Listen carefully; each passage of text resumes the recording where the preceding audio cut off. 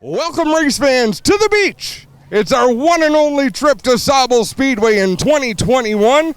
How can we not take advantage of a beautiful day on one of the most pristine beaches in all of Canada?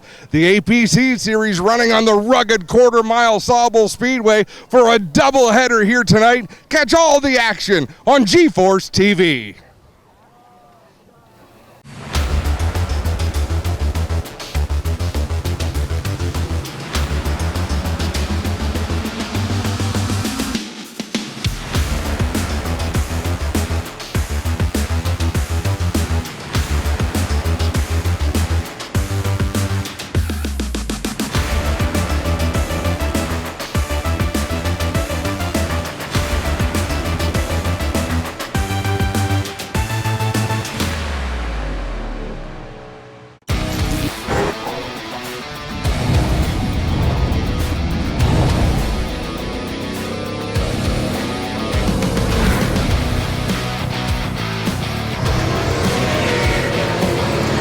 Welcome live to GeForce TV from Sauble Speedway, round 5 of the APC series on GeForce TV.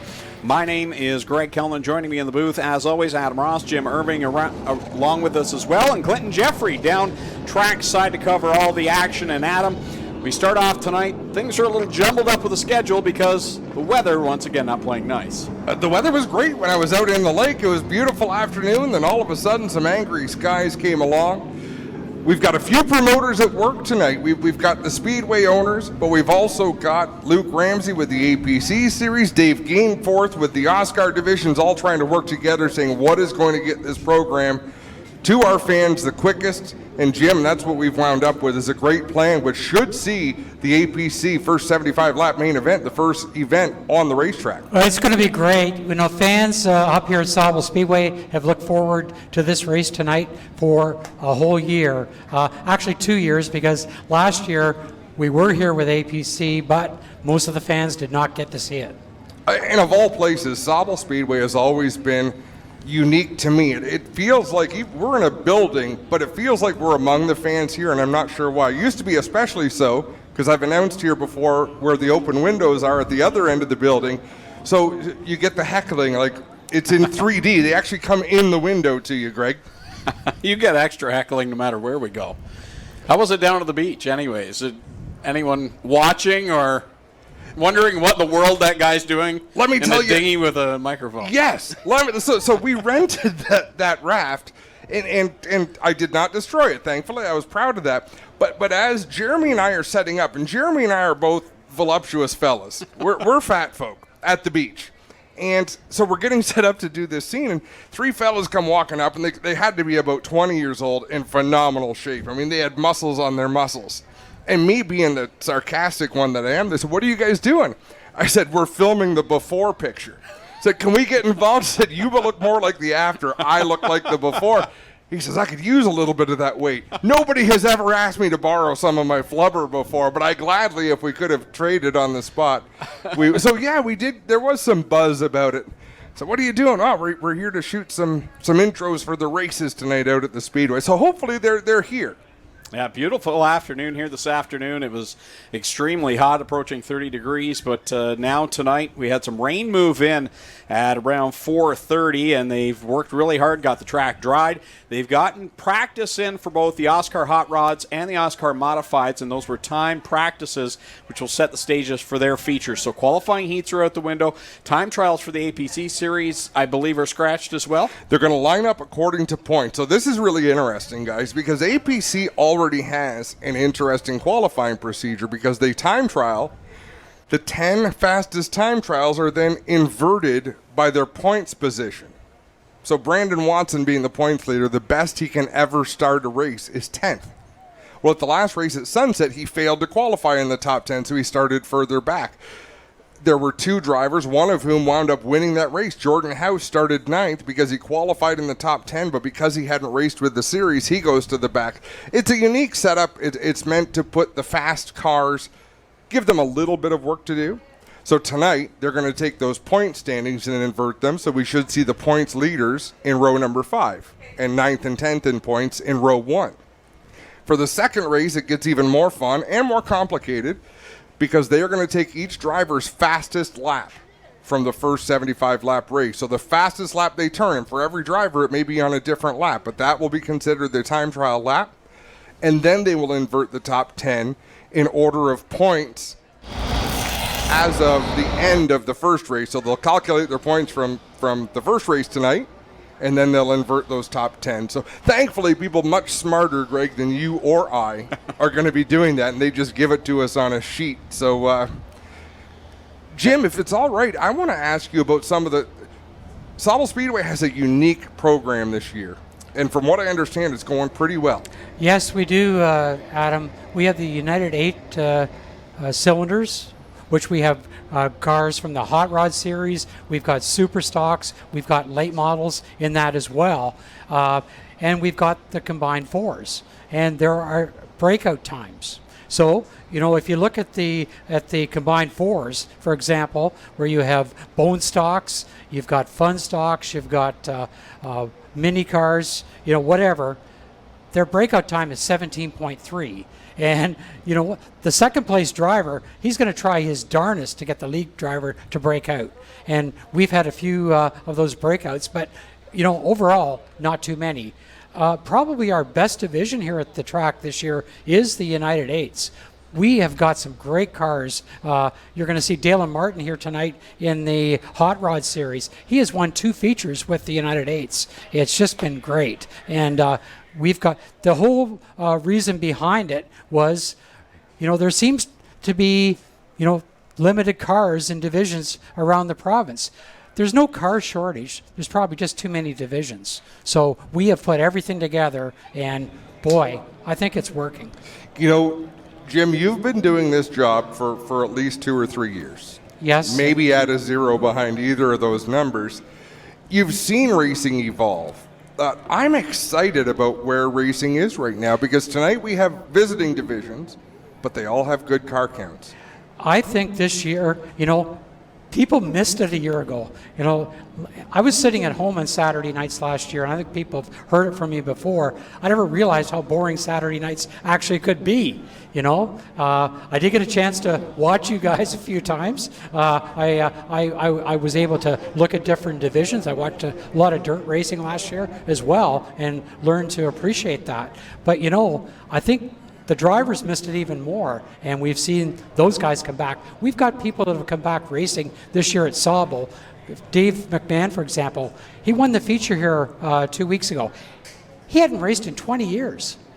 And he came out and he's just doing amazing. And that goes for a lot of the other drivers as well. I think a great idea by Joe Chisholm to put this in, and I think we're seeing dividends from it.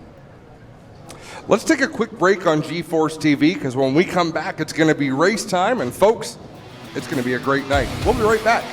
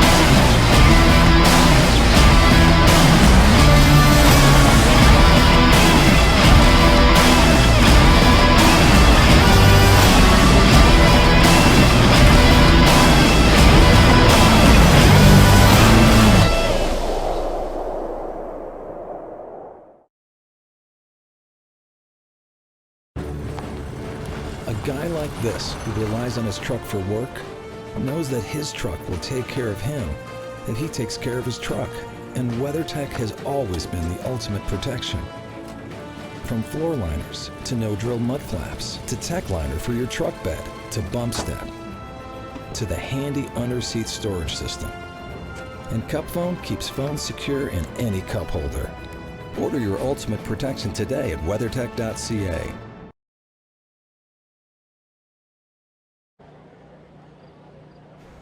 Back live at Sauble Speedway for tonight's running of the Twin 75s for the APC Series here on G-Force TV. Cars lining up over in the pit area, and that will mark the start of tonight's AP Emissions Technologies 75, presented by Quaker State, round number 4 of the 2021 season for the APC Series. 1 week ago, the APC Series raced at Sunset Speedway, where it was a brand new winner. It was Jordan House picking up the win. As Adam mentioned, he started back in the 9th spot in that feature event and worked his way through some of the heavy hitters of the APC Series to pick up the surprise victory. And that also jumbled up the points because point leader Brandon Watson, who had won both races going into the night, heading into Sunset, he had a bit of a struggle, finished outside of the top 10. And he now loses sole control of the point lead. He's tied with Pete Shepard for first overall, heading into round number 4 and round number 5 here tonight at Sauble Speedway. Dale Shaw, the solid second place performance 1 week ago. He moves himself to 3rd place in the standings, 8 points behind the top 2. Trayton Lapsevich, who had a busy Saturday night last week, he practiced and qualified down in Quebec for the Pinty Series, and then took an airplane, flew to Sunset Speedway, ran the APC race, where he comes out 4th in points after that event. He had a good charge to the field, but faded late in the going.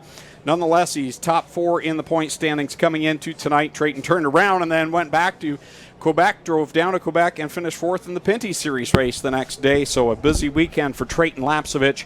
And tonight he comes in 4th overall, 10 markers back of the leaders. Joe Lawrence, last year's champion, he's 5th in the standings, 13 points back. And J.R. Fitzpatrick, who had that horrible crash at Flamborough, well, he is making some ground up here now. He's only 15 points behind the leader, sits 6th. Andrew Gressel, Jake Sheridan, Matt Box, and Jordan Sims complete the top 10 in the APC Series standings, heading into round number 4 here tonight of 8 in total. Again, 2 races tonight, 75 laps apiece. Round number 6 will come from Flamborough Speedway on September the 4th. And we've got Clinton caught up earlier on with Trayton Lapsevich after his busy weekend. Let's hear from Clint right now. We're at Trayton Lapsevich. Trayton, busy weekend last weekend, busy weekend here tonight. Twin features, no qualifying. How's that change your game plan? We probably would have been starting in the same position either way. I just really wanted those qualifying points, or they help a lot in the end of the standings, and I think that can really decide something at the end of the year. But no, we go into tonight with the same outlook even without qualifying. We're just going to try and ride out the first 75, see where we end up, keep the car in one piece, and we'll see if we can grab 2 wins here tonight. Good luck tonight, Trayton. Thank you. Because that's too high. And it's coming back. As you can see, ominous clouds in the distance here at Sauble Speedway as they line up the cars for the first race of the night, the AP Emissions Technologies 75, presented by Quaker State. This event was scheduled to be run back on Saturday, July the 31st, but the weather did not work out that evening, so they've managed to get both events scheduled on the card for tonight, Twin 75s from here at Sauble Speedway. I want to thank TV To Go International for bringing us our live stream here tonight, helping us out so those at home can see all the action from here at the beach at Sauble Speedway. Beautiful facility here, continuing upgrades all the time at Sauble Speedway, and you'll get to see all those vantage points tonight from the drone, the wall, cameras. We've got all of our camera crew here tonight, giving you all the different looks. And we'll get to hear the sounds, see the sights during our Quick Fire Starter Fire It Ups throughout the evening as well. I want to thank Quick Fire Starters for being a supporter of G-Force TV. As you see the pace truck, as we look down the wall cam into the pit area here at Sauble Speedway, cars exit the pits off of corner number 4, and then exit into the pit area off of corner number 2 here at Sauble Speedway. track crews did an excellent job this afternoon of drying the racing surface. It did get quite wet when that rain shower went through at about 4:30 this afternoon, but they got a good number of vehicles out on the racetrack, and they got this surface dried and ready to go. And there we can see the cars lining up for that first 75-lap main event. Jordan Sims, once again, I believe this will be the third race in a row where that white number 47 will line up from the pole position. Jordan Sims will get that important pole position starting spot here tonight. Matt Pritico, quickest in practice this afternoon. We haven't seen Matt in a couple of races. In fact, since the season opener at Delaware Speedway.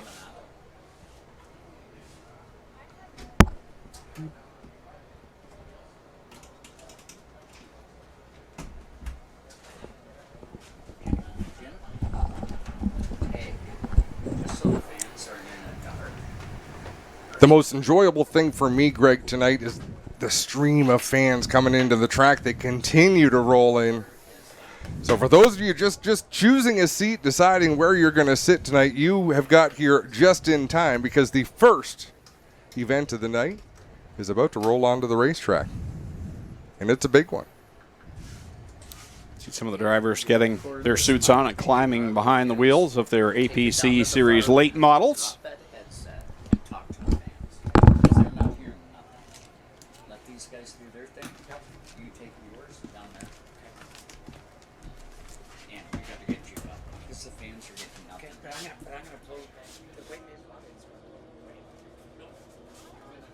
What was that?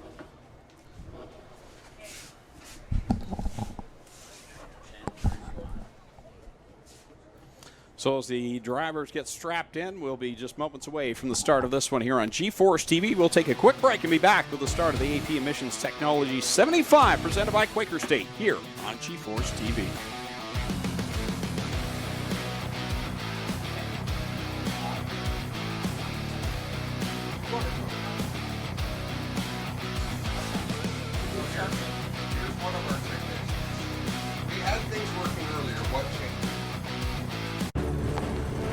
A guy like this, who relies on his truck for work, knows that his truck will take care of him if he takes care of his truck. And WeatherTech has always been the ultimate protection. From floor liners to no-drill mud flaps to TechLiner for your truck bed to bump step to the handy under-seat storage system. And Cup Phone keeps phones secure in any cup holder. Order your ultimate protection today at weathertech.ca. What makes a trailer a Miska? Is it the heavy-duty Canadian steel they are made from? Or is it the exceptional finish that will last year after year? How about knowing that these are the best backed trailers in the industry? These are the reasons you buy Miska. So what makes these trailers a Miska? It's the hard-working Canadians who craft them.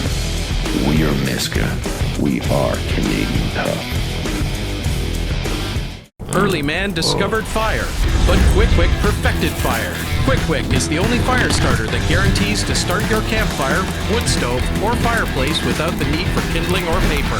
Find your nearest Quick Wick retailer at quickwick.com. There are a lot of things in this world that are fake. Your food shouldn't be one of them. Pinty's Man Cave Chicken Wings. Authentic food for real people. Crave the cave, friends. Pinty's Man Cave. Tonight's live feed for this G-Force TV broadcast is provided by TV To Go International.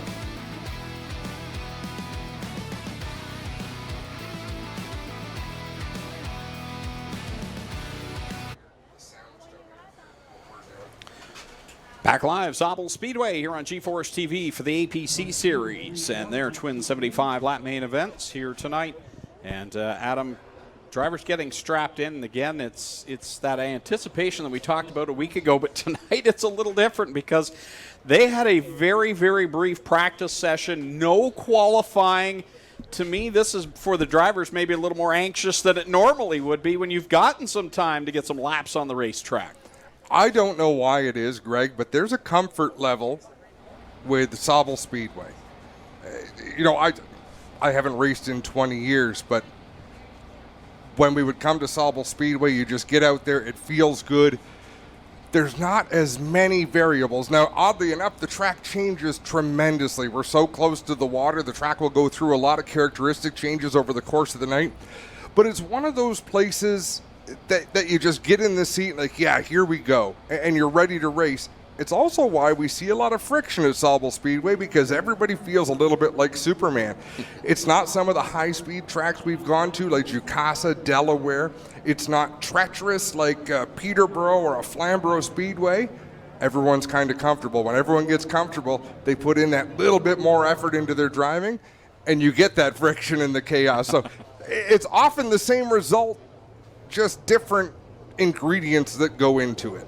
Cars rolling out onto the racetrack for the start of tonight's first 75-lap main event. And my mistake, it's going to be Matt Box actually drawing the pole for this one. Jordan Sims on the outside of the front row, but for the third race in a row, Jordan will be up on that front row.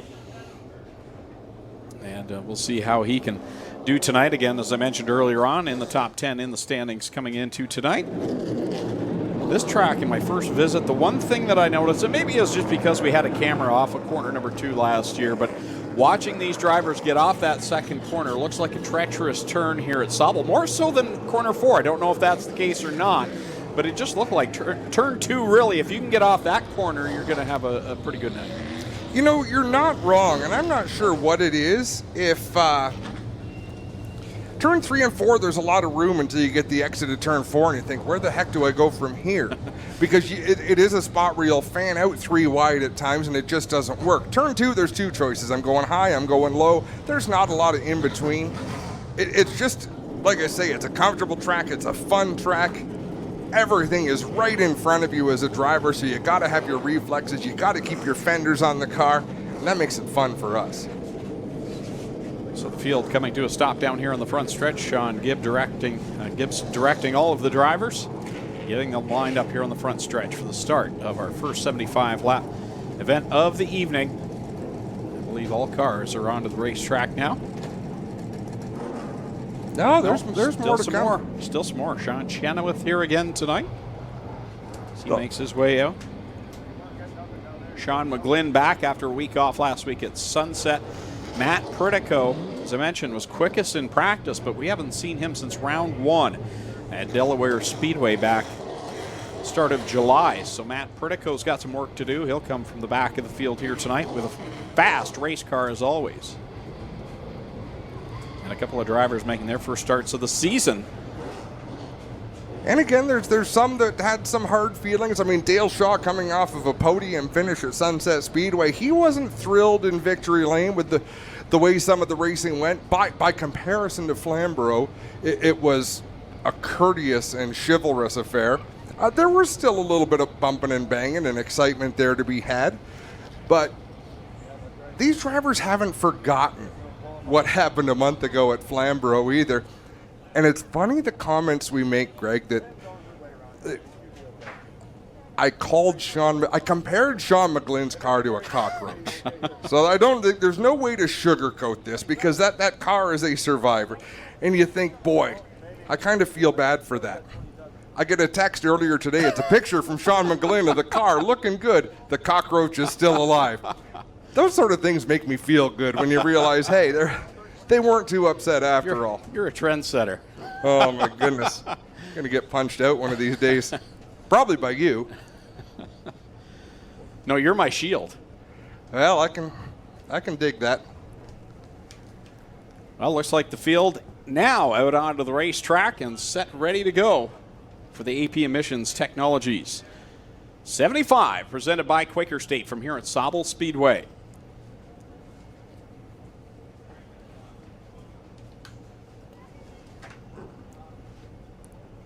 So 26 cars set to take the green flag here this evening. Did you just count them? Was that the hesitation? Was that you counting cars? Yes, that was me counting rows, yes. That's awesome. Earlier on this afternoon, there were 24 on Race Monitor, but I didn't want to assume that was the case, so 26 in total here, ready to go 75 laps. with not a whole lot of practice here this afternoon. They were very brief practice sessions. And as much as anything, you can treat those sessions, Jim, and you can attest to this. You've seen a lot of races here. There'll be a different setup here than they would run at Sunset Speedway. So these cars, like any car that shows up here, has been gone over in the shop. As much as your practice session is meant to make sure your car's going fast, it's also to make sure that you didn't leave any tools laying on a frame rail. Everything's buttoned up tight. Nothing is smoking. It really is your nut and bolt check at high speed. So, every track is a little bit different. And, a lot of these drivers were here at Sauble 3 weeks ago for the race, the Beat the Heat 150. And, they'll have that background, whereas a lot of the drivers that didn't race in it, it's a whole new ball game here tonight. So, Greg, drivers who had good runs at Beat the Heat 150, of course, Andrew Gressel going to roll off from the 4th spot. I think those two drivers in the second row are as hungry as anybody in this field. But also Danny Benedict in this Mobile 1 number 54. He's coming from deep in the field, but he had a good night. Well, he was hot that night. He led most of the race, Adam. It was fantastic. The other driver that had a great night was the 72 of Junior Fairley. And somebody you got to keep your eye on tonight. I know he's starting away at the back and hasn't raced in a year. Tim Ellis. Tim Ellis. There's nobody that knows this track better than he. And, 2 years ago, it was supposed to be his swan song when he drove in the super late model here, McCall prepared car.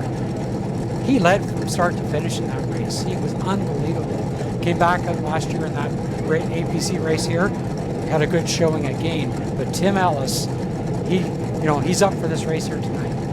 Let's talk a little bit about Junior Farley. Like you mentioned him briefly, starting at the back in that 72.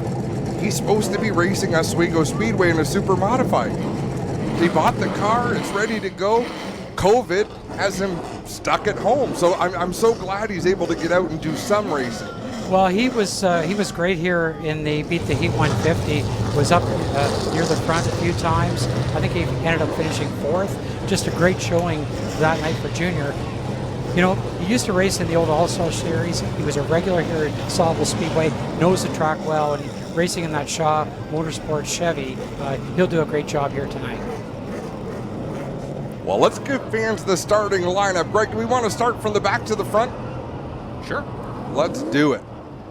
We're rolling off from the 26th spot in the Great Lakes Concrete, number 24. It is Nick Getz behind the wheel of the 24.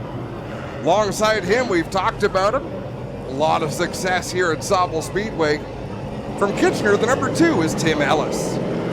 Rolling off 24th from Guelph in the 72, that's Junior Farley. And right alongside of him on the inside, in the 23rd spot from Owen Sound, that'll be Zach Sprung in the 4S.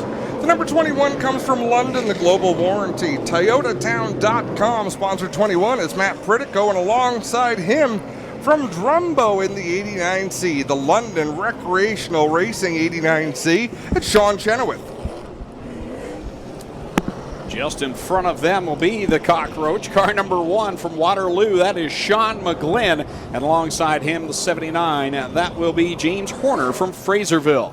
Car number 10 comes from Southampton to Chevrolet, Tom Gibbons Concrete Finishing. Graham Family Auto Car Quest number 10 at Tom Gibbons. Just ahead of him in the 54. Out of Orono, Ontario, the Mobile 1 B&W Enterprises Chevrolet number 54 is Danny Benedict. Rolling off 16th out of Hamilton in car number 4, that'll be Connor James. And his inside in the 3 machine from Dorchester, it's Shay Gemmel. The number 61 all the way from Sault Ste. Marie, the Wardlaw Heating and Cooling. Northern Fencing 61 is Dustin Jackson. The driver alongside of him didn't have nearly as far. From Chesley, the Canadian Flat Roof Systems, APC Auto Parts Center, Toyota, number 17, Josh Stoddy. Starting on in the 12th spot. Had a good run last Saturday night at Sunset Speedway from Norwood. That's the 29 of Ryan Kimball. And his inside from Guelph, it's the 97D of Tyler DiFinenzo. Here come the heavy hitters, folks. Starting in the 10th spot, out of Stainer, the Great Lakes Concrete, Barry Frame and Alignment Shear Metal Products Ford, number 9, Brandon Watson. Alongside him in the 22 out of London, it's the APC Auto Parts Center Total Lubricant Chevrolet Pete Shepard III. Rolling off in the 8th position. Second place 1 week ago at Sunset, the Wellington System Hostech 83. Out of Guelph, it's Dale Shaw. And running to his inside, starting the 7th spot. He did the doubleheader 1 week ago from Grimsby in the RGC Sports Ace Services. Number 32, it's Trayton Lasovich. The number 78 comes from London. He's going to start in the 6th spot. That's the Pennzoil APC Auto Parts Center Chevrolet of Joe Lawrence. To his inside from Cambridge, the Transaxle Cambridge Rigging sponsored number 84 Chevrolet J.R. Fitzpatrick. Starting in the 4th spot from Allenford in the Sauble Falls Tent and Trailer Park, Stewart's Equipment, number 81, it's Andrew Gressel. And to his inside, rolling off 3rd in the Pride Seeds Vibrant Farm, number 52 from Mount Bridges, it's Jake Sheridan. On the outside of row number 1, all the way from Sault Ste. Marie, it's the Sims Countertops Ford, number 47 of Jordan Sims. And on the pole, as a side note, recently lost his father, Gord Box, longtime supporter of racing, a longtime member of the council of the APC series, one of the people who gave advice when advice was needed. Racing with a heavy heart from Carlisle, the Maple City Tire Transport Trailer Sales Chevrolet, number 27, it's Matt Box. Why is it always more stressful to introduce a starting lineup when they're moving? I'm going to miss something. I'm going to miss one. Why do I say things out loud that would be perfectly acceptable just to have as a passing thought and move on to the next? Jim, 26 cars strong. What are you excited for? You were here, obviously, for the Beat the Heat 150. Or was it the Battle at the Beach? There's so many names. Beat the Heat 150. I think we got to see. I like to see the guys move up. You know, the guys that start at the front obviously have an advantage, but there's some heavy hitters back. Through the pack from 10th on up. So it is going to be very interesting. Green flag flies here in the start of this one. The AP Emissions Technologies 75 presented by Quaker State. And they're 2x2 in the front. Matt Box on the bottom. Jordan Sims on the outside. Here comes Jake Sheridan trying to make it 3 wide. Jake Sheridan could have made it 3 wide very easily, and you could see him hesitating. He doesn't want to be that guy, but he doesn't want to get run over from behind either. The benefactor is Joe Lawrence in the 78, rolling the high side. He's up alongside Andrew Gressel. Gressel started 4th, but quickly moved down to the bottom line. 1 year ago, it was Jake Sheridan who had an excellent run in this very race and got tangled up with J.R. Fitzpatrick. There was a lot of controversy over that, but look for that 52 to be strong all night tonight.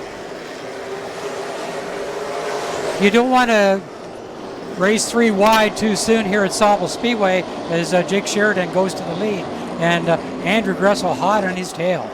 Yeah, Andrew Gressel, I thought it might have been a mistake that he so quickly went to the bottom. I thought he might have been able to roll the top, but he's run a lot of laps here, and he's won a lot of races. He's about to take on that 2nd spot. Jordan Sims going to try to follow him through. Matt Box, that car looks tight going into the turn, and that means he can't stick to the bottom.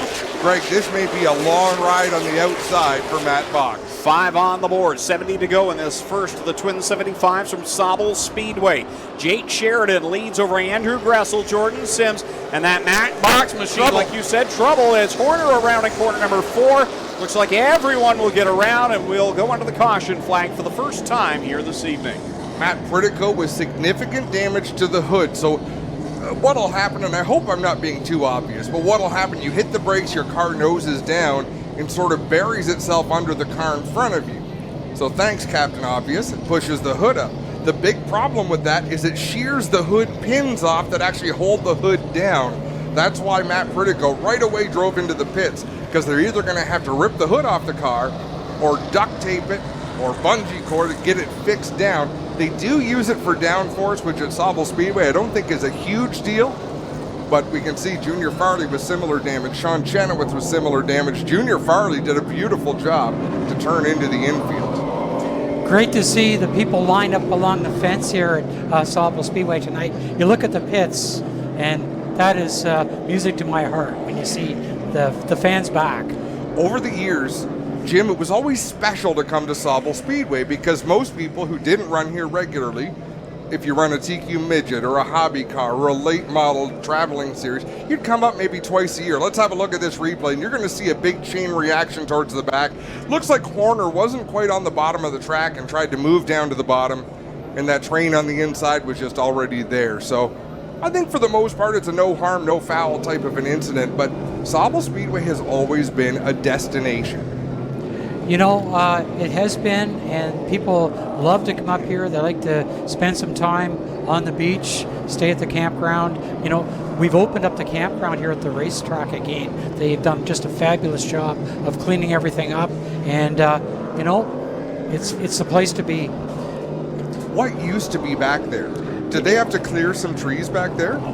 Back, I'm going to say prior to 1993, that was a campground. And there was, myself included, we had our trailer in there. And, you know, the Shaws, you know, the Spungas, all the people that, John Wolf, for example, that raced here, Tyler Williams, all the people from the past, Scott Steckley, you know, they all had their trailers in there. They raced here and came up for the weekend. So. Speaking of history and days gone by, we have to mention some sad news this week.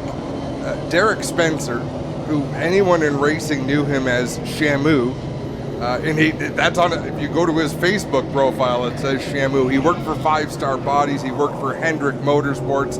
He was everywhere, a big part of our sport. He passed away this week, sadly. And I know on a more local note, Jim, we have similar news. Yes, Erwin Schlegel, who was our security guard here at the Speedway for many, many years, the first person you saw when you come through the front gate, he passed away on Thursday.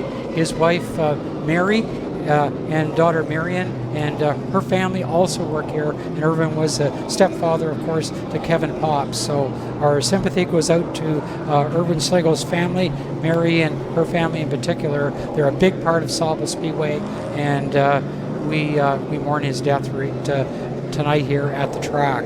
As well, I'd like to pass on a couple of birthday greetings. Marlene McCullough, she's with us here at the track tonight. She's here every week. Happy birthday. And Addison Hyman, happy 8th birthday as well. Hope you're having a great night at the racetrack. There's no better way to spend it. So folks, you're going to notice something new. They started it at Sunset Speedway at the last race. They're going to double up the cars and give the 1-to-go signal at the same time. So Jake Sheridan's our pole sitter. The last place car is just ahead of the pace truck. So they are going to take shape in a big hurry. What it does encourages these drivers not to lollygag under yellow, keep those gaps tight, but it's going to tighten up the shows for the race fans. It doesn't seem like a big deal, but over the course of a night, Greg, it makes a huge difference. All right, let's send it off to the green flag with a quick fire starter. Fire it up.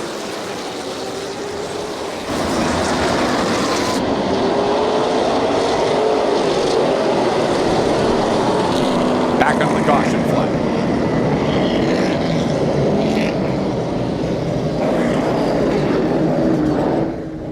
I believe it was just the start that they didn't like, so we put it back under the caution flag. One thing I noticed on that previous caution, one driver to keep an eye on might be that 78 of Joe Lawrence. The right front of that car got crinkled up at some point during that first green flag run. It's awful close to that front tire. Now under caution flag, I don't think it's touching, but when they get into the corner and the nose of that car dives down, might be something to watch. And the 78 of Joe Lawrence comes in 5th in points. I might mention that to anybody here at the Speedway that is in the stands, we do have the radio FM transmitter here at the track as well. It's 92.7. So if you're having problems hearing it through the speakers, 92.7 on your FM set, you can get all the race action here tonight. And by all means, if you have your smartphone here and you see something on the track, you think, boy, I want to see that again, go to GeForceTV.net. A lot of the incidents, a lot of the excitement, you're going to have replays from 2-3 different angles. And usually we shy away from that at places like Sauble because the internet isn't always the best here and we need as much signal as we can get. But we have TV to go tonight. So a driver that's leading right now, Jake Sheridan, in the number 52, Adam. 2 years ago here at Sauble Speedway, we had a Friday and a Sunday race on the Civic Holiday weekend. Friday night, a terrific crash, and the 52 Sheridan destroyed his car. And see him leading tonight, that's a good sign, because the Sheridan car has always done very well here at Sauble Speedway. Nice to see him back out front tonight. And they're troopers. They're absolute racers. Jake Sheridan here tonight running the late model. I believe his brother Nick Sheridan is at Brockville Speedway running a dirt sprint car this evening. So they get it done. I mean, if they have a problem today, they're going to get it fixed and be ready tomorrow. One to go, and what we've seen so far on these last two starts, the original start and the restart, the back of the field has had a tough time catching up to take that green flag. I think they'll catch up this time a little bit better as Jake Sheridan and Andrew Gressel bring us back to the green flag. 5 laps on the board, 70 to go in the AP Emission Technology 75 presented by Quaker State.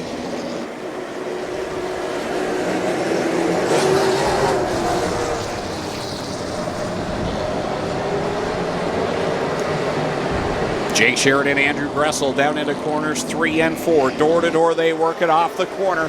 Complete lap number 6. Sheridan gets the advantage off of turn number 2. Andrew Gressel going to tuck in behind him.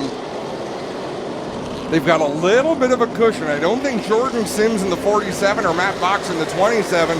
Their cars aren't working quite as well as the top 2, and right now they're about to get gobbled up. Oh, Dale Shaw looks at the outside of Matt Box. He had to get woed up quick because Box headed up towards the outside wall.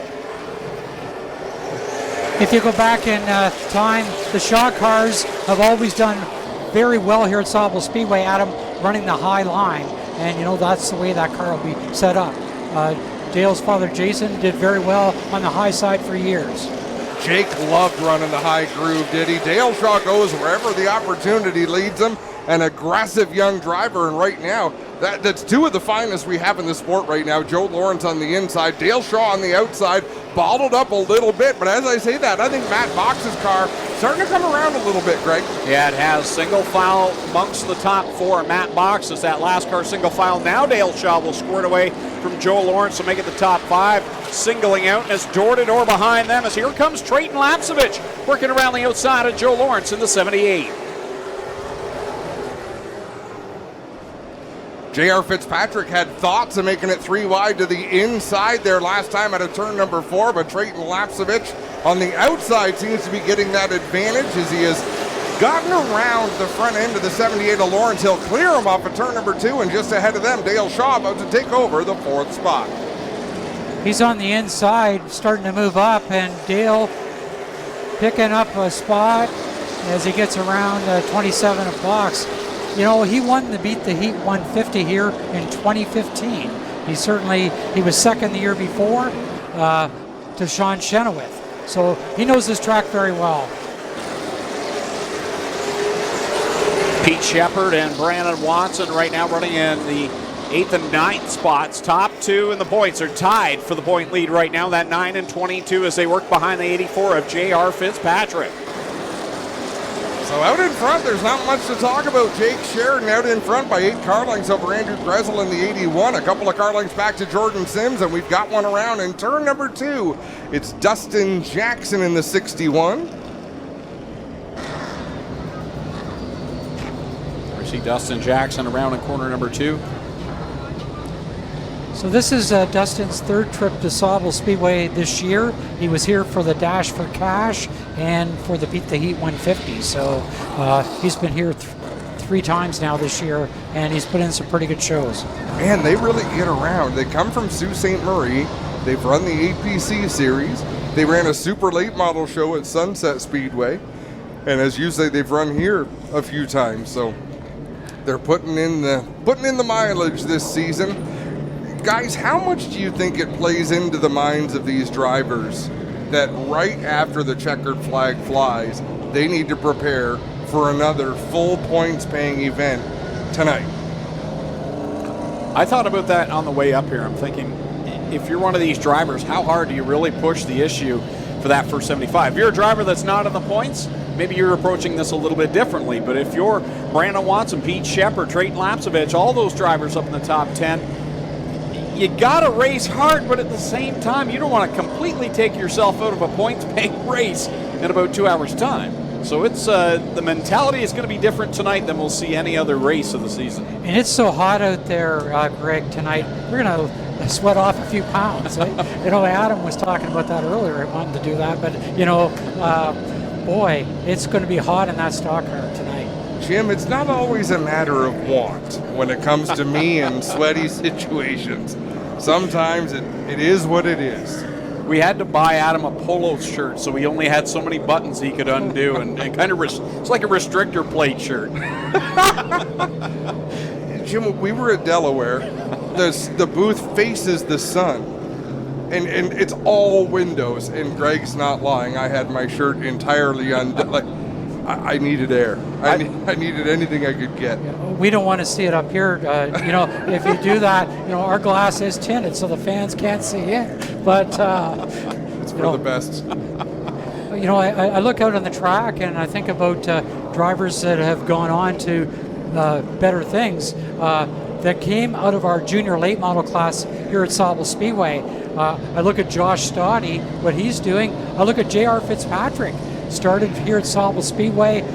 He credits Mel Preeb for getting him going, and he got to race at Daytona. He got to lead the truck race. Well, and credit where credit is due. How about Joe Chisholm Jr., who, while not behind the wheel, he's a great spotter. He spots for a lot of drivers in a lot of series. Got his start in junior late models here. Yeah, he was a track champion quite a few years ago. All right, let's try it again with Quick Fire Starter. Fired up the sights and sounds of Sauble Speedway.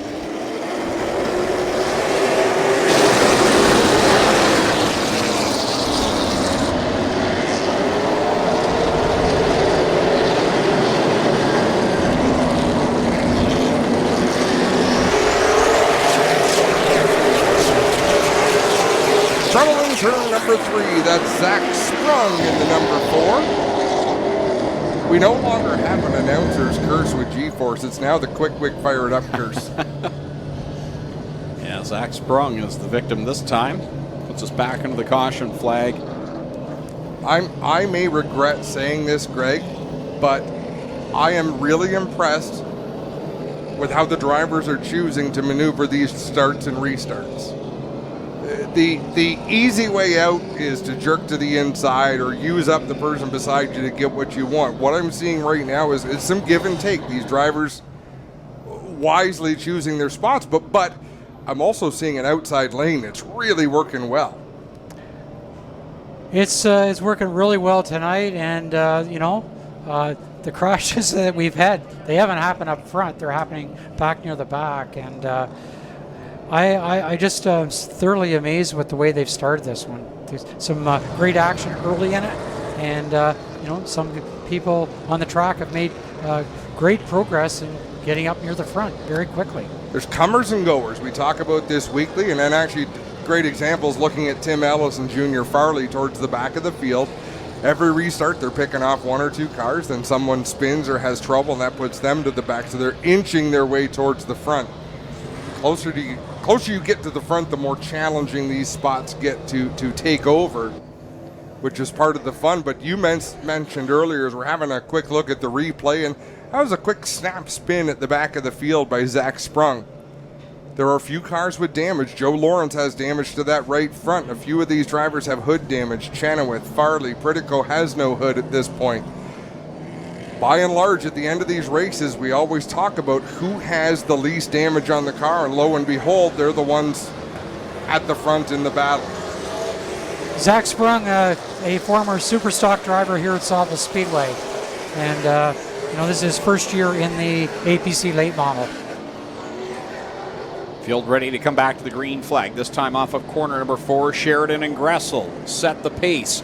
61 laps left to go. Gotta love those drone shots. Check that out, Jim. The overhead view that we get from our drone. It's a little bit choppy when it comes through, but when we look at it on the stream and replays, it's clear as a bell, but it's an angle that you rarely ever get to see. What I'd like to see there is those all those people in the stands. I agree 100%. Jake Sheridan works it off the corner, that time by. 59 laps left to go for the Drive the Pride Seeds Vibrant Farms, number 52. Gressel second, Sims third. Then it's side by side between Shaw and Lapsevich for that fourth position. The further back you go through the field, I'm noticing the less congeniality we find among the drivers. Really rubbing it up back there, and I'm talking back where Junior Farley, Tim Ellis, Sean Chenoweth, there was more giving and less taking back at that part of the field. At the front, Jake Sheridan seeing exactly what he wants to see, and that's open racetrack.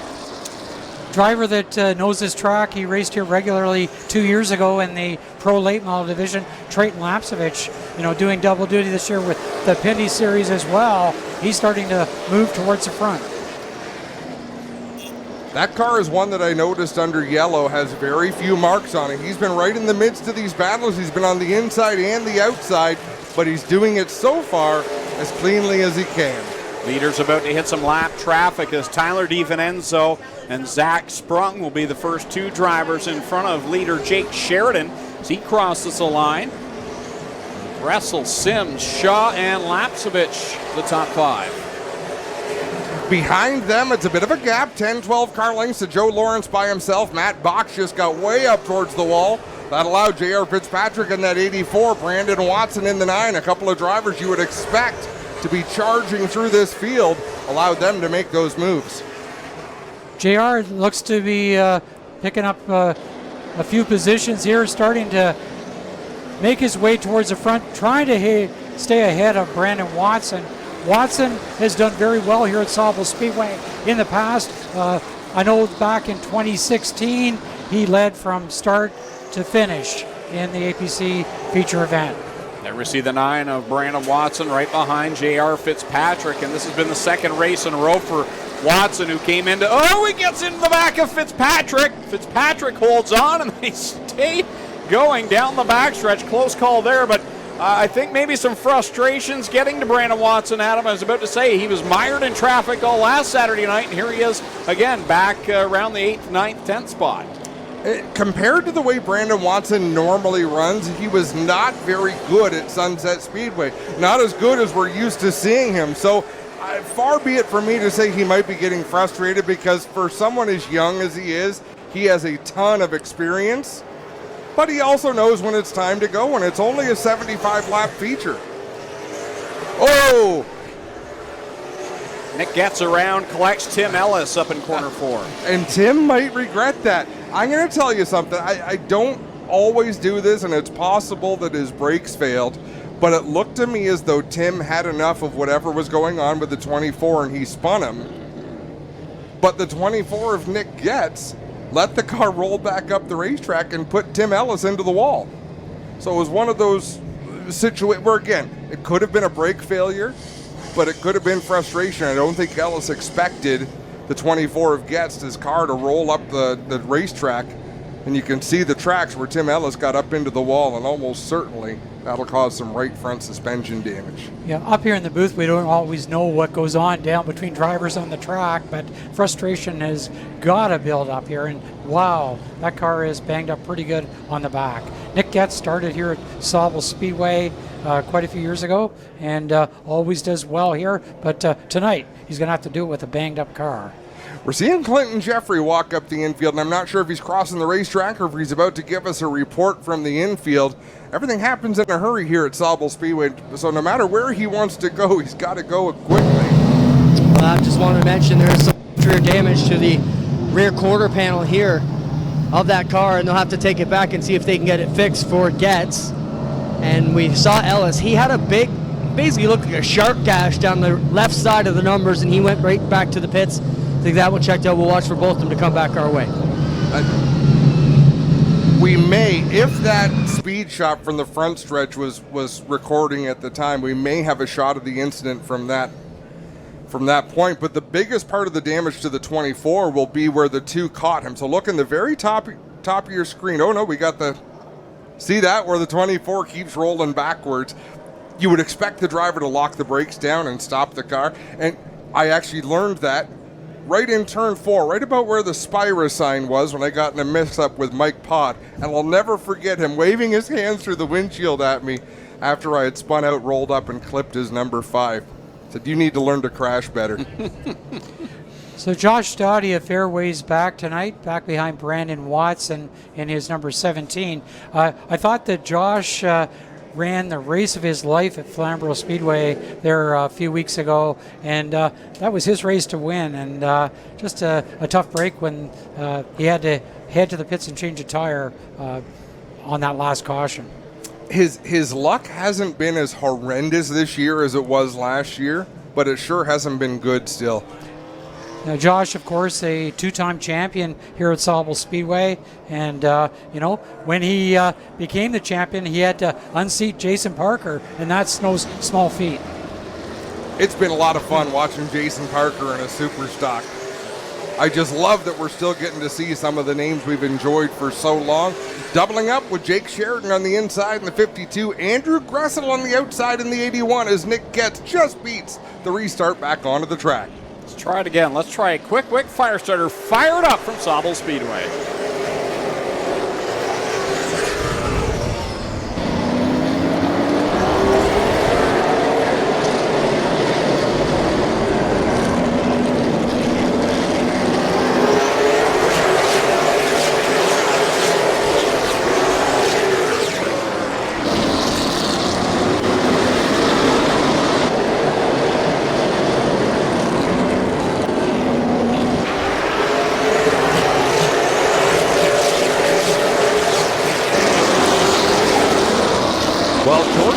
Was the story of that restart. Andrew Gressel tried to close the door on him. They made contact as Sims checked up. It bottled up Trayton Lapsevich and Dale Shaw right behind him. As all this is strung out, they've managed to get themselves sorted out in the top 5. But from 7th on back, it is a 2-wide mess all the way to the back of the field. And you can see now that Stoddy he's following J.R. Fitzpatrick through the field. Watson dropping back, running alongside now the 22 of Pete Shepard III. Those two are tops in points right now, and they're 9th and 10th in the running order. So those drivers in front of them licking their chops, a chance to gain more ground in the title chase. And with only 8 races, every race matters. Yeah, it's a short championship, so they're running exactly where they started this race. We've had drivers move forward a bit, drivers move backwards a bit, but Shepard and Watson pretty much holding their own. And what about the 52 of Jake Sheridan holding off Andrew Gressel? Oh, sorry, Jim, right there. Kimball just took advantage. Shepard and Watson just had a moment. Watson appeared to be upset with Shepard, pushed him into turn number 3, and Ryan Kimball drove by both of them on the bottom. And Shepard gives a little tap to Kimball there through the corner. I think Ryan just told him he's number 1. I'm sorry to derail you there, Jim. I try to see the moments before they escalate. And again, those two are going at it. Kimball and Shepard.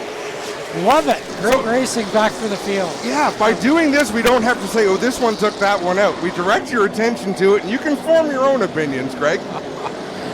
I'm loving the sign gestures we're seeing out the window here. Now they've separated, so we're not going to see it that lap, but an interesting few laps there for the top 2 in the points right now as they're now Brandon Watson trying to get around Danny Benedict, who got all sorts of sideways. I'm not sure Benedict doesn't have a flat tire or a tire going down, and if he does, it wouldn't surprise me if it's the right rear. That car is really wiggly off the turns.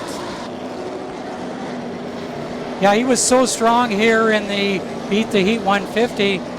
Tonight he's having to work his way up through. That night he had pole position and started off right off the bat as we're halfway in this feature event. Halfway. 38 laps down, 37 laps to go. So pretty soon here, the 24 of Nick Getz, he's in danger of going down a lap because here comes the 52 of Sheridan.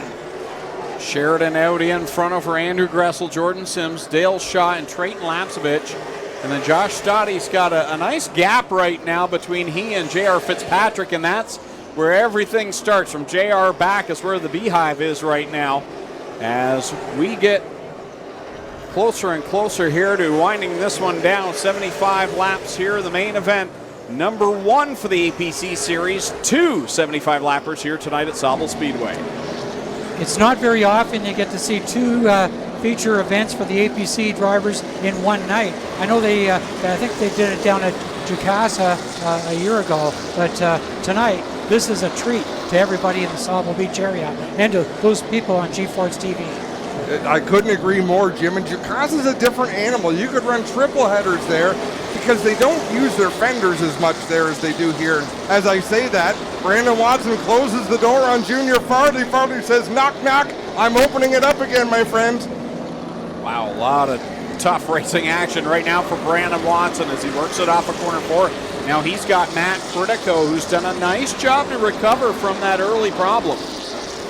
They're running some great laps here. Sheridan running a 14.487, looking very strong. You know, those are Can-Am midget laps here at Sauble Speedway, and that is fantastic. Normally they'd run 100 laps here. Last few weeks ago they ran 150 laps. 75 laps is a sprint race, and we're watching Ryan Kimball give some bumper loving to J.R. Fitzpatrick in 3 and 4. So this is very much, now it's just a Saturday night special, so it's time to get to the front. I don't think we're going to see a whole lot more patience from anybody out in this field. 1 week ago, Ryan Kimball had a great run going at Sunset Speedway and had some troubles late in the going, but we're seeing him move to the front here as he runs in the 8th spot. There's Jake Sheridan, the leader, working off of corner number 4. It's 27 laps left to go. It's been a great race so far, right through the field. We've seen a lot of passes, guys working their way through the field, and those top runners, they have been so strong as Dale Shaw gives a little tap to the 47 of Jordan Sims. I'm very impressed with Jordan Sims. On the restart, he gets under attack. The car doesn't fire all that well. Once they have a few green flag laps, he's as quick as anyone on the track, and Dale Shaw's finally gotten close enough to put some physical pressure on him, but Jordan Sims, I've watched him at Flamborough. He's up to the pressure no matter where he is. You see the 83 of Shaw and the 32 of Lapsevich. You know, it's like Tuesday night iRacing, Adam, that they do all winter. Those guys battled not only in the summer, but all winter as well. It's simulated racing with real emotions attached to them. Leader Jake Sheridan working through some more lap traffic as he gets around Tyler DiVincenzo and sends it down the backstretch. This time by, it'll be 22 laps left to go. Some more lap traffic in front of Jake, but so far it's been single cars, which has been good. This pack here down the back straightaway into turn 3, that's where I see our next bit of action coming from. J.R. Fitzpatrick is at the front of the pack. Brandon Watson is at the back of the pack. And I can see these drivers starting to push the issue a little bit. Junior Farley to the inside of Danny Benedict through 1 and 2. He ran out of racetrack, and Danny Benedict gave him a solid right there. Gave him a pass on that one.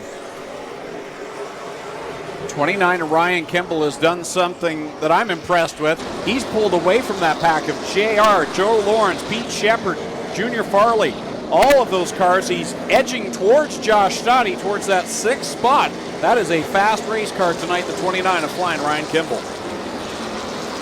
Kimball certainly is strong, staying well ahead of J.R. Fitzpatrick in the 84.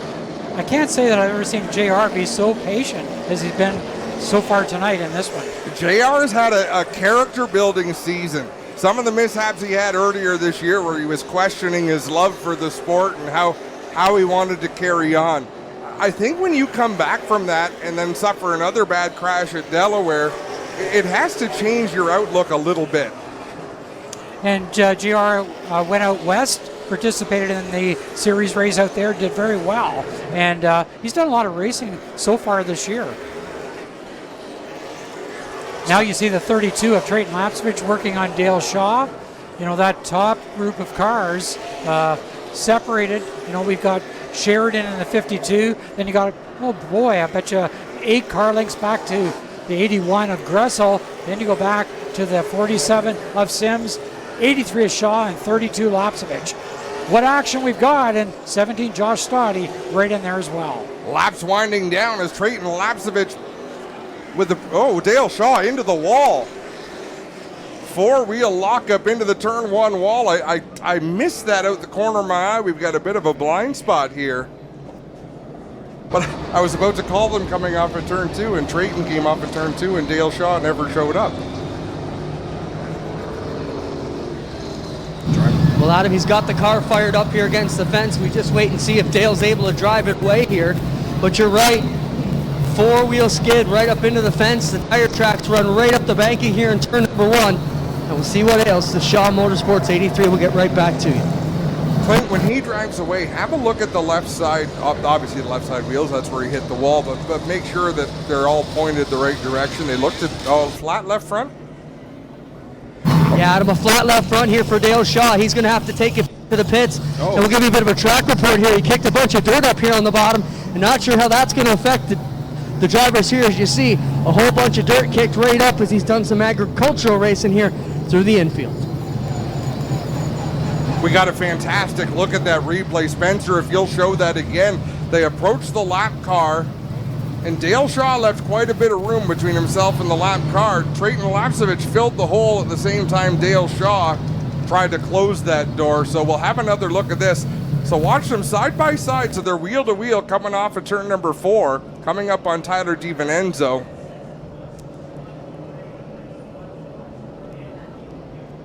That's a tough one. I think that Dale Shaw had to know he was there because Trayton was all four wheels beside him. Tough when that lap car of Tyler DiVincenzo's right there on the inside line. And it's go time. We're down to 16 laps to go, so it's you can't let that opportunity pass by. Heck, he's been trying to make that move for 30 laps now, so the door opens, you put some serious thought into it. Let's have a look at the right side of Lapsevich's car. You can still see the writing on those American Racer tires, so. Dale Shaw came into tonight, third place in points, just 8 markers behind Pete Shepard and Brandon Watson, so this is going to hurt him with just 16 laps left to go. He'll have some time to make up a little ground here, but Trayton Lapsevich, the RenaMotoGroup.com number 32. Where is Dale Shaw pitted? Dale is as the pit entrance about 4 cars down. So diagonally from us, right behind the old spotters tower. So blind to us where we are. We got a bit of that from the drone we just saw. This restart's going to be a handful. What I've noticed this race is Jordan Sims in the 47 is struggling on restarts. He's having after about 2 laps, he's as quick as anybody, but on that restart, he's struggling. So I think opportunity is about to knock for Trayton Lapsevich. Ryan Kimball, being super aggressive, will try to take advantage. I can see Josh Stoddy in the 17 possibly being the loser in this deal.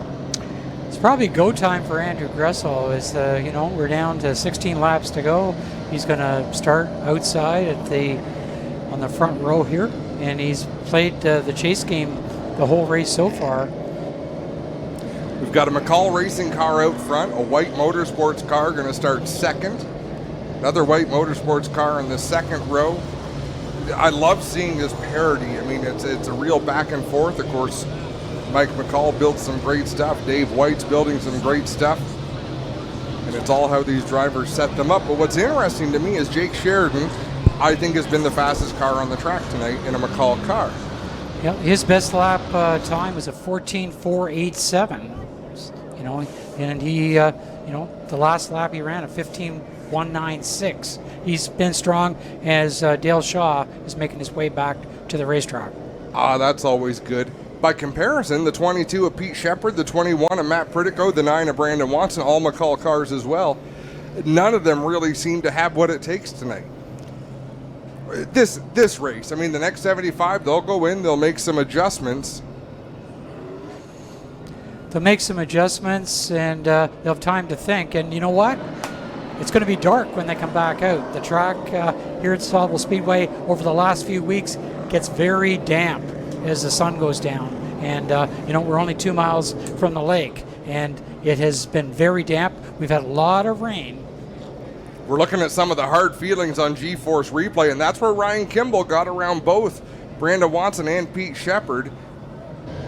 Danny Benedict jumped in there as well, so sorry to cut you off. Your point is well said. We were talking about the air up here and the proximity to the lake and how it affects things, but you're absolutely right.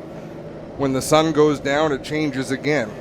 They didn't get a lot of qualifying in or a lot of practice this afternoon due to the rain, but what they did in practice and what they're doing here in the race, it'll be very close. Tonight, when the sun goes down, it's a whole new ball game. So Jake Sheridan looking to pick up his first win in the Pride Seeds Vibrant Farm number 52. Had a great run 1 year ago here at Sauble Speedway, and it came apart in late goings. Jake's been so close. Can this finally be the time? We'll find out. 16 laps left to go. He's got Andrew Gressel alongside. Jordan Sims, Trayton Lapsevich. They're hungry back there in row 2. Josh Stoddy and Ryan Kimball, who's had a fast race car, back there in 6 as we come back to the green flag. Sheridan fired well off the bottom of the racetrack. Jordan Sims, this is as racy as he's been. Let's see if he can keep the nose of that 47 on the inside of Gressel. So Gressel is going to chase him down. Sims right there, and Trayton Lapsevich rode the wall coming by the starter stand. Close call there as they go down the straightaway. Down the backstretch, top 4 straighten out. It's double file behind them with Stoddy and Kimball. Kimball trying to run that outside and catch those top 4. Sheridan looking very strong. He hasn't lost a bit since this race started. Gressel right there, Sims back in 3rd, Lapsevich, now Stoddy right there trying to move up, and Josh hoping for a good finish here in this one. Top 5 of things sorted out. Behind them, J.R. Fitzpatrick, and I am impressed with Junior Farley, the 72, how aggressive he is, how much drive he has off the corners. He's been very good tonight, very patient coming from the back of the pack, started in that last row, and here he is working over to the drivers that were hard to beat 1 year ago in this series, in Joe Lawrence and J.R. Fitzpatrick. Fitzpatrick leaving Lawrence plenty of room there. He's running the bottom of the racetrack, just running his own line, but Joe Lawrence able to keep pace up top. Look at this, Jake Sheridan not getting away from Andrew Gressel. Gressel closing the gap in 3 and 4. Andrew knows this track oh so well. And, he's been running here with the Unlimited 8s and as well in the Beat the Heat 150. Very strong in those races. I don't know if he's got enough right now to get Sheridan. Sheridan has got to make a mistake because he's just so fast. This time by, it'll be 8 laps left to go for Jake Sheridan over Andrew Gressel. The battle right now for that 7th spot is J.R. Fitzpatrick, Joe Lawrence, and Junior Farley right now. I think he knows he's better than both these cars, but just can't get by. I've got to think Junior Farley's just having fun. He doesn't care about the points, so he's got to be pleased with how the car's running. If I'm him, I'm thinking ahead to the next 75 lapper. Get as much as you can out of this one. Enjoy what you're doing. I'm having fun watching him. But he's a racer still. There's 2 cars he knows he can pass.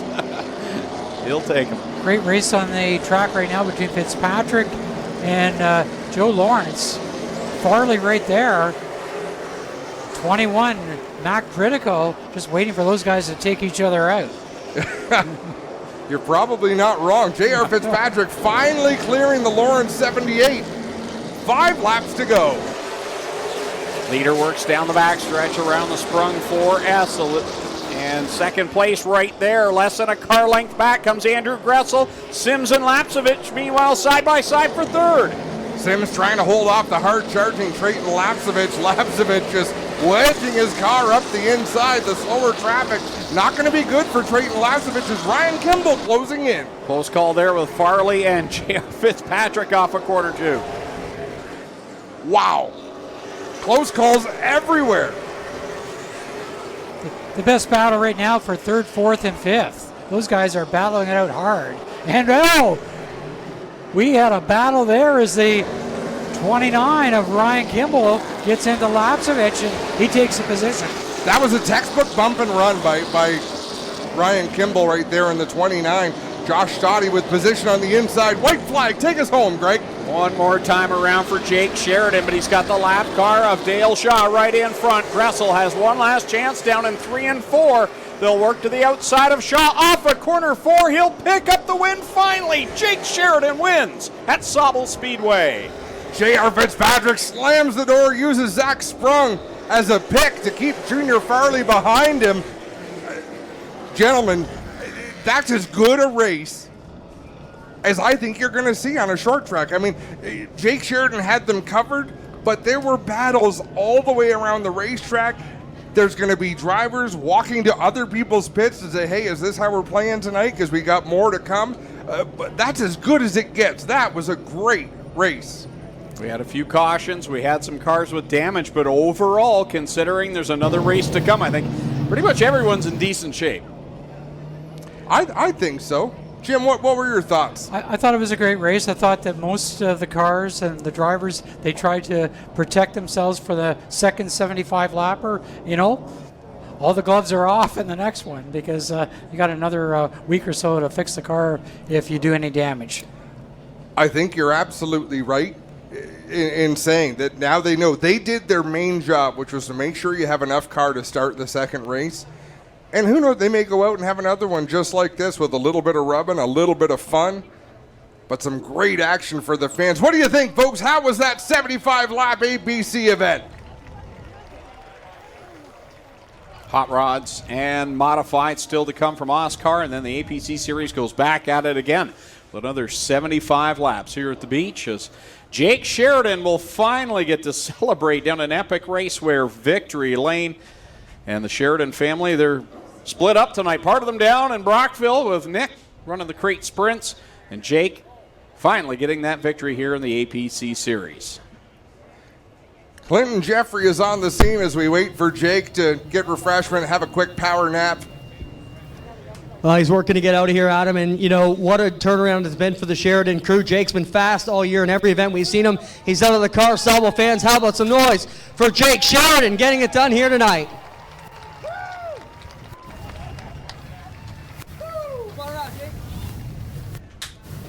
Crew giving him congratulations. The car is absolutely spotless here except for a bit of a tire rub. We'll jump in here.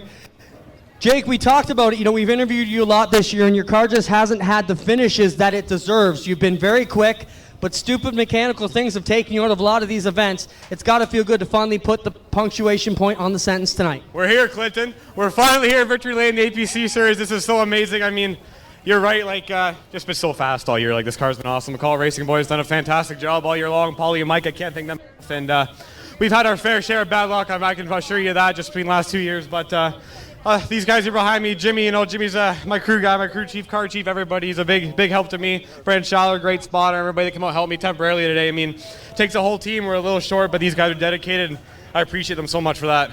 Let's talk about the second race. Everybody all day in the pit talking about how they have to kind of protect things. You protected things perfect. What's the game plan for race number 2 here tonight? Well, if you're worried about tires, there's no better me than leading the race with the best car on the track. So, I mean, we're good on tires there. I mean, we'll have to decide here what we're going to do for tires, I guess.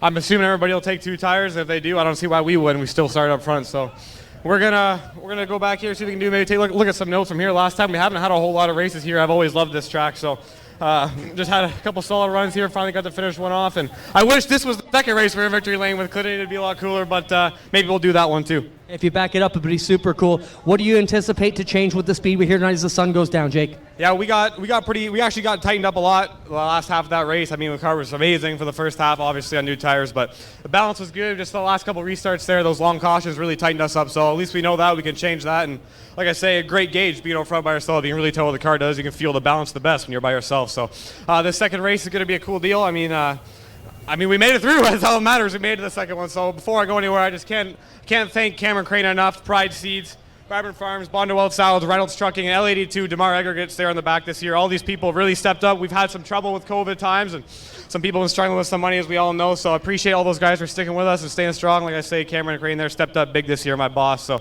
I can't thank everybody enough, and so cool to have my girlfriend here finally for her first win. We haven't won since she's been here, so this is an awesome deal and just surreal. So happy to finally be here, and hopefully we can do it again here soon. Good luck, Jake Sheridan. How about Sauble fans for Jake Sheridan, winner of APC race number 1 here tonight? Up to the booth is Adam and Greg. OSCAAR racing to come, but first we'll take a break here on G-Force TV from Sauble Speedway.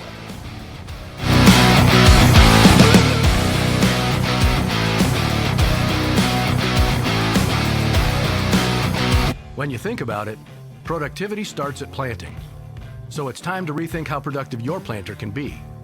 We did with the new Case IH 2000 Series Early Riser Planter. We rethought your row unit so it's tougher, more accurate. We rethought your meter, took the most precise technology, factory installed it. We rethought every inch of the Case IH Early Riser Planter to make it the most productive planter around. And if you think about it, that's exactly what you want. What makes a trailer a Miska? Is it the heavy-duty Canadian steel they're made from? Or is it the exceptional finish that will last year after year? How about knowing that these are the best back trailers in the industry? These are the reasons you buy Miska. So what makes these trailers a Miska? It's the hard-working Canadians who craft them. We are Miska. We are Canadian tough.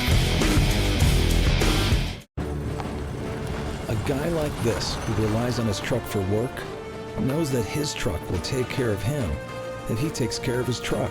And WeatherTech has always been the ultimate protection.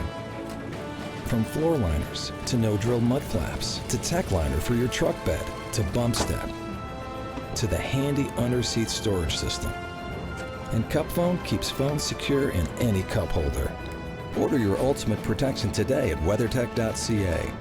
Early man discovered fire, but Quick perfected fire. Quick is the only fire starter that guarantees to start your campfire, wood stove, or fireplace without the need for kindling or paper. Find your nearest Quick retailer at quickquick.com. There are a lot of things in this world that are fake. Your food shouldn't be one of them. Pinty's Man Cave Ribs. Authentic food for real people. Crave the cave, friends. Pinty's Man Cave.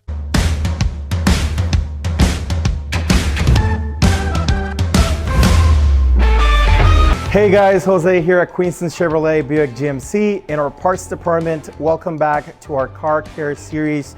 So here at Queenston Chev, we offer genuine GM parts and accessories with the best parts warranty in the industry. We are fully stocked with brakes, tires, filters, wipers, and everything you will need for your vehicle. Our parts staff has years of experience that is here to help you get the parts you need. So this is the end of our 3rd episode of our car care series. Please feel free to visit our dealership at any time. You can also give us a call at 905-528-7001 or visit us online at queenstonchev.com. Thank you.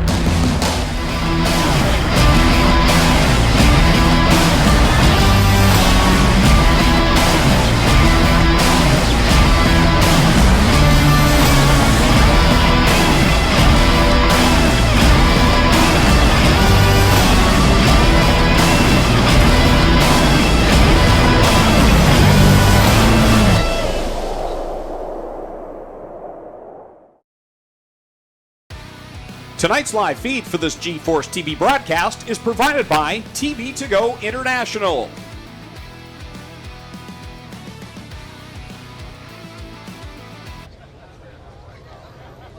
Welcome back live to Sauble Speedway for the APC Twin 75s from Sauble Speedway here at the beach. I want to thank TV To Go International for helping us with tonight's live feed, and they're making it so much better tonight. Adam, ready to go with the OSCAAR Hot Rods with their feature event.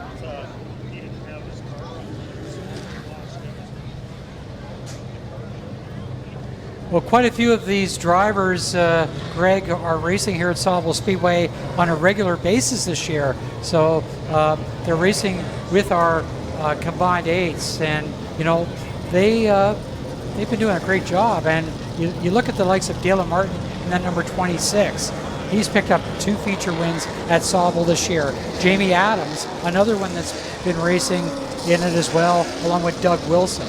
You know, you talk about Doug Wilson in this division, boy, he's been around the sport for probably about 35 years, and you know, just does a great job. And boy, I love this division. It kind of, you know, they're pre-1974 cars. You know, you're 1949 to 1974. You think about it, the vintage modifieds, you got to be pre-1949. Yeah. So it is very good. Do you want to give the starting lineup, Jim? I don't know if you have the roster. We've got one. However you want to do it. Well, this is your house. It's whatever you guys want. Go for it.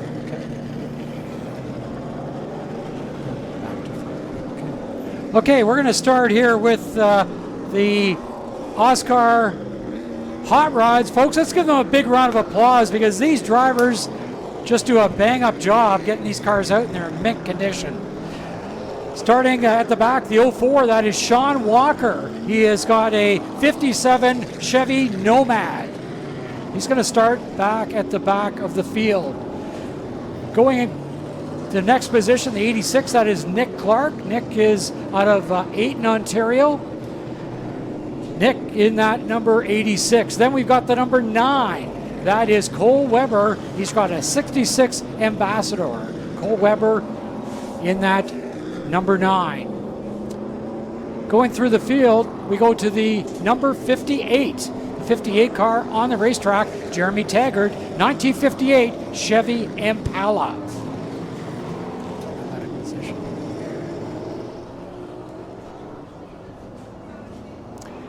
Number 26 is Dalen Martin. Dalen is out of Lucknow, Ontario. Dalen is a former junior late model champion here at Sauble Speedway. He's got a 71 Mustang.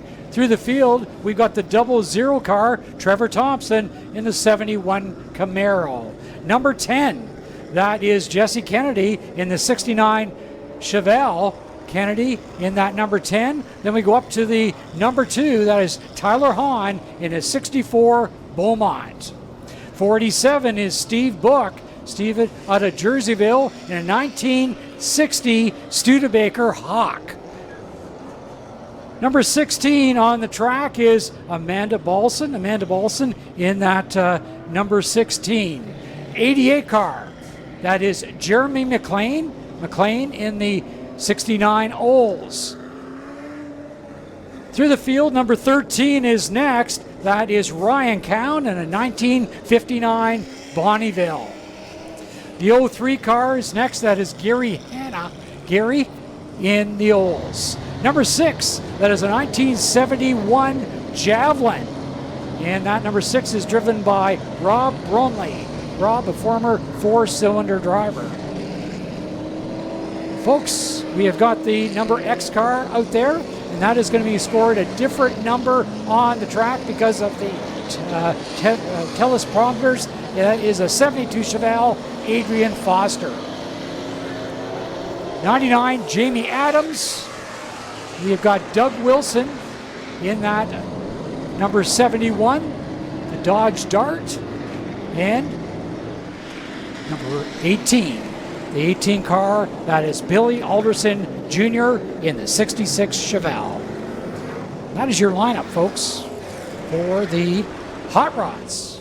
OSCAAR here at Sauble Speedway, presented by the Fireplace and Patio Shop. Greg, this should be a good one. Ready to go to the green flag for the OSCAAR Hot Rods here at the beach. Bromley from the pole takes the green, and they all fan out going down into corner number 1. Bromley on the bottom of the outside, that 03 machine of Gary Hanna. These cars 1 week ago were on the dirt down at Brighton Speedway. Now they're back to something they're probably a little bit more comfortable with for the most part. With a 6 car out there, Greg, Rob Bromley, he has raced here at Sauble before. We got problems at the back of the field. Looks like it's a 44 car that goes around. Matt Hopkins around in the 44, puts us under the caution flag. I was going to say it looks like the rear end of that car is squatted down on the track, but I think that's just the way it stands. Yeah, I was up close and personal in the pits before the race, and that has got the amazing trunk on that car. You know, just amazing. A lot of smoke out of the rear of the 44. I thought it was almost something wrong with the rear end there because it was just smoking and not moving. But they actually told me, guys, they shortened the rear end on that car. They shortened the tail portion of that car by a foot anyways. So just think it was even longer before. It's got more trunk than I have forehead, and that's saying a lot. There's so many jokes there. They're like, they really write themselves. So this car, the 44 car on the track of Matt Hopkins, they actually got that body out of Curry's Auto Wreckers, Markdale Salvage, just north of Markdale. So they were telling me. So just some amazing local body. flavor. Yeah, and I said they did, and he said, because I didn't think the Bonneville was available in Canada. But I might be wrong. You know, one of our regulars, Alvers de Venice, or de Senis, I can't even say his name right, Adam. He watches all our shows every week, introduced himself to me, says, I'm crewing on the 44 tonight, so give us a shout out. He actually came over to get a couple G4 stickers, so we love everything you guys do. So it was nice to meet Alvers tonight. And you know what, Clinton? Alvers is very opinionated, and I really enjoy it. Like, I used to think he was just there to bust on us, which sometimes I think he is, but often has some great opinions to share in the chat on our races, on our Tuesday night race chat show. Yeah, he come up and introduced me with his real name, and I'll keep that a secret for him, but they said, by the way, I'm Alvers on your chat. I'm like, hey, nice to meet you. I knew he was going to be here, so I had one eye on that 44 car. I remember him mentioning that in the chat. So, some great drone shots here tonight, here at the Speedway, and some good close-ups on these OSCAAR hot rods. Boy, they just they look vintage, and you know, almost like they shouldn't be on the track. And Dave Gainforth, I really commend him on the rules package that he's put together. So what is it? Original steel front bumpers and rear bumpers. Like, there's certain things that have to stay original to form, but this class has grown in such a way that it's very exciting what he's put together. And it's a class I think that everybody can relate to. You know, these are, you know, cars that we grew up with back in the 60s and 70s, and boy, they just do a great job here. And the drivers have brought this part of racing history back to the tracks here in Ontario. And you think about what the Hobby Club, the Vintage Modifieds, did back in the 60s, 70s, and 80s. Now we've got the whole new group of drivers with this hot rod division that certainly are vintage for the 49 to 74 group of cars. And I appreciate how hard they race them. These are not show cars, these are race cars, and they drive them accordingly. Bromley and Hanna bring us back to the green flag. Bromley rolls the bottom side and will inch ahead down the back stretch, with McLean right there in that bottom line as well, following the number 6. You got to love the Javelin. That was a super car back in the 70s. You know, AMC put that out, and some pretty fast-looking cars on the streets back in those days. And nice to see one out front here tonight. Definitely a sexy look out front. Didn't take long for Steve Book to make his way to the 3rd spot. Brought Tyler Hahn with him in the 4th position. They've been front runners since the inception of this series a few years back. When I look at the 47 of Steve Book, I think of Ralph Book racing down at Flamborough Speedway in the 70s and how dominant of a driver he was. You know, he was the guy to beat in the mid-70s at Flamborough. there's no reason why Ralph couldn't still be racing. I'm sure he's here tonight. Here comes Book, takes a look down at the inside of McLean into corner number 3. Jeremy McLean on the outside, and the caution flag is out. We got one in the wall on the back stretch. Is that Marty Monetti?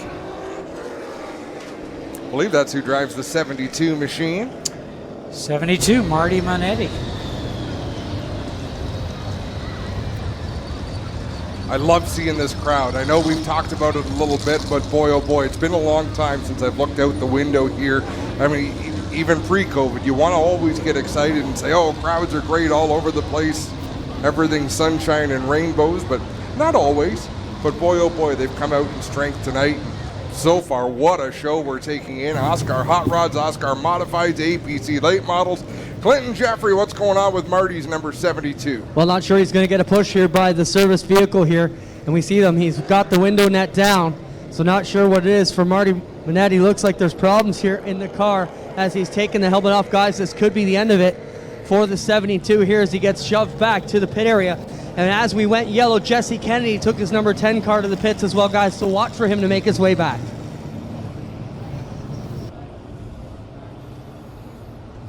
Beautiful looking Mustang there getting pushed off into the pit area. Keep our eyes on the pit area for Kennedy.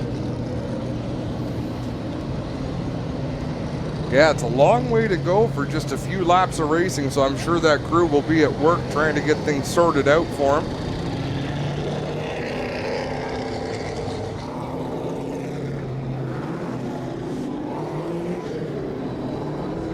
Still to come, OSCAAR Modifieds and the second 75-lap event for the APC Series. Stewart's Equipment 75. This one brought to you by the Fireplace and Patio Shop. At that 88, Jeremy McLean in second place. Of course, the McLean family out of Con and have turned a lot of laps here at Sauble Speedway over the years. Brian McLean will come out later in the modified division. Looks like we're going to have a moment here, so let's do a quick rundown of the finishing order from the APC Series event. Round number 1, the AP Emissions Technology 75. Presented by Quaker State. Jake Sheridan picked up the win over Andrew Gressel. Jordan Sims finished 3rd. Ryan Kimball 4th. Trayton Lapsovich 5th. 6th, Josh Stoddy. 7th, J.R. Fitzpatrick. 8th, Junior Farley. 9th, Matt Pritico. 10th, Joe Lawrence. 11th, Brandon Watson. 12th, Pete Shepard, the 3rd. 13th, Danny Benedict. 14th, Connor James. 15th, Shay Gemmel. 16th, Tom Gibbons. 17th, Dustin Jackson. 18th went to Dale Shaw. 19th was Tyler DiVincenzo. 20th, Matt Box. 21st, Nick Getz. 22nd, Zach Sprung. 23rd, Sean Chenoweth. 24th, Tim Ellis. 25th, James Horner.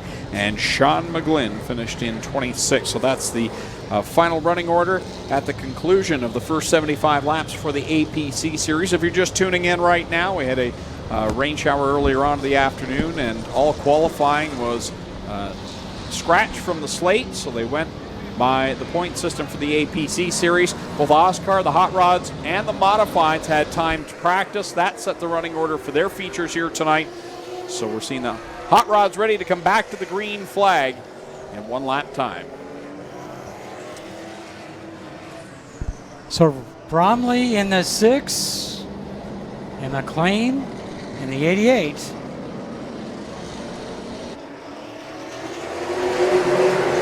McLean with a good launch on the outside. Can he clear Bromley in 1? No, Bromley really rolls through 1 and 2. Well, he'll take the advantage down the backstretch. Look at the X-Car working his way up through. Adrian Foster, he picked off about 3 spots there. Nick Clark goes around the 86. And doesn't look like he'll get fired, so it puts us back under the caution flag. Oh! Big trouble on the back straightaway. Hahn into the back of the 88.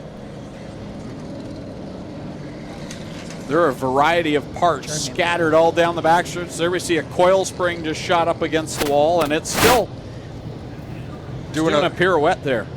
That was hard contact. I believe Tyler Hahn got into the back of McLean down the backstretch, and you can see right underneath the Sauble Falls sign. Clinton, if you can get Ryan over there, look at the rubber streak below the Sauble Falls sign on the backstretch wall. That is from McLean's number 88 after the yellow came out. And that might be his second trip up the wall because the first one might have been down under the Great Lakes sign. Well, the real question, Adam, is who is missing the coil spring out here? We're not sure. Did someone, well, there's one car dipping off back to the pits. Can't see who that is. That's Clark. That's Clark in the 86. So it's probably Nick Clark who lost the coil spring. You see the big scuff down the back straightaway there. Spencer's picking it up. We got spring rubbers, coil springs, and spring hats down here in turn number 3. I would sooner think those parts belong to the McLean number 88 for that ride he took down the backstretch. He has pulled off into the pits as well. So we're going to have a look here. So the yellows come out, McLean checks up, 1 time up the wall, 2 times up the wall, yard sale into turn number 3. So the wall here at Sauble Speedway from turn number 2 right around to the starter stand is the New Jersey barrier type wall where you can actually ride the wall. It's designed to throw the car back out into traffic. The wall from the starter stand over to the off ramp is a concrete wall straight up and down. So 2 different types of wall here.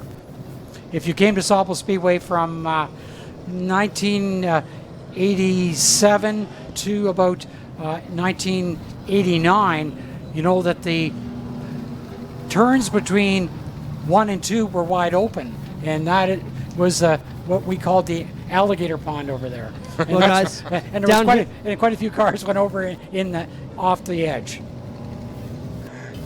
Go ahead, Clint. Well, guys, over here in the infield, we've got part of the parts, and I don't know if you can see it, but this is the rear coil spring out of one of the cars, and it's got a number, 280, so that'd be the rating on the spring. This spring hat will sit in top. The jack screw will go down in here, and that'll compress or change the ride heights and the settings for the car. So when the car gets all jacked up and lifted up, there's nothing holding this in. The spring falls out of the bottom hat, the top hat comes off, and the spring falls out, and that's the situation you have here in the infield, guys. There's a spring and a spring hat all here in the infield. And you just gave away speed secrets. I don't have any speed secrets. I'm real slow. You can't just read the number on the spring. That's confidential. I feel like we're such hacks working with him. That was a really good explanation. Clinton's always on it. He's in depth. Hey, if they don't want me to give away their speed secrets, don't leave them in turn number 3. Exactly.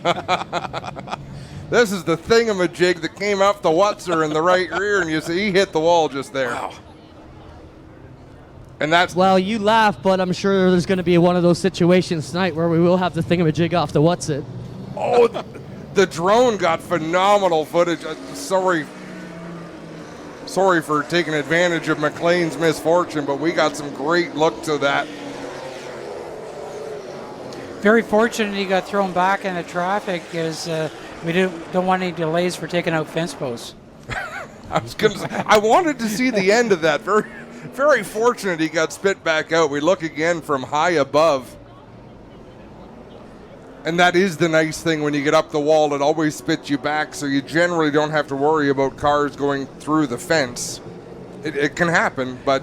We've had our share of that here at Sauble Speedway. Just ask Josh Stoddy. 6 laps complete in this 35-lap event for the OSCAAR Hot Rods. I believe they're still running the scheduled length. Yeah, and McLean's come out casual. Doesn't have his top hat anymore. He's not ready for the show. All right, here we come. Book now on the outside of Bromley on this restart. Back to the green flag. 6 on the board.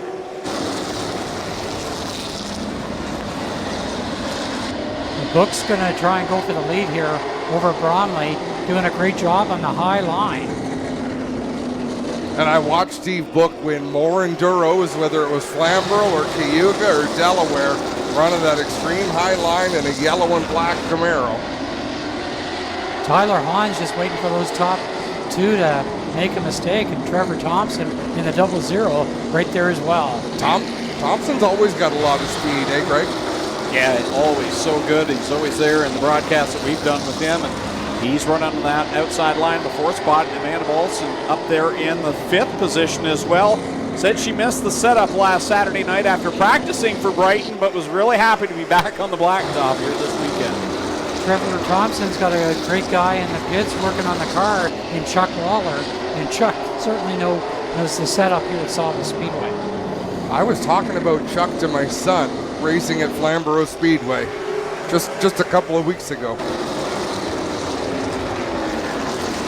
Chuck has forgotten more than we'll ever know. He is one sharp guy on the track and just a fabulous mechanic working on these cars.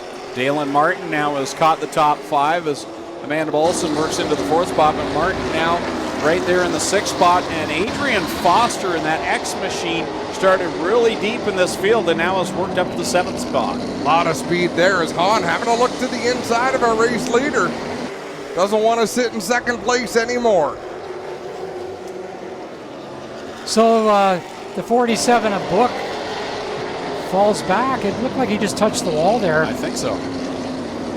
Rode the wall a little bit on the backstretch. Loses ground to the top 2 as now Tyler Hahn looks the inside line of Bromley off of 2. Just want to mention this 2-car of Hahn. I was speaking with Ryan Duffy earlier in the week. He said they got wrecked on the last pavement race and they got wrecked last week at Brighton. They're back at it here, said we are coming loaded for bear. We need to put this 2 in victory lane, and now he's knocking all over the back door of the leader. So Bromley is strong, and Tyler Hahn right there in 2nd place, looking to the low side. Did very well with the Can-Am midgets back here at Sauble Speedway in July as he races multiple divisions. He is really working on the 6 of Bromley, Greg. He's right there, all of that back bumper as they work off the corner. This time that'll be 16 laps complete of this 35-lap affair. Bromley, Hahn, Book, Bolson, Thompson right now the top 5. Martin and Foster completing the top 7, then a gap back. Yeah, 7-car breakaway really, although Bromley leading the way, doing a nice job, and he's running a bit of a strange line for Sauble Speedway. Normally you want to hug the bottom as far as you can coming off the turn. Bromley comes up the racetrack from the middle of the turn off, but he's making so much power, Greg, that Hahn can't drive to the inside of him. Yeah, he's really got a good launch there. Now they'll work around the lap cars. They work down the backstretch just past the halfway mark in this one. Hahn still all over the back bumper of Bromley, Book, Bolson, and Thompson will all work around the lap car. Bromley altered his line a little bit there. If you saw that, he checked up coming off the corner to keep the car down the racetrack. I think it caught Hahn by surprise a little bit. He dropped back about a car length and a half. He'll close back in now as they work off of turn 4. Bromley in the 6 and Hahn in the 2 putting on a clinic out there. We're going to come up on traffic as they're moving up on the 04 of Sean Walker. He'll go down a lot. I love that car. Sean Walker's 04, great looking machine. You know, Steve Book fell back those 3-4 car lengths. He hasn't fallen back anymore. He hasn't been able to close in anymore. They're kind of frozen at these gaps. Almost time to go, a little less than 15 laps remaining, so still plenty of time, but you don't want to see that leader Bromley get too far out of your sights. Hahn keeps trying in that 2-car to get by Bromley. They're going to come up on traffic very soon. Book comfortably in 3rd with Balsam in 4th in the 16.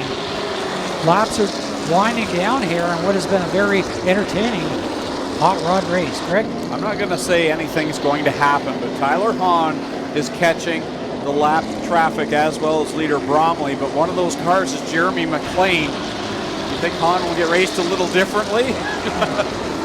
Yeah, it's quite possible.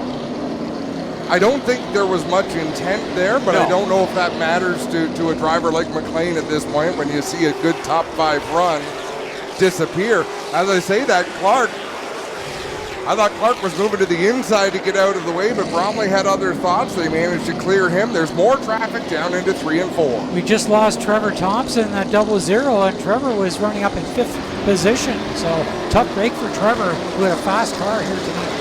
So that answered that question. Jeremy McLean, sportsmanlike, ran the outside line, let the leaders go by. As we are now coming down, it'll be 7 laps to make it 8 laps left to go this time by. And we should say it's possible McLean had a problem with that car, and that's what caused Hahn to get into the back of him. So like you said, I'm sure there was no intent to do that, but when you're the guy that gets hit, sometimes you don't take that into account. You're just upset. The driver's very, it has been clean for the most part in this race. I think there's a lot of pride in these, what the cars look like and the work that the drivers have put into it. But it's very clean, except for that one incident. Yeah, it's been really good racing.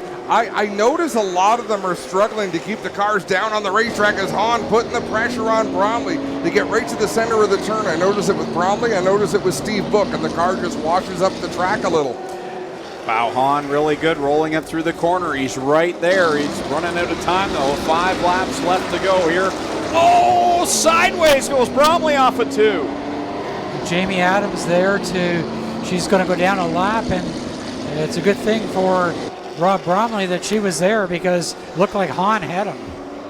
Yeah, that was his opportunity, if not for the lap car, I think, because they work it down the back stretch another time. Distance between first and second. We don't even need to talk in car lengths right now. It's bumper to bumper down the front straightaway. Slower car for the leader. And this is good timing. The leader comes up out of turn number 2. I thought Bromley was going to just sweep to the outside, but this may work out even better for the number 6. 2 laps left to go for the leaders as they go down into corner number 1. Bromley and Hahn work around the lap traffic. Hahn's right there in the back bumper. He's definitely going to have the opportunity to use that front bumper should he choose. Bromley tries to defend the inside, but Hahn with a big run. Squeezes it into corner number 1. Door to door, and Hahn's got him off the corner. Yellow is out. Wow. Yellow is out. Oh, my. Dalen Martin spins out up on number 4. Dalen, a winner of 2 feature events here at Sauble Speedway this year in the Roots 8-cylinder division. Roots Gaspar on Highway 21 at the Scott Road over by Southampton, and not the way that Dalen Martin wanted to end his feature event. He has been so dominant this year. But you know what? Very opportune for the number 6 of Rob Bromley, Greg, because we go back to the last completed lap. Yeah. He's going to take the lead back. In years past, at a lot of asphalt tracks, if you took the white flag, the next flag, if there was a yellow on the last lap, they would actually end the race. As we have a look at that replay, hard to tell with any accuracy what happened down there in turn number 4. I'm so pleased that they now let them finish the race because these drivers deserve it. So Rob Bromley, he's led the whole race until that lap, the final lap, and Tyler Hahn managed to get by, but in short track racing, we go back to the last completed lap, and that'll put Bromley back out front. Guys, just your thoughts on the incident there. Hahn raced him clean for 10 or 15, and then got into him on that last lap with a bit of a side hip check. What happens here? Bromley raced him clean. To have to clean the slate, or is the 6 going to remember that one? I've noticed these drivers race a very physical style of racing. So I think rubbing, and as we look at this, there was some rubbing down into turn number 1, side to side. Hahn got loose, a little bit more contact coming off the corner. What I think, turn 4 is the weak spot for Bromley. So whether they play nice or not, Bromley has to keep that car to the bottom of the racetrack, or it's going to be Hahn's race to win in that form, Greg. Yeah, Tyler is so good, especially off of corner 4 on the bottom side. He gets such a good launch, and Bromley's been just, for most of the race, just a half a lane up. Enough that Hahn can't get the full launch, but that last time by, Bromley slipped up a bit in corner number 4. That let Hahn drop alongside of him. It was good close racing down in corner number 1. Whether or not Bromley's going to see it that way or not, I don't know, and comes down to this final restart. We'll find out shortly. 2 to go. So the top 2 had broken away from the third place driver Steve Book in 47. Now he finds himself right up with the leaders, and chance for the brakes to cool down, and he may have something for them as well. There's a lot of ways to win a race. There's even more ways to lose a race. So Steve Book's been around a long time. He's won some, he's lost some in different ways. So if he doesn't have the speed to make a move, he does have the savvy that he needs to avoid the carnage, if there is any, and sneak through for a checkered flag. So all brought to you by the Fireplace and Patio Shop in Owen Sound, right at Highway 6 at Spring Mount. One of our supporters here at Sauble Speedway. We have so many great sponsors. You know, the sponsors, you know, because of the pandemic, they've come back and they have been fantastic to stick with us because it has not been easy for any small business over the past 17 months. You're absolutely right. It's been a tough time. It's a privilege to see all the people out that are out and enjoy a night together doing what I've always loved. Hopefully we're making some new fans. Hopefully there's some old fans return to the racetrack. Whether you're a new fan or an old fan, you should be a fan of what's about to happen over the next 2 laps, Greg. It's going to get interesting here. Bromley and Hahn, Book and Balson, those are the front 2 rows as we come back to it. 2 laps left to settle it. Oh, Bromley didn't get fired off of quarter 4. Something went wrong. And he is still slow down in corner number 1, twitching that car, and will take it to the pit area. Didn't see that coming. No, sure didn't. Amanda Balson with big trouble in the 16. She's out of shape, losing a number of spots. Final time down the backstretch for Tyler Hahn. So the last 2 races got punted out of the way.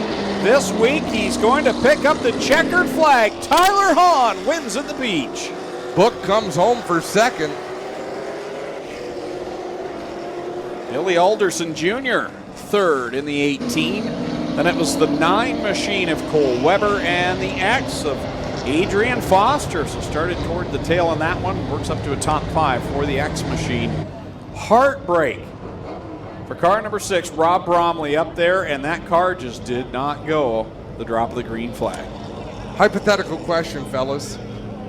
Would you rather finish second, leading 34 laps, not leading the last lap? Or would you rather break on a green-white checker restart and just assume you would have won the race? I would rather finish second myself. I'll take that too. Because in this situation that happened, you're left with what if. If you ran those last couple of laps and gave it all you had and you lost anyways, well, then you know what would have played out. But nonetheless, Tyler Hahn's going to be excited, and our Clinton Jeffries down there trackside as Tyler gets unbuckled, ready to climb out. The OSCAAR Hot Rod race winner here tonight. He'll be down in Epic Raceware, Victory Lane. Thanks a lot, Greg. This 63 Beaumont has put on some great racing the past couple seasons. They put it back together a few times as well. And most recently, in the past 2 weeks, they've had to do a lot of work on this car to get it back here to Victory Lane. And we'll get Tyler out to talk to us here. He'll make his way out of the Nightworks Hot Rods number 2. How about at Sauble Speedway? Make some noise for your winner tonight, Tyler Hahn.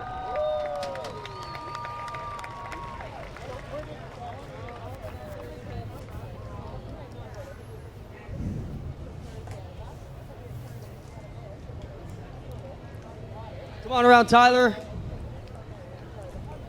Tyler, we've been telling the fans about some of the work you guys have had to put in. These last 2 races have been a bit trying for you, but the crew's done an amazing job, and you find yourself here in Victory Lane at Sauble. What does that mean to you? It's huge. Daniel was up here a few weeks ago in the TQ, and he won. So, I wish he was here tonight, but he's at a different track. But, yeah, this poor car's gotten pretty beat up this year. Seems never ending. So everybody should invest in black duct tape because she's held together with that. Let's talk about that race there. You got into Bromley a bit on the last lap, then the caution came out. Looked like you're going to rock away with it. Talk about those last couple laps before we went to the last caution tie. So I got a good run out of 4 here, and I was up past his door. If anybody wants to look at the tire mark on his door, it's right at his window net. He trotted me coming in, and he was pulling the blocking moves. And, it's racing. He's trying to win the race, but I don't know what happened on the restart. Sounded like his carb let go. But when you really dog a start, these carbs don't like that. So, keep up some speed. All right, there you have it, Ty. Anybody that you want to thank? Oh, I got to thank a lot of people. I got to thank NRS, OSCAAR. I got to thank Quick Wick. I got to thank Tire Depot, Renegade Fuel, Epic Raceware, Fox's Bakery, CarQuest Barrie, Watson's Garage. Pushing Inc., Simcoe Gases, my dad. If it wasn't for here, we wouldn't be here. And, you guys for doing all you do, and APC for having us here, and my crew, they're right over there. If it wasn't for these guys, we'd be in trouble. And for Norm Newman's girlfriend for spotting for me tonight, good job. Yeah, but Tyler Hahn gets it done, ladies and gentlemen. We get over here and talk to second and third. Book, a solid run for you today. They're always fast when it comes to these cars. Can you be satisfied with a second here tonight? I am super happy with second because the car hasn't been good for the last couple of times. Good on the dirt, not good on the pavement, so we just pecked away. I was using all kinds of track out there. I know Amanda was probably watching me climb the back wall a couple of times, and I'm trying the rumble strips to de-wedge the car, and we had a solid third going, and then that restart, the sixth car, I don't know what happened, but his didn't take off on the restart there, and we were all just jumbled up. I got in the back of him a little bit, but he wasn't going, so I'll take second. Not a bad run for Book. We'll get right back to you guys. Got Billy Alderson here in third place. Billy, a solid run for you. I mean, that's not a bad night when you finish behind Hahn and Book here, two of the veterans of this division.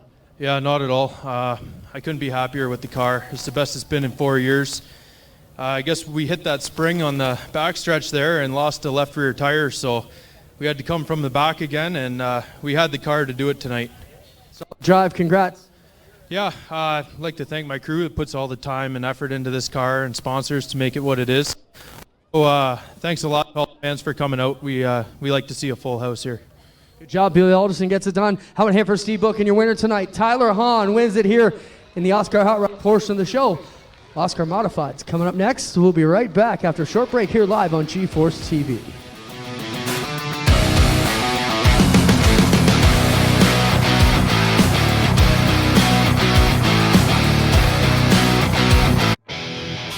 What makes a trailer a Miska? Is it the heavy-duty Canadian steel they're made from? Or is it the exceptional finish that will last year after year? How about knowing that these are the best back trailers in the industry? These are the reasons you buy Miska. So what makes these trailers a Miska? It's the hard-working Canadians who craft them. We are Miska. We are Canadian tough. A guy like this, who relies on his truck for work, knows that his truck will take care of him if he takes care of his truck. And WeatherTech has always been the ultimate protection. From floor liners to no-drill mud flaps to tech liner for your truck bed to bump step to the handy under-seat storage system. And Cup Phone keeps phones secure in any cup holder. Order your ultimate protection today at WeatherTech.ca.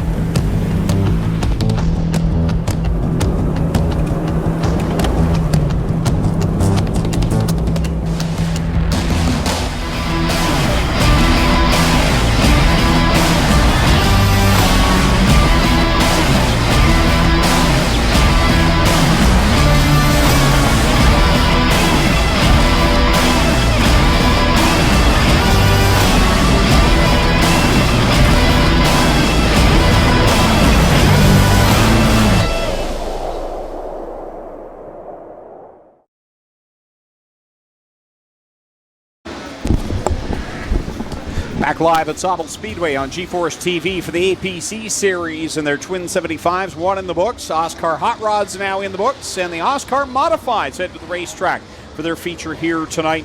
And that will be followed by the second 75-lapper for the APC series. Glad you could join us here. I'm Greg Kellner with Adam Ross, Jim Irvin up in the tower, along with Clinton Jeffrey down trackside as we get ready for the OSCAAR Modifieds.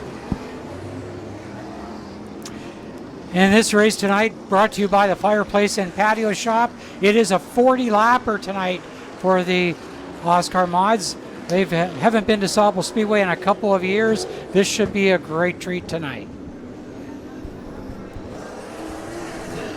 Sauble Speedway used to run these cars on a regular basis back in the 90s, and as other tracks started to bring them into existence, they formed up in one group under the auspice of OSCAAR, and that way they get full fields every night. Anytime you're able to combine classes, whenever you're separating cars that are so similar they could race together, you're doing the fans a disservice, you're doing the racers a disservice. This is what the field should look like, a track full of cars, Greg. Looks like Norman Newman will go from the pole in car number 11. He's out of Kincardine. Outside of him will be the 96. That's Colton Everingham. We saw him 1 week ago in the APC series. He's from Innisfil. Back there in the second row, that's Jason Keene in the number 18 machine. He's out of Oakville. And behind him will be the 22 of Marshall Shrink.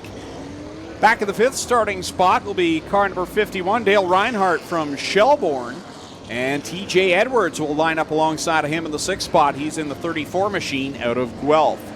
Kelly Balson back there in the London Recreational car number B10. He's from Bowmanville, and he'll line up in the seventh spot. To his outside, AJ Ems in the 14. He's from Hawkins Corner going eighth. From the ninth position, that will be the number 88 machine. And I think that's Ryan Dick in the 88D. And Ryan hails from Wardsville, riding to his outside in the 10th starting spot. I believe that's the 00. Oh, no, 99 machine. I'm sorry. Of Luke Gignac in the out of Aurelia. Behind him in the 11th starting spot, it's Jace Cornell from Coldwater in the 56, going from the 12th position.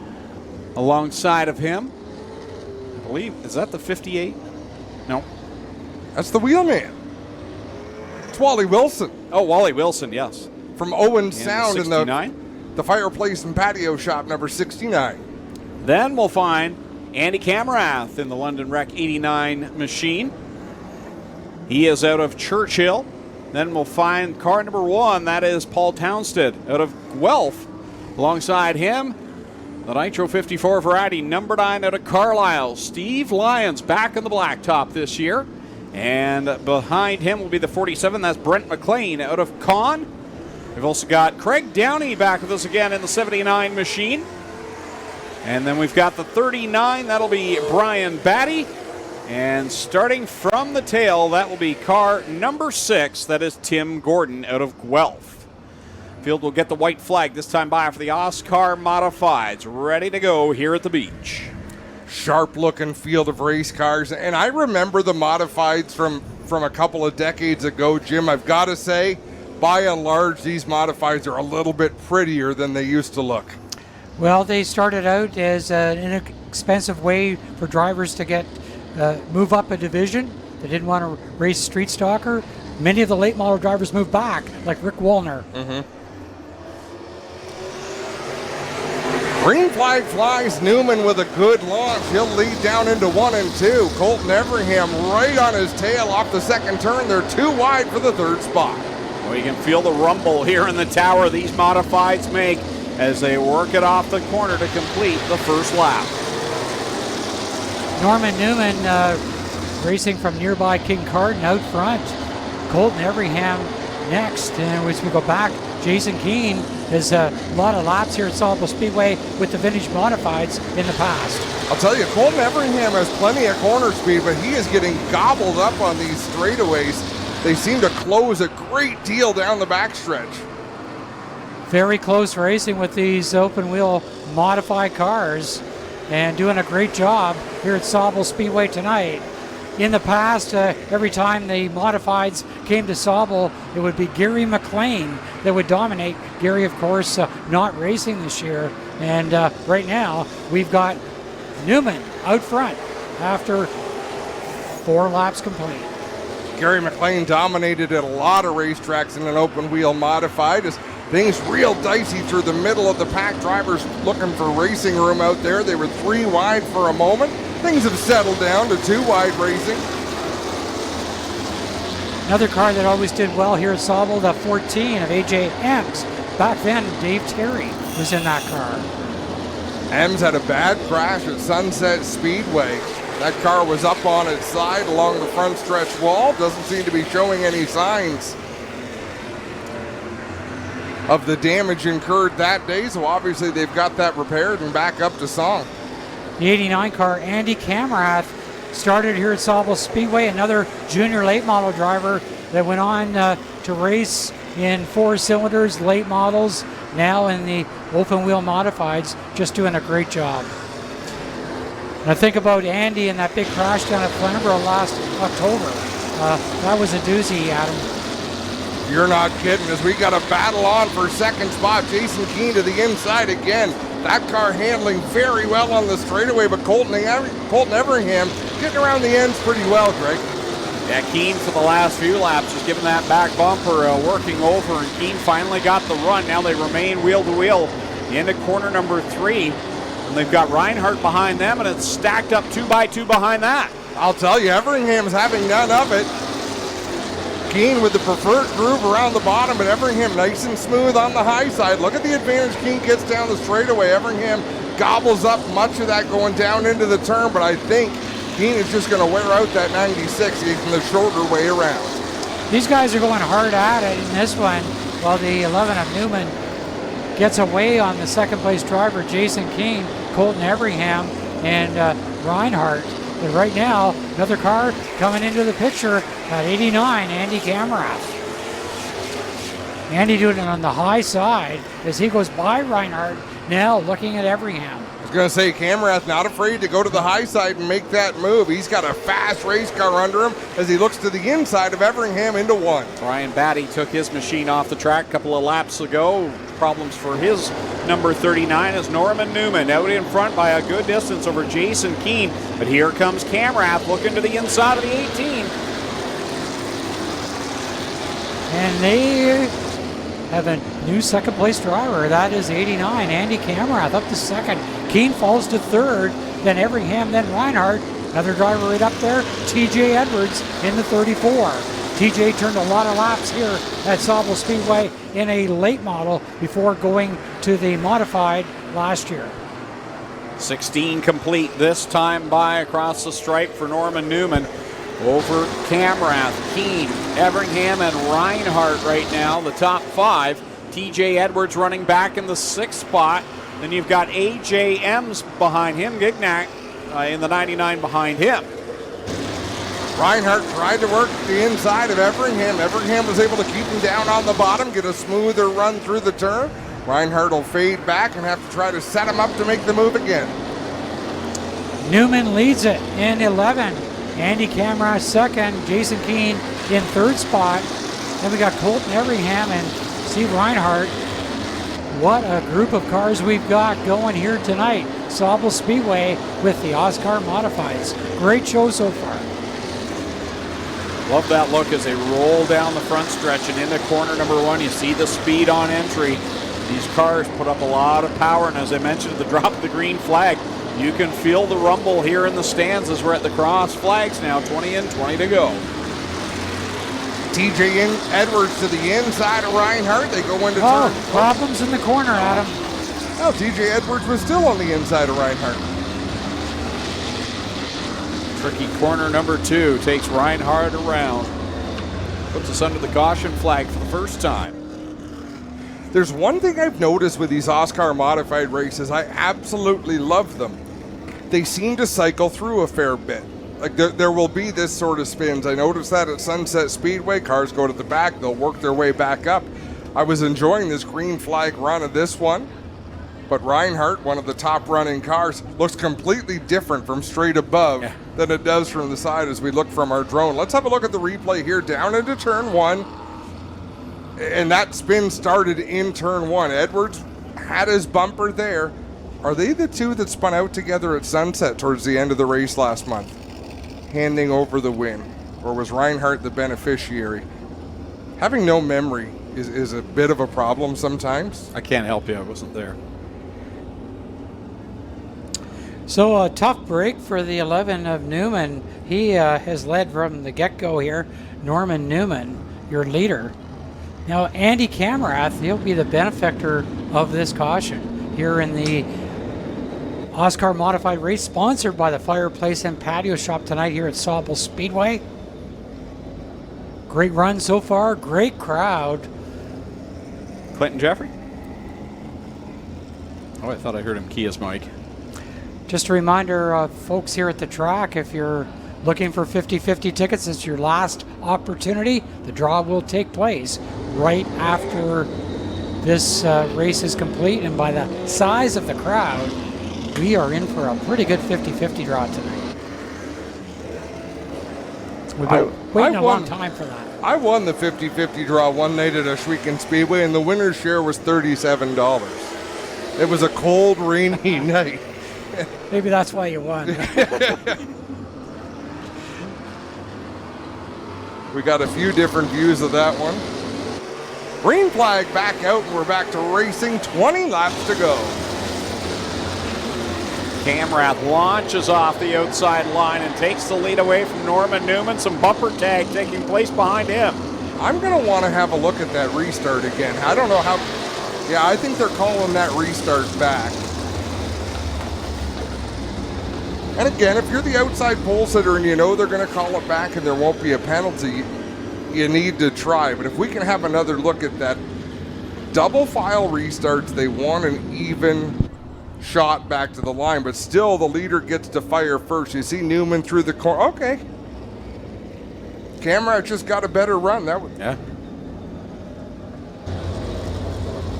He really started picking up the pace. Norman Newman did on the inside line. So, and that's the leader's discretion and prerogative. They get the opportunity to get on the throttle first, and it's up to the outside pole sitter to time it, do what they can to be in the mix. And it looked like Camerath did that, but just got a great launch.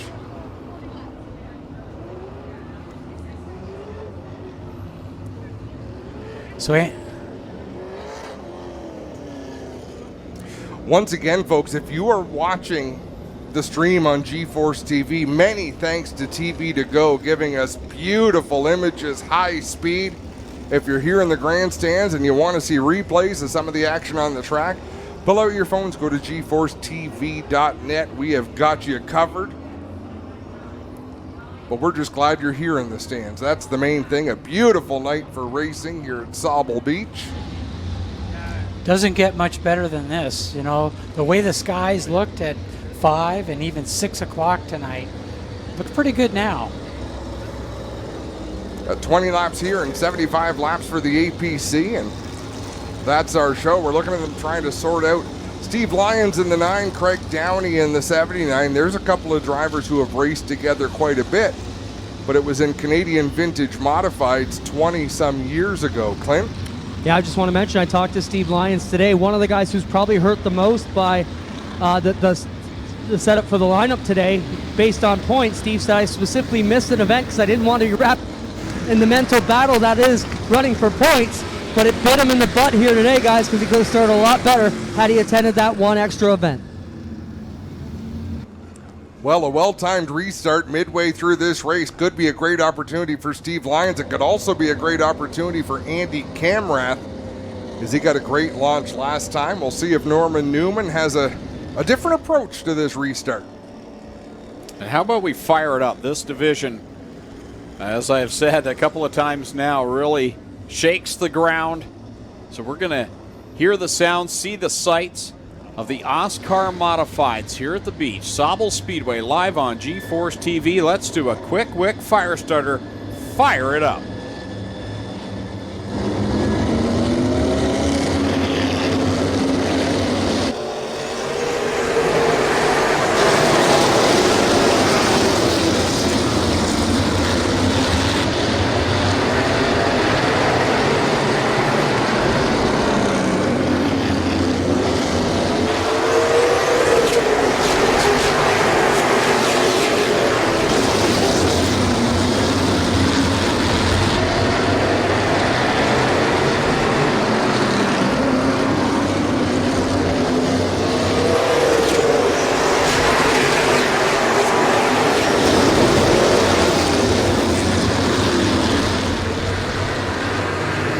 Andy Camrath breaks away as the leader. He's got about a 3 or 4 car length advantage now over Norman Newman. Then about the same back to TJ Edwards.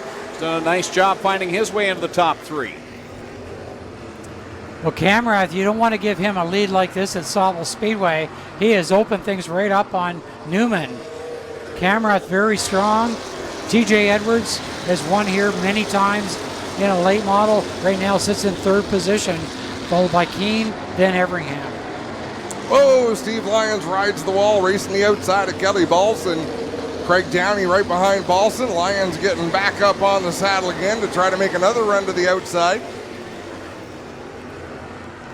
Laps are ticking down. We're in the back half of this race, and right now they're running single file right from front right to the back, and now we got somebody breaking on the line. It is the number 10 driver. That is Kelly Balson. Balson in the London Recreational Racing. We just watched his wife Amanda Balson race in the hot rods.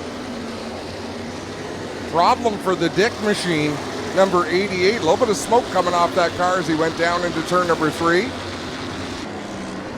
This time by, I believe it'll be 12 laps left to go. So I apologize, ticker just a little bit off, but 12 laps left to go here.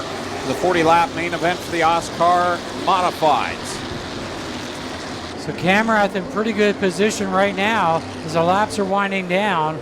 Go back to the 11 of Newman, the 34 of TJ Edwards.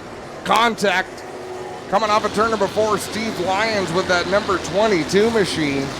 Marshall Shrink. Oh, trouble off of turn number 2. A couple of cars going around. Reinhardt in the 51. Is that Shrink again in the 22? It's either that or the 6 car. No, there's the 6. Right I there. think it is Shrink in the 22. Yep, there he is. So only the second caution in this one. It's been a really clean race so far. Yeah, well-run race. A lot of fun to watch. Hopefully it's fun for these drivers. And I think we may see a little bit different restart here. We've got some drivers that have worked through traffic, maybe with a bit more giddy up than Norman Newman in the 11. We'll see TJ Edwards right on the tail of Camrath for this restart. What the fans here at Sauble Speedway are seeing this year, Adam, is a great variety of different divisions coming in. And, every night we're running big races that I think the fans are coming out in droves to see, because the crowds lately have been very good. Fans appreciate a full field of cars, and that's what the management here has done with the United 8 or Unlimited 8s. Unlimited 8s? United 8s.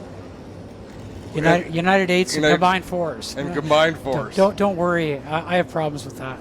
It's terrible. I'm demonstrating my poor memory, but the point I was driving at so poorly was good job by the management to recognize what they needed to do in taking action, because it's created a buzz in racing scenes and it's put more cars on the track, and as a result you're seeing more fans in the grandstands. I believe the last time these guys were here, the Modifieds, I had the pleasure of calling the race that Gary Elliott won his last feature event, and the Ironman, I believe that was his 40th feature win, and what a night that was.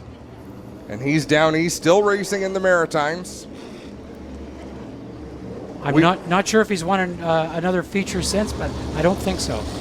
No, I don't know that he did, but I know the Modifieds is where he was most competitive in the last 5 or 10 years. He was very strong that night. It was a very emotional night for Gary. 11 laps left to settle it. Camrath, Newman, see the green flag. Camrath with a good launch off the corner. Newman got a nice start as well. He was able to get down in front of TJ Edwards in that 34. Edwards having to deal with Jason Keene as they charge down into turn 3. Oh, they're so close coming out of turn 4. With that open wheel, like an easy lock, and they're just doing a bang-up job here tonight. Some great driving by some fine drivers here at Sauble Speedway with the OSCAAR Modifieds. TJ Edwards all over the back end of Norman Newman now. He's worked his way into 3rd, looking for that runner-up spot as you watch him sail down the backstretch. Here's another battle. Colton Everingham We got one into the infield. Yeah, Jace Cornell taking the scenic route out of turn number. And Craig Downey up against the wall up in corner 4. So there was 2 incidents there. One car went off. That's not the reason the caution came out. It's because of what happened up on corner 4. Looked like this starter, Rob Crozier, was quite content to let them go, but the second car going around, that's what brought out the yellow. The former Spider-Man ride, the 79, now being piloted by Craig Downey. Some of our G-Force fans might remember that name from 10 years ago or so, driving the number 71 sprint car. Yeah, and his brother raced dwarf cars. And why can't Chris Downey? Their father, Roger Downey, raced hobby cars before they were called vintage modifieds. Yeah, I remember Roger racing. Right up to back the ball. Back in the 70s. Yep. Fierce coach. competitors. He had a coach, didn't he? I don't remember his car, but Craig had a coach. Yeah. In fact, there was a night here that Craig won that I still, to this day, 22 years later, think I should have won that night. I led a bunch of that race. I spun out over there with Dave Lacey. His car came to rest down here, and he unfortunately broke his arm in a few places. And Craig Downey, who I'm pretty sure pushed Dave Lacey into me that night to cause the wreck, went on to win the race. But Craig was a great racer. It just close racing and open wheel cars. That's how that goes, but a fierce competitor. So Andy Camrath has brought a very fast car to Sauble tonight. Had to work his way through the field to the lead, and you know, the restarts he has come right back and taken over the top spot each time the challenge has been put to him. Got to give Newman a big credit here. He is stuck right with it. He led a good part of the race, but in second spot. Yeah, TJ Edwards, I think, left a little bit on the table on that last restart. He wasn't able to stay close enough to Camrath, and Norman Newman was able to come down and cut off that inside line. I'd like to see if Edwards can keep pace with Camrath out in front. So we're getting down to the end. It's only 9 laps to go. TJ started out in 4 cylinders here at Sauble Speedway and down at Varney Speedway, then moved on to late models, now into the modified series. Always very pretty race cars. And of course, you can't have a modified race without a McLean in it. Brian McLean out there in the 47. Brian back in the saddle here tonight. Wally Wilson having a nice run in that 69 machine. And if my mind's right, I think that's Gary Elliott's old car, isn't it? One of them is either the 69 or the 96, but I believe you're right. I believe it is the 69. Wally's a nice kid. He's a good kid. They have plenty of race cars. Yeah, 3 divisions. Late model. They have in the APC series, of course, the modified, and he races in the Outlaw Midgets. Yep. And the smaller the cars, the better he performs. I heard he's really good in a midget. He's getting there in a modified. He's got a little bit of work to do, which he knows in the late model, but it's all seat time. And he has fun, and that's what it should be. And always willing to give back, and they are the sponsor of tonight's race. Fireplace and Patio Shop. Once again, last call for 50-50 tickets. The draw will take place right after this race. So the Lions Club of Sauble Beach, their first time out for the 50-50, and it is in just a few minutes. We're going to double them up. We're going to restart this race. There will be 9 laps remaining. Andy Camrath in that 89C London Recreational Racing entry. Of course, Mike Schmidt is here. He's one of the more active sponsors. He's got his name on a lot of race cars, but he puts himself at a lot of racetracks. He gets his hands dirty. He absolutely loves this sport. White flag displayed to the field, this time off of corner 4. Camrath and Newman. Newman got a much better restart last time. We'll see what he can do this time with 9 to go. If I'm Edwards, I'm hitching a ride on the back bumper of Camrath. I am not going to let that happen again. Let's see how they make out off of turn 4.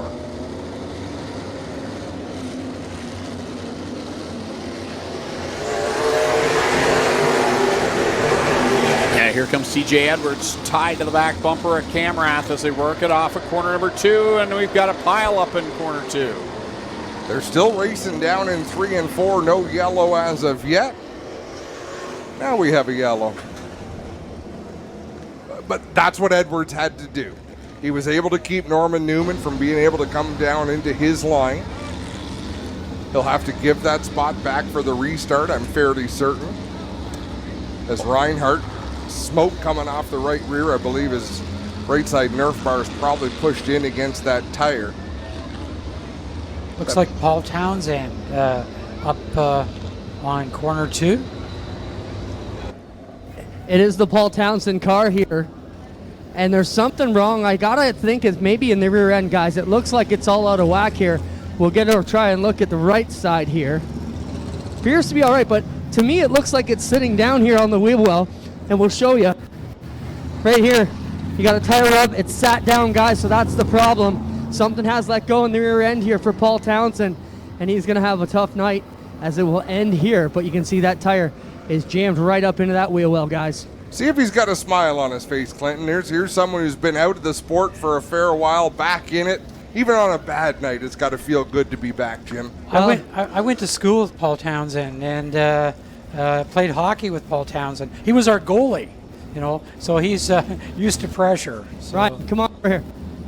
And Clint, you might want to tell them not to push that car. It's going to cost them a left rear tire if they do. Well, he's got more problems than just to push you. They started to push him away, and the right front is all tore up, or left front's all tore up. I'll get in here and show you.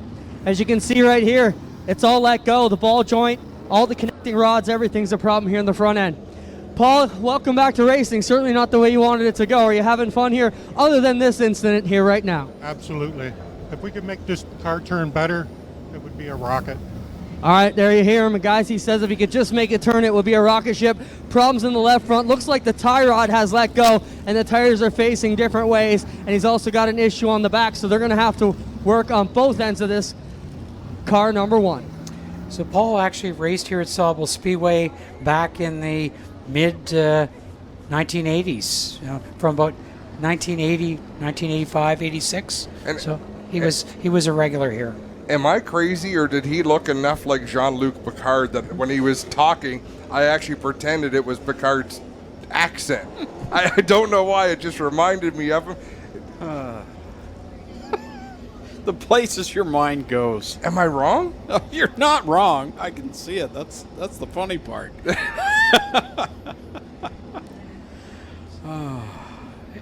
So if I'm not mistaken, I think this is the first, and I hope I don't jinx things, but I think it's the first time that we've had the tow truck on the track tonight. These folks from Stewart's Towing have had a very easy evening thus far. That's the way we like to see it. We're going to take a break on G-Force TV. When we come back, we'll catch the end of the OSCAAR Modifieds and 75 laps of APC late model action.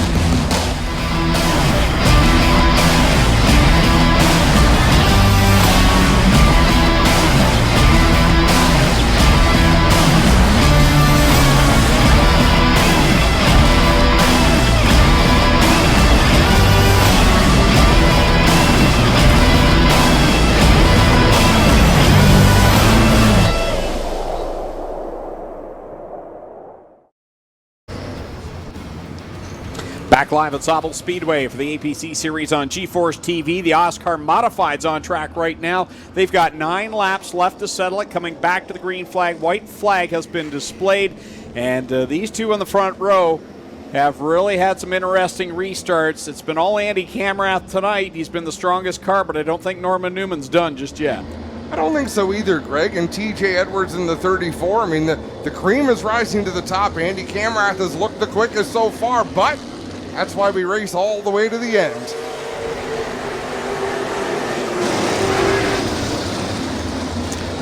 Andy Camrath takes off, and everybody tightens up right behind. Yeah, a little bit of contact there with TJ Edwards and Norm Newman coming through turn number 2. That allows Camrath to drive away. They've lost about 12 car lengths to the race leader as Edwards continuing now to do battle with the Newman number 11. Yeah, Newman really struggled through corner number 2 the lap previous, and that bottled up TJ Edwards. Now he'll move slightly ahead and now pulls free of the 11 of Norman Newman. Will try and set his sights on Camrath, but only 7 laps left to go. Biggest lead of the race so far for Andy Camrath as he gets away on TJ Edwards and Norman Newman in car number 11. Keenan 18 and 96 Colton Everingham. So big lead right now for Andy Camrath. We've got to give a call out too to a driver we really haven't talked about much, the 99. Did you pronounce that Gignac, Greg? No, I probably did. No, and that's fine. I pronounced it wrong because I know Janak spelled the same way, but I believe they do say Gignac. We'll be corrected if they don't.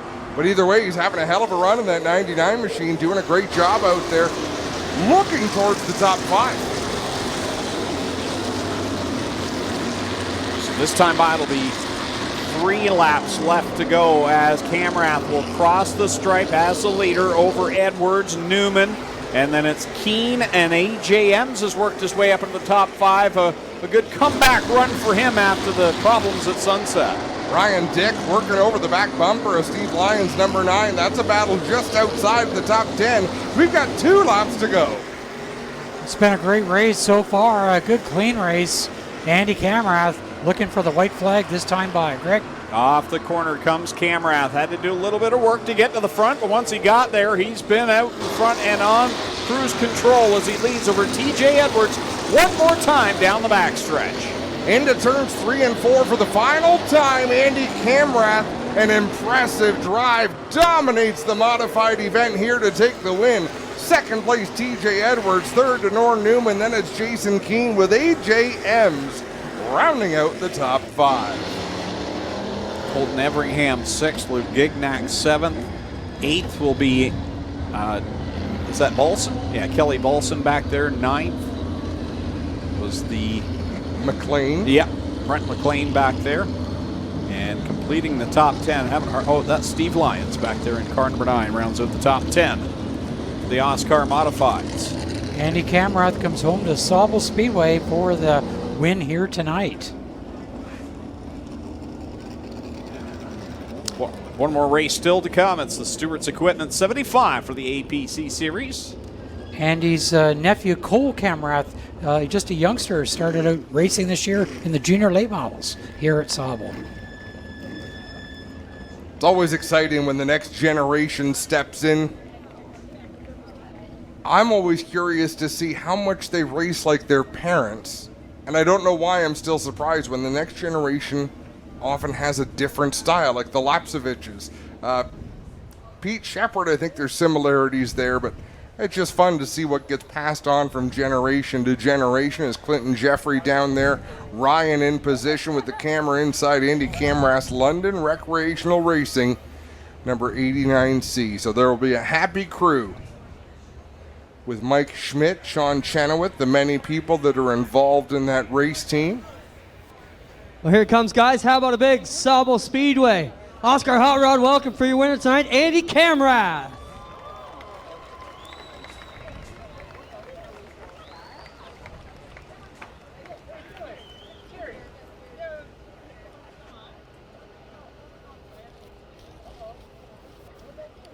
Andy, it seems if there's a race here in Ontario and you're in it, you're the threat to be one of the top guys. You got to be real impressed with your reputation, how it's run lately. Your cars have just been flawless, whether it's in the mini stocks in the past or here in the modifieds tonight.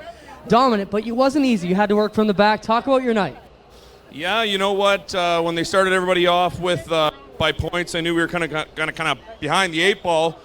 So we, started 14th and let the thing roll the top. And, it's not just me. There's a lot of guys behind us that make this program go good. Let's talk about the competition here in the Hot Rods. OSCAAR's having a resurgence in both divisions. Good to see everybody out racing. Yeah, you know what? It's a real good club. I had a lot of fun with a lot of the guys, not a lot of stress.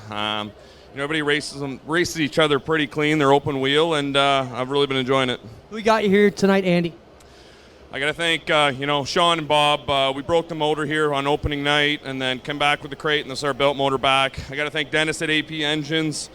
I got to thank Quick Wick, Mike at London Rec, Image Wraps for putting the awesome wrap on this thing, AM Group of Companies, my wife, my brother-in-law Warren. Like I said, there's Chris. Brandon was on the radio tonight. I think we're like 4 straight on wins, so I think we'll have to keep him around. Congrats, Andy. Thank you. Andy Camerath gets it done. We'll get over here and talk to TJ Edwards. Solid run for TJ tonight. TJ, Andy's struff everywhere he goes. He's really strong, but, you had a solid drive here in second tonight. Can you leave a little bit satisfied? Yeah, I'm happy with second. I can't complain. We're doing a points run here, so just keeping the car in one piece. Everything else, Andy was on rails. I just wanted to keep what I had and run. Norm was hard to get by. We got lucky on the restart, but I'd like to thank all my sponsors though. JTS, Spain, Home Hardware, Mount Forest, Orangeville, Endurum, Demolac, Can Do Homes, Epic Raceware, Thieker's Collision, Wellington Perforated Plate and Steel, Signs and Needs, and my Uncle Don for making this possible, my Aunt Susan, everybody that helps me, Donald, my spotter, my dad, Chris, everybody that makes it possible. Solid drive. TJ Edwards comes across in second. We get over here and talk to Norman Newman. Norman, solid drive for you tonight. These two guys are two of the best here in the modified division. Third on a night like tonight, not too bad. Yeah, we're pretty happy with the car. Wish we could have came and ran with Camerath for the full race, but it is what it is, and we'll go back to the drawing board. We're getting better every time we come out. Solid drive. Norman Newman second, Norman Newman third, TJ Edwards second, and your winner tonight, Andy Camerath. Back up to Adam and Greg in the booth. Thanks, Clint. Clint, earlier on tonight, got a chance to... hold on, guys. I just got one 50-50 number they want me to read here. Go ahead. 353-3203. 353-3203. 847. Where are they claiming that? Right down here in front. Come on down. Back to you guys, Greg. Sorry about that. No problem. Well, our very own Clinton Jeffrey caught up with Jim Stewart of Stewart's Equipment, the sponsor of our second 75-lap event, getting ready over the pit area for the APC series. He talked with him earlier on tonight. Well, gentlemen, I caught up with one of tonight's sponsors, Jeff Stewart from Stewart's Equipment. And, Jeff, let's talk about your opportunity here. Big things happening at Stewart's these days. Yes, sir. We've been awarded a new county in Simcoe County, which is close to Barrie, Ontario. And so we're going to be the new Kubota dealer in Simcoe County, and we're quite proud of that. And we already have a dealership serving in Erin, Ontario as well. But I wanted to say what a great event these APC races are, and I'm really proud of the group of drivers you people have put together. And it's some of the best racing we've seen in Ontario in a long time. Good competitive group. And it's always great to see, and I think that G-Force is doing a great job with it too. Good coverage, really good coverage, and I want to thank you for that. We appreciate that. So other than Kubota, what can some of your customers find at Stewart's? Well, we're a wide-based dealership. We have agricultural equipment. We're a large equipment agricultural dealer. We have construction, and we cater to landscapers and construction as well, and snow plows and snow equipment in the winter. We're one of the largest dealers in Ontario for that, and so that's what we specialize in. We really appreciate you supporting the series, Jeff. Yes, sir, and it's a great series, and congratulations. Keep up the good work. Enjoy your night. Thank you, sir. Apologies, Jeff Stewart. Always go with your first instinct. No, I even went back to the text message. Did it say Jim? Yeah, okay. We never listened to Spencer, he says. Well, you apologize for that, and I'll apologize to the fans that couldn't hear it here in the grandstand. So we've had some technical gremlins, which you may have noticed earlier on in the evening, that we've been able to sort through. But boy, oh boy, just despite our challenges, the racing on the track has been phenomenal. One more race to go. Are we still waiting for a winner of the 50-50? Oh, wait a second. No. Not the winner. Could be in the pits because they do that as well here at Sauble Speedway. We have to commend the staff. There's a lot of things at play here tonight. Of course, there's Sauble Speedway and your great staff. There's the OSCAAR series, their staff, the APC series, their staff, everyone working together. It's very challenging. It's called pit notes, and it's basically the schedule of events that everyone involved with a series or a racetrack gets early in the week.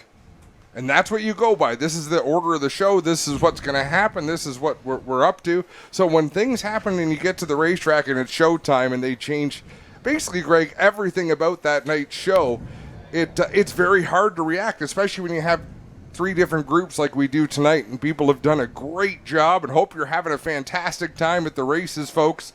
But everyone should be commended on their great work.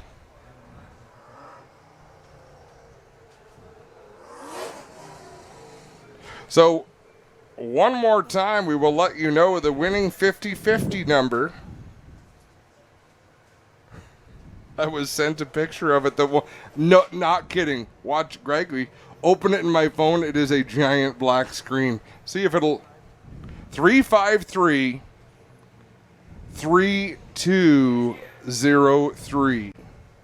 353 3203. If that's your ticket number, you're the proud new owner of $847. You can claim that down at the start-finish line. As the field rolling out onto the racetrack, and the front of the grid in some spots, has a much different look than it did before, and in others, it's very similar. But how about this pole sitter? We have talked about the kind of luck Josh Stoddy has had for the last 2 seasons and just not being able to see his solid runs to completion. Like, he's had a fast car at so many events. Could this be the night? Could this be his opportunity starting from the pole position? And alongside of him, one of the very fastest cars in that first 75 laps. He had a lot of work to get to where he finished. Ryan Kimball in the 29. He was stout in that first 75 lapper earlier on, so I wouldn't count him out as a threat starting from that second spot. Man, there's one thing we've learned so far in 2021, other than Brandon Watson winning those first 2 races, but they weren't walkaways by any means. The parity in the APC series is crazy good right now, and we're seeing just a different variety of drivers running up at the front. Some of the guys we expect to be at the front mired back in the 10th through 13th spots. No, and you're exactly right. And we have a gutsy move by our producer, Spencer. We have tried to do in-car cameras. Jim, you say you've watched some of the G-Force presentations. One thing you have not seen in our broadcast since the very first 2 events was an attempt at in-car cameras, because we have so many gremlins. Even to see this sitting still, we are on board with Jake Sheridan's number 52. And boy, this is exciting to me. If we can keep this going, I don't have my hopes up. I'm pleased with what we just saw right there. That's a beautiful view of the yellow light in turn number 1. Now, was that Ryan sitting inside the car with Jake Sheridan? Nothing. I would put nothing past our team. We're a dedicated bunch. Oh, before I forget, James Horner had a new sponsor announcement. Did we talk about that in the first race? We did not. Let me go back to that and see if that will open. But we got a note, a new sponsor for Horner, RodHallWorks.ca Remax. And And to the teams watching, and teams have PR people and marketing folks and friends who watch the streams, send us messages, send notes up into the tower. If you've got exciting news about a sponsor or a new partner gym that's at the track with you that hasn't been out before, let us know. We want to talk about them. It's the least we can do, because when people support our racers, it's important. We want to share it. And I think you had a segment the other night, Adam, on your Tuesday night show, talking about how race fans, generally go to people that are associated with racing when they need to make a purchase. And you talked about your pickup truck that you bought out of a place in Quebec, because those people, that dealership, really supported racing, and you admired that. I think a lot of people here at the track associate products they buy with people they hear about here at the racetrack, Sauble Speedway or other tracks around the province in general. And here's the long and the short of it. I might not buy all of my automotive parts at APC Auto Parts Centers, but I'm going to give them the first chance at it. If I need to buy something, that's where I want to go first, in appreciation of what they put in. So it's not about you can't use Pennzoil because Mobil 1's on Danny Benedict's car, or because Quaker State sponsored the first race tonight. But give the products a chance, and race fans are so loyal to do exactly that. I think that 50-50 draw, I think we'll find that the winner is probably over in the pits, because I think anybody in the stands, if they found that they had a ticket worth $847 in these times, they would have been down there to get it. So they need to institute a rule where if it's not claimed, the announcers get to split it up. I thought that was the rule in Sauble. I thought that was understood. Now, we're 2 cars short of a full field. Who are we missing that competed in race number 1? Where's Waldo? Is Sean McGlynn out there? There you go, 1:89. Sean, man, Jamie, you win the prize. That was Jamie Maudsley, who actually knows everything. Like, radiator out of Chenoweth's car. Andy Camrath's win will take the edge off of that, and poor Sean McGlynn, the cockroach.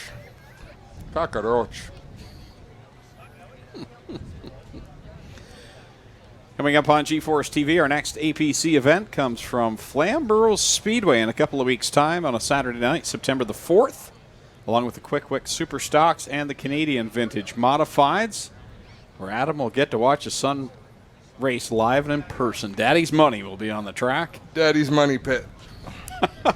And then the next night, Sunday, September the 5th, we'll be down at Brighton Speedway, where it's the Knights of Thunder 360 Sprint Car Series plus the Action Sprint Tour Late Models, Thunder Stocks, Mini Stocks, and Stingers, all part of the Labor Day Classic weekend down at Brighton Speedway, coming up Sunday, September the 5th. Jim, Labor Day weekend, a big deal as well at Sauble Speedway. Talk to the fans about what they can expect on a fun Labor Day weekend. The Boss at the Beach. The Boss of the Beach. That is a name from the past that Bruce Bennett had way back in the early 1990s. This year, the Boss of the Beach for the United Eights, $5,000 to win, $2,000 for the combined fours. So it is going to be fantastic, and we have got huge entries already. So that is, and you know what?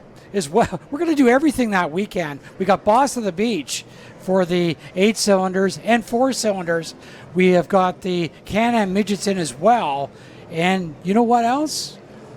On the Sunday night, we're going to have a giant demolition derby to end the season. That's the way to close out a year. So, folks, if you're in the area Labor Day weekend, but meanwhile, here tonight, let's give you the starting lineup for the Stewart's Equipment 75. Super exciting. They've also signed on to sponsor a race at Sunset later in the year. Hats off to Jeff Stewart. But starting shotgun on the field from Owen Sound, the Swiss Chalet and Harvey's Owen Sound. Strook Energy Systems number 4S, it is Zach Sprung. In the 24, Great Lakes Concrete number 24, that is Nick Getz. Back there in the 22nd starting spot out of Fraserville. Adam just mentioned him. That'll be the 79 of James Horner And starting to his inside, looks like that is going to be the other number 4 in the field from Hamilton, Ontario. The SSG Gloves Holdaway Motorsports number 4 of Connor James. 61 is from Sault Ste. Marie. It's the Wardlaw Heating and Cooling Northern Fencing Chevrolet. It's Dustin Jackson. Ahead of him in the 54 from Orono. The Mobile One B&W Enterprises Chevrolet. It's Danny Benedict. Starting in the 18th position, the driver out of Dorchester in the North Country Property Maintenance APC Auto Parts Center Ford. Car number 3, Shea Gemmel. And ahead of him in car number 10, out of Southampton, the Tom Gibbons Concrete Finishing. Number 10 is Tom Gibbons. From Guelph, it's the 97 of Tyler DiVincenzo. The 22 is Pete Shepard III from London. The 21 from London, that's Matt Pritico. The number 9 is Brandon Watson out of Stainer.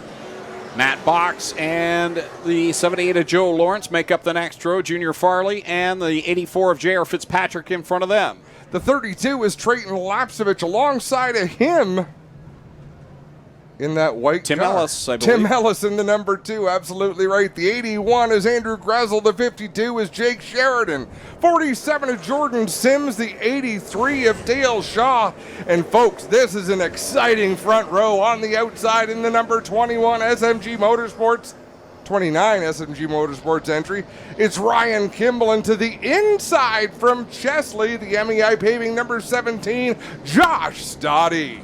Look at that moon off of corner 4 as the double green goes in the air. We're underway here at Sauble Speedway in the Stewart's Equipment 75. These teams had the option of putting 2 fresh tires on their race car, and I would imagine almost every one of them did. They'll have fresh right side American racers. They'll be on the same left side tires they raced the first event in. Door to door, primetime Josh Stoddy on the inside, flying Ryan Kimball on the outside as they come down into 3 and 4, this time on a complete lap number 2. Stoddy slides up the track just a couple of feet, Jim. How hard is it to keep these cars down early on in a late night race? Well, it's going to be a lot harder than it was the first time because the track will be a bit slick as the sun has gone down. And we've got problems at the front as the 29 of Kimball gets loose and Stoddy falls back. To Stoddy's credit, he backed out of it. Kimball got super loose, Stoddy backed out. Everyone was able to avoid. There was a lot of sportsmanship expressed there. Well, it's early in the race. You can't win it on the first lap, but you sure can lose it. And we could have had a big wreck there, but fortunately, everybody's okay. Good thing we're seeing the same from the first race. Jake Sheridan's got another fast race car here in this second 75 lapper. He's to the inside of Josh Stoddy, trying to work on Jordan Sims in the 47. Tim Ellis barely cleared the 84 of J.R. Fitzpatrick as he slid up in front of him out of turn number 4. They'll fall in line in about the 8th and 9th positions. 32 Trayton Lapsevich and 83 Dale Shaw side by side. That was an ugly one in the first one, and don't know if there's any payback or not. It's pretty, that's a great point, Jim. It's early in the race. Drivers remember everything at the same time. You got to shake it off too and focus on the race at hand. Ryan Kimball getting a slight advantage over the rest of the field, pulling away from Jordan Sims in that second spot. That is Jake Sheridan, and side by side between Andrew Gressel and Josh Stoddy, who's hanging on the outside line. So Kimball getting away on everybody right now. Jordan Sims in second. But look out, Jake Sheridan, he is on the move up to 3rd spot, and he was dominant in the first 75 lapper. J.R. Fitzpatrick can close in on Tim Ellis to make a move once again. Ellis just sails it down into turn number 3. And there's a lot of action back there. The 2 of Ellis, the 84 of Fitzpatrick, then right behind them, the 72 of Junior Farley, trying to hold off Pete Shepard in the 22 and Brandon Watson in the 9. Everybody checking up, going into 3 out of 4, and we had a car go high. It looks like it's the number 9 of Brandon Watson. Watson not running as strong tonight here at Sauble as we've seen in the past. He's had a couple of rough weeks dating back to last Saturday night at Sunset Speedway, where he just could not get much further than 7th or 8th, and that's a shock after winning the first 2 rounds. It's a humbling sport, this stock car racing. as I'm still glued. Junior Vardy in the 72 trying to hold off Joe Lawrence in that 78. Right behind them is Brandon Watson in the 9. Up front, Ryan Kimball out to about a 10-car length advantage over Jake Sheridan. Josh Stoddy in 3rd. Andrew Gressel in 4th. They're side by side for 5th with Creighton Loxovich on the inside. The 47 of Jordan Sims. He'll try and clear him off of corner number 2 and will do so. Now Dale Shaw will look to follow suit, but they tuck in line single file. And under caution for the first time, Tom Gibbons down in the infield. Guys, I was just going to mention, watch that right front and the nose on the Joe Lawrence 78. He had enough of the 72 in front of him, and they both have damage on the right front quarters of their machines.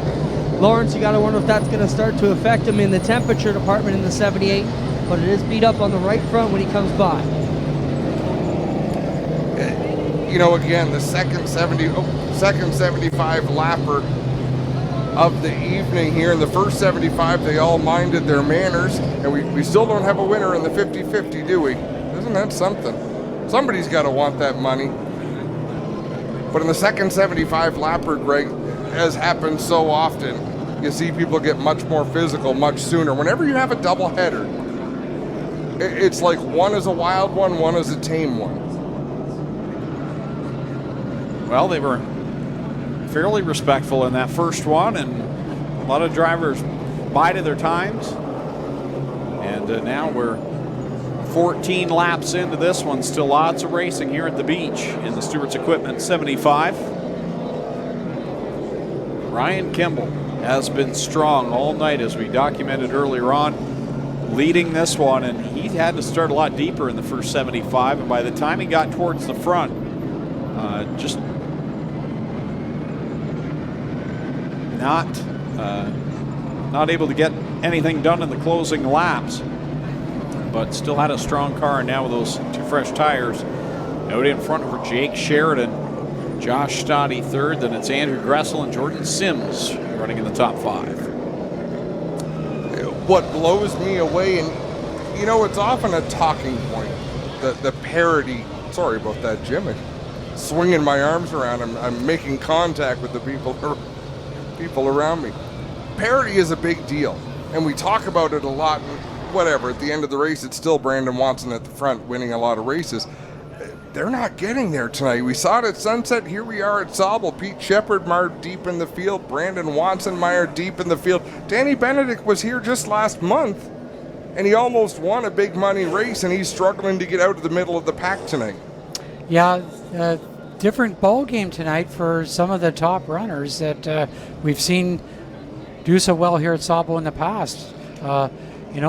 78 out there, Joe Lawrence, last year's champion here in the APC series. Tonight he's mid-pack, not making the charge to the front. But anyway, it's a long race. We're only 14 laps in. Long way to go. Oh, bit of a replay there of where Stoddy got into it with Kimball. And again, I'm impressed. Stoddy backed out of it, and that's the opportunity. He cost himself a lot of track position there to do the right thing. Look at Kimball restarting on the outside. That's a bold move, Cotton. Here we go, back to the green flag. Kimball the leader on the outside. Jake Sheridan on the bottom on that first 75 laps. Here they go down the backstretch, and Sheridan inches ahead just a little bit. Setting up for what could be a very big night for Jake Sheridan as he goes to the lead here on lap number 15. Sheridan never won a race in the series until earlier tonight. He could be a back-to-back winner here at Sauble. And Jake Sheridan wastes no time in pulling away from the pack. Ryan Kimball back there. And he's got the rest of the pack bearing down on him as Stoddy door-to-door right now with, I thought it was Shaw there on the outside, but it's not. Gressel on the outside in that 81. Andrew Gressel's been very quiet so far tonight in the first one, and so far in the second 75 lapper. He had a great run the first time, but very uneventful. It really was, and we appreciate that sometimes as things getting snug. Gressel trying to get down to the inside. Jordan Sims not having any of it. They're sideways off of turn number 2. Sims still maintaining that spot on the inside groove, not letting Gressel down. These drivers have impressed me tonight, and even last week at Sunset, but tonight particularly, there's been a lot of uh-oh moments that have straightened themselves out, and a lot of give and take here after that event that was much documented at Flamborough. It's been very clean so far tonight, as we have got problems up on corner number 4, and right now it is car number 27, Matt Box. Yeah, Matt Box got turned around and a number of cars stopped along with him, but it doesn't look like anyone got torn up too badly. Box letting that car roll down the bank into the infield grass. I'm quite impressed he's able to drive away. We did get significant rain earlier on, so sometimes you put these slick American Racer tires down in the grass. They don't want to take off. He was smart. He rolled it slowly through the grass. Sometimes that's the best thing. Just keep the momentum. Well, the other thing you find here, guys, it's a very uneven grass here in the infield, and if you go through it with any sort of clip, you're pretty close to ripping that nose off, so you really got to be ginger. Not too wet down here, though, guys. It's so hot here this afternoon, the water just absorbed it all very quickly. No standing water, but yeah, you do have to be very careful. It looks like the black flag was displayed to Nick Getz in the 24. Not sure what that was about, but I'm sure I saw Sean Gibbs display the black to Getz. And he's pointing him to the pits right now. So we have a look at the replay from the distance there. And yeah, it does look like Getz got into the back of the 27 a box, so maybe he's being sent to the naughty box. Gibbs pointing over to the turn 4 pit area. Not sure if he was pointing at the pits or the field. So we'll see how they officiate this one with the 24 and the 27. The 24 of Nick Getz was torn up pretty bad in the first 75 lapper early in that race. Yeah, they made the necessary repairs. The car looks pretty good out there. Same with Tim Ellis in the number 2 machine. That car had significant damage, but got it pieced back together and ready for this second event. And he's out there in the top 10, just behind Pete Shepard in the 22, just ahead of Matt Pritico in the 21. They might be just out of the top 10. No, 9th on the scoring. Because it's too challenging for me to count 9 spots back from the pace car to confirm that. J.R. Fitzpatrick up to the 6th position in this one, ahead of 32 of Trayton Lapsevich. But as I say that, we're missing someone in scoring because he's 10th Yeah, in it's line. Pete Shepard. I was just looking at that. They've got Pete Shepard down in 22nd, 13 laps down. So that's where the issue is. Anybody know what the number was in the wrong?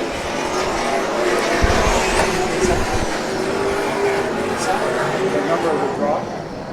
The number of the draw. Coming back to the green flag.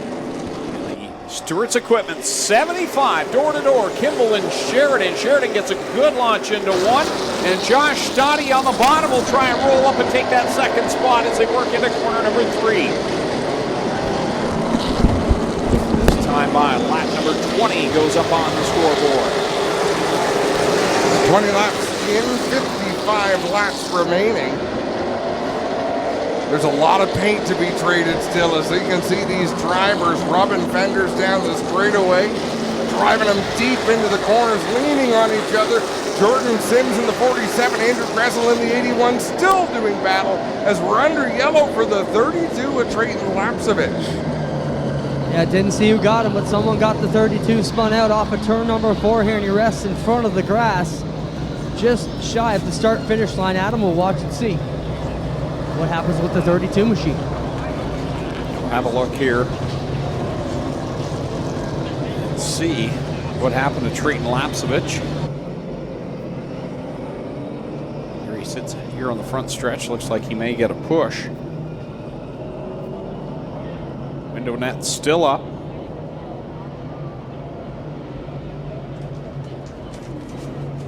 Jake Sheridan leading over Ryan Kimball. Andrew Gressel, Jordan Sims, and J.R. Fitzpatrick, the top 5.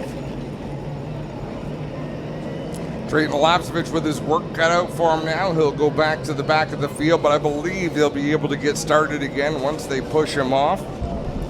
I'll be curious to see how he's able to get through traffic. We got a number of quick drivers just buried deep in this field tonight, Greg, not able to make any forward progress.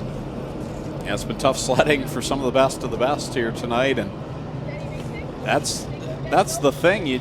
Even though they're struggling maybe back where they're sitting from 10th on back to 15th, doesn't mean they're going to be easy to pass by any means. No, and every spot matters.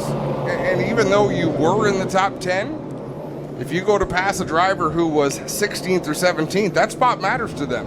Right? They're all going to fight hard, and everyone is fairly quick. Like, we're not seeing the leaders encounter a lot of lap traffic. How many do we still have on the lead lap? Aside from most of them. Well, the only one being shown a lap down is Pete Shepard, which he is not a lap down. He is on the lead lap but worked off the scoreboard. Any danger of going down laps, that's been negated by the cautions we've had. So, guys, just want to mention that Lapsevich did head directly for the pit area, so they are under the clock here to get back without going down laps. All 4 tires did appear to be up on the 32 and it drove in under its own power, so we're not sure what the situation is. We'll watch for him to make his return to the speedway. Now, Lapsevich pits, we can see their pit sort of from where we stand off at the end of turn number 4, so I can just see some lights being shown in different directions, but we certainly can't see any work being done on the 32 of Lapsevich. It looked very much like an innocent spin, but if you do know you're going to get time in the work area, you may as well head down there. So Jake Sheridan pulling off the quick laps again. His best lap time in this one so far, a 14.744. Ryan Kimball, he had actually a fast lap on lap 9, a 14.730, so a little bit faster. Getting word that the 32 may have had a tire going down, and that there also may have been some contact with Pete Shepard in the 22, so a lot of things going on out there at the same time. Once again, look at that crowd, is beautiful. Folks, you picked a great night to come out to the Speedway. Been treated to some of the best racing you'll see anywhere in this country. Do you think Ryan Kimball is regretting choosing to start on the outside of that last restart, Greg? I would think so. And I mean, I say that I've never turned a lap in any of these cars, and I don't have that experience, but when I saw it, it shocked me that the guy that just won the last race gets to restart in the inside. I was kind of surprised on that, but when you're Ryan Kimball, you've got a good feel of where does your car work the best, and he obviously felt it was the outside. So honestly, in those situations, you always go with your gut, because you'll never regret going with your gut feeling. You know, after I said that, I thought, what a dumb question to ask, because obviously you regret it because he lost the lead. But the nice thing with it, we get to watch dirt races one week, pavement races the next week, Trayton Lapsevich back onto the racetrack.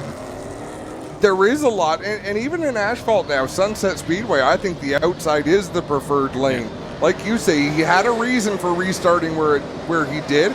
Let's see if he's got a different game plan coming to this restart with Jake Sheridan on the inside. Jake Sheridan being able to set the pace. And you can see already Kimball has passed around the outside of Sheridan. So a little bit of cat and mouse down into 3 and 4. Let's do a quick fire starter. Fire it up.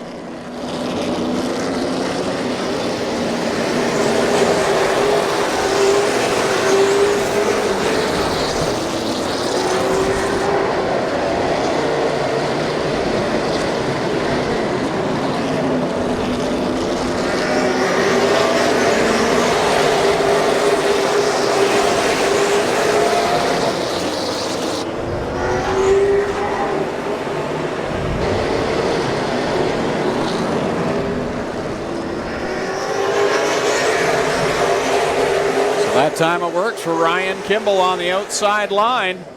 That's what he knew he could do that first time. Yeah, again, I'd like to have a look at that restart again and make sure everything was even, but we're not hearing anything from the officials right now. I'm shocked they didn't call that back at him. It was a bit of gamesmanship there with Jake Sheridan. He let off knowing that Kimball was trying to take a run, and they let it go. And now he's going to have to chase that 29 back down. Well, you know what the response is. If you think someone's done you wrong on a restart, you're going to go up. Normally, you'll give the guy an opportunity, guy or girl, one chance to pass them clean.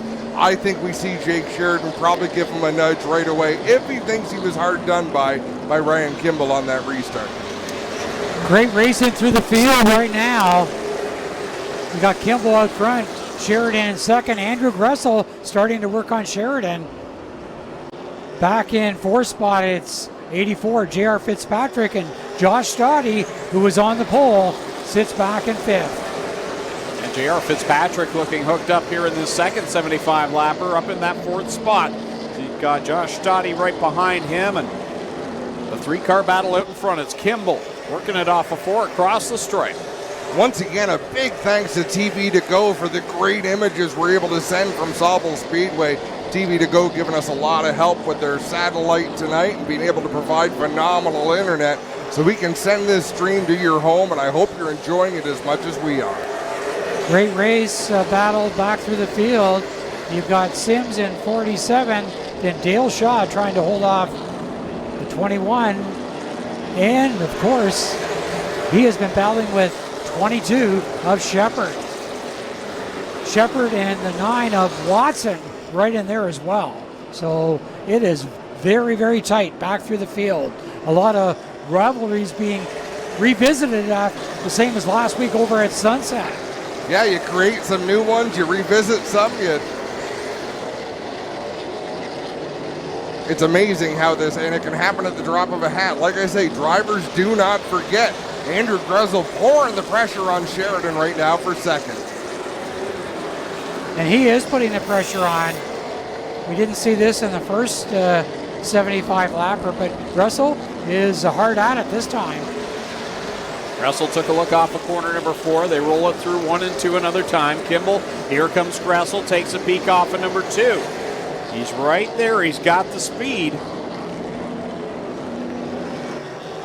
Some accordion action from 5th on back. J.R. Fitzpatrick in the 84, the 17 of Josh Stoddy. They're getting a little bit slower down into the turns, and that accordion's going all the way back to the 22 of Pete Shepard.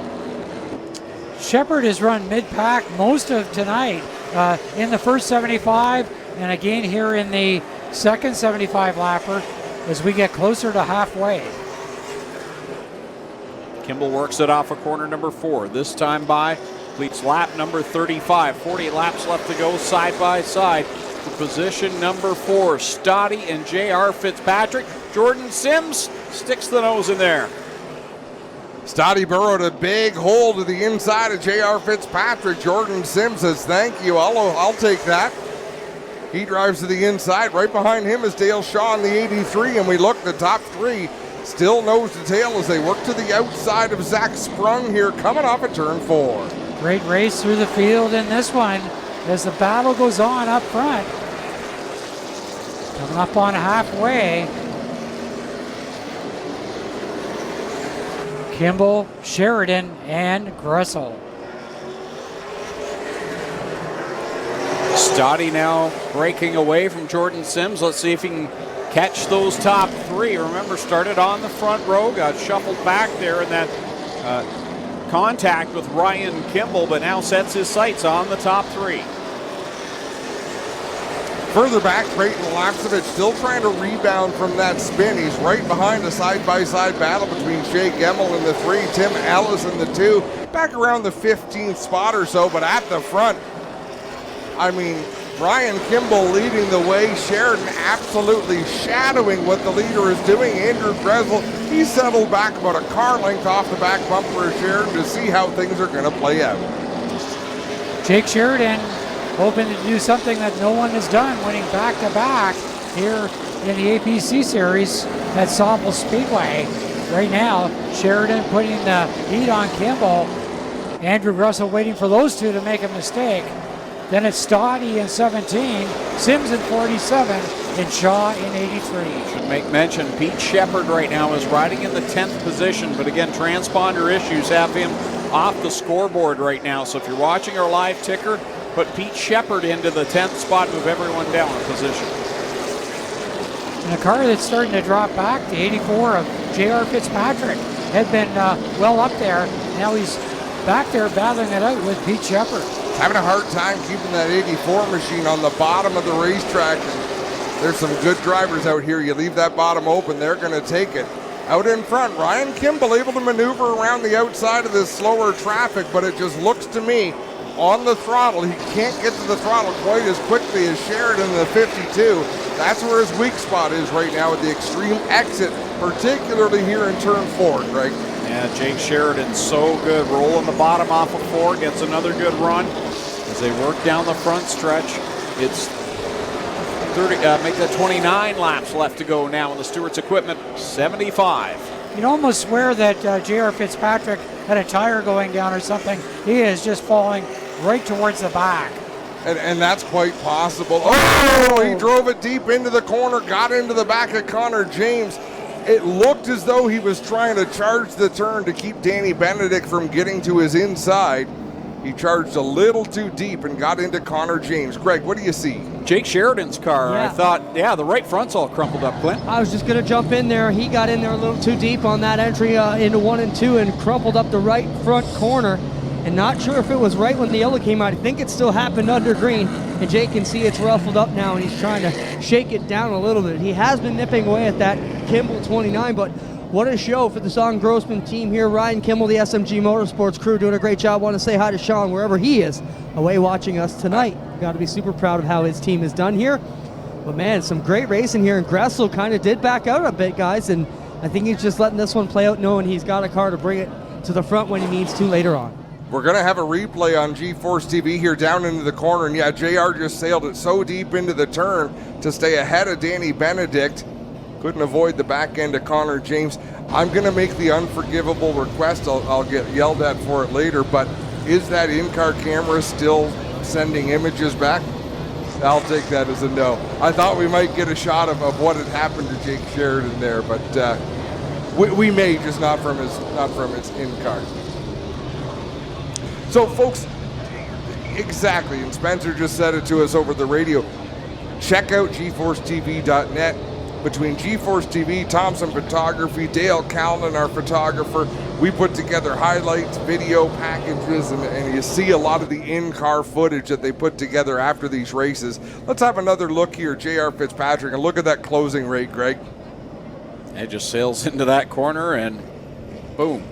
But he sure did beat Danny Benedict to the turn. Yep. So mission 1 accomplished, mission 2 not so much, and how about Trayton Lapsovich? I'll take those 3 spots. Exactly. Well, just before that, Fitzpatrick was falling well off the pace. He had lost a lot of positions. So something probably going wrong with that car before that incident. Right now, Lapsovich, we just mentioned him, he's up to the 14th position. He's quietly working his way back up through the field. Ryan Kimball, your leader, over Jake Sheridan. Then it's Andrew Gressel in 3rd. 4th is Josh Stoddy. 5th, Jordan Sims. 6th will be Dale Shaw. 7th is Matt Pritico. 8th is where we find Brandon Watson. 9th, Pete Shepard, the 2-point leaders coming into tonight. And then Joe Lawrence back there in the 10th spot. So actually, Trayton Lapsovich did pick up a couple of spots there and is up to the 11th position. Joe Lawrence has been very quiet tonight in that number 78, last year's APC champion. You know, I asked Mike McCall flat out at Sunset Speedway. I said, Mike, did the 78 of Joe Lawrence slow down, or did the rest of your customers speed up? And he just kind of chuckled a bit. And he says, you know, we've really found some more speed from our other drivers, sharing information, working together to make people faster. And I think he's absolutely right. There's some other McCall cars that have come on strong, Ryan Kimball being one of them. I think about the battle last year at the end of the race at Sunset between Watson and Lawrence. Boy, there was never anything tighter than that. No, there were no team orders that night, that's for sure. That was a hard-fought battle, and it's been so much fun to call these races, travel around. Greg, have you enjoyed them? Yeah, it's been a lot of fun, and just the quality of the race shows that we've been to, the APC series, the way they run it, not just the action on the track, but the way they run it off the track is just second to none. Well, and a new team as well. Sean Gibbs in the flag stand. Trevor Hambley, race director. Pete Gutler has joined Doug Townsend up in the scoring. A lot of fresh blood, people who've been around the sport. That's some accordion action going on down into turn 3. Everybody sorts it out. We're back to green flag racing. Kimball on the bottom, Sheridan on top, and here comes Andrew Gressel right across the nose of Gressel's 81. While they were both sideways coming out of turn number 2, that's just how long it took them to save these race cars. Ryan Kimball, I don't think he's a real happy camper right now. Goes up the track in corner 1, runs Gressel up a little bit. Stoddy now trying to work the bottom. Oh, Gressel into the back, into the 29 of Kimball. And he lost the hood. It's over his windshield right now on Gressel. He's running blind. Well, the hood's kind of, it's flopped over so he can see out the windshield. He just can't see anything towards the right. And Andrew Gressel, I mean, he's all fight. Like if he thinks that he owes you a shove, he's going to give you that shove, whether it causes him damage or not. As a safety issue, I can't imagine they are not going to black flag the 81 of Gressel. You can't have that hood coming off the car because you don't know where it's going to land. Josh Stoddy putting the heat on Gressel now. Josh was the pole sitter. Right now sitting back in 4th position. Sims in the 47 right there. We got caution on the track. Is there debris? Where's the hood? It's still on. I'll tell you what, if a hood's going to pop off, that was the best possible way for it to flip back. Hood's still there, guys, and of course he's hoping someone can reach out through the fence and rip it off here, but it's not going to be. And Gressel will slow and let the entire field go by. Heartbreak. No, that's not what he's doing, Clint. No? He's trying to get that hood to come off the right side of the car, and he will rub against the wall to try to get it to rip off, because if it rips off, it's not his problem anymore. Well, I was joking. I didn't think anybody would reach out and rip it off, but no, could do that for him too. But you're right, he's going to try and go. Either way, you know, does he have to go tail? The caution was for him, obviously. Here's why I think he does. Now he's reaching out of the car, and I admire how resourceful he is. So officials are looking at the front end of the 52 of Jake Sheridan. There's some damage to that car.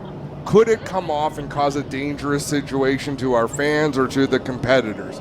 Probably not. We're going to let him go.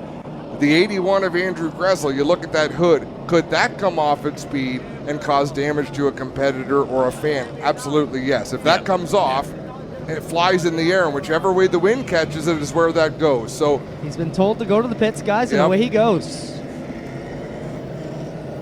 We'll have a look at this replay coming up off the turn. So I think he's upset because Ryan Kimball ran him up. So they get a little squirrely. Oh. Contact into the turn. Great work by our camera operators.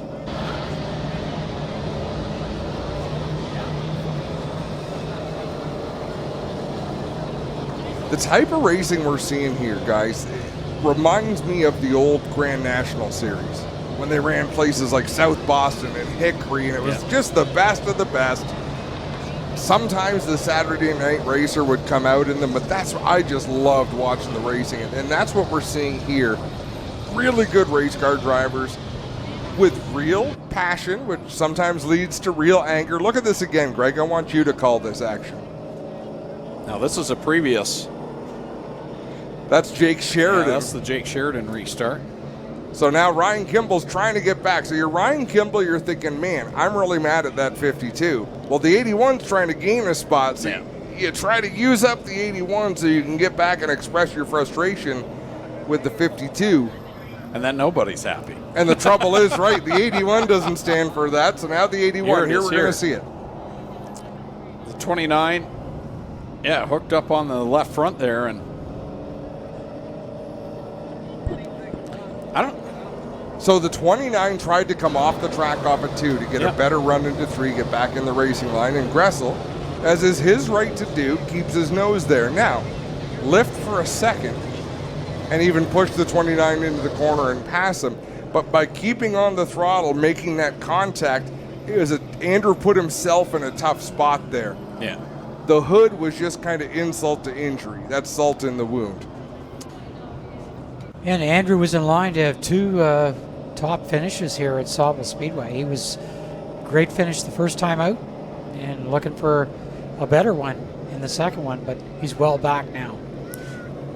We've seen all season long, Brandon Watson in the 9, Andrew Gressel in the 81, two of the winningest drivers in the history of the series. And we've been watching them both get frustrated this season. Obviously, Brandon with his 2 wins to start the year, but we've watched him in traffic. You can almost see the irritability getting into situations you wouldn't normally see him into, and we're seeing the same with Andrew Gressel. And I just think the level of competition has risen so far. You really have to show patience and be there at the end of these races. Well, the way things are going right now, I wouldn't be surprised if Andrew's still got time. I know there's only 26 laps left, but I think things are going to pick up even more. And how about we kick this restart off with a quick fire starter, fire it up.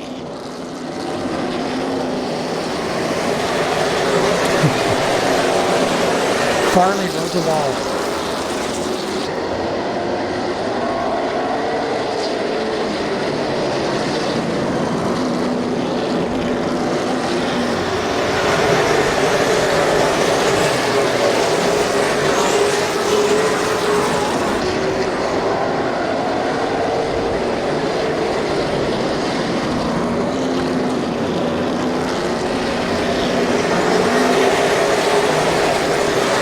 Nice to have a quick fire starter fired up that didn't wind up in a caution. And Jake Sheridan back out in front over Ryan Kimbledale. Shaw now into the 3rd position. He's got Josh Stoddy all over the inside of his left rear quarter panel.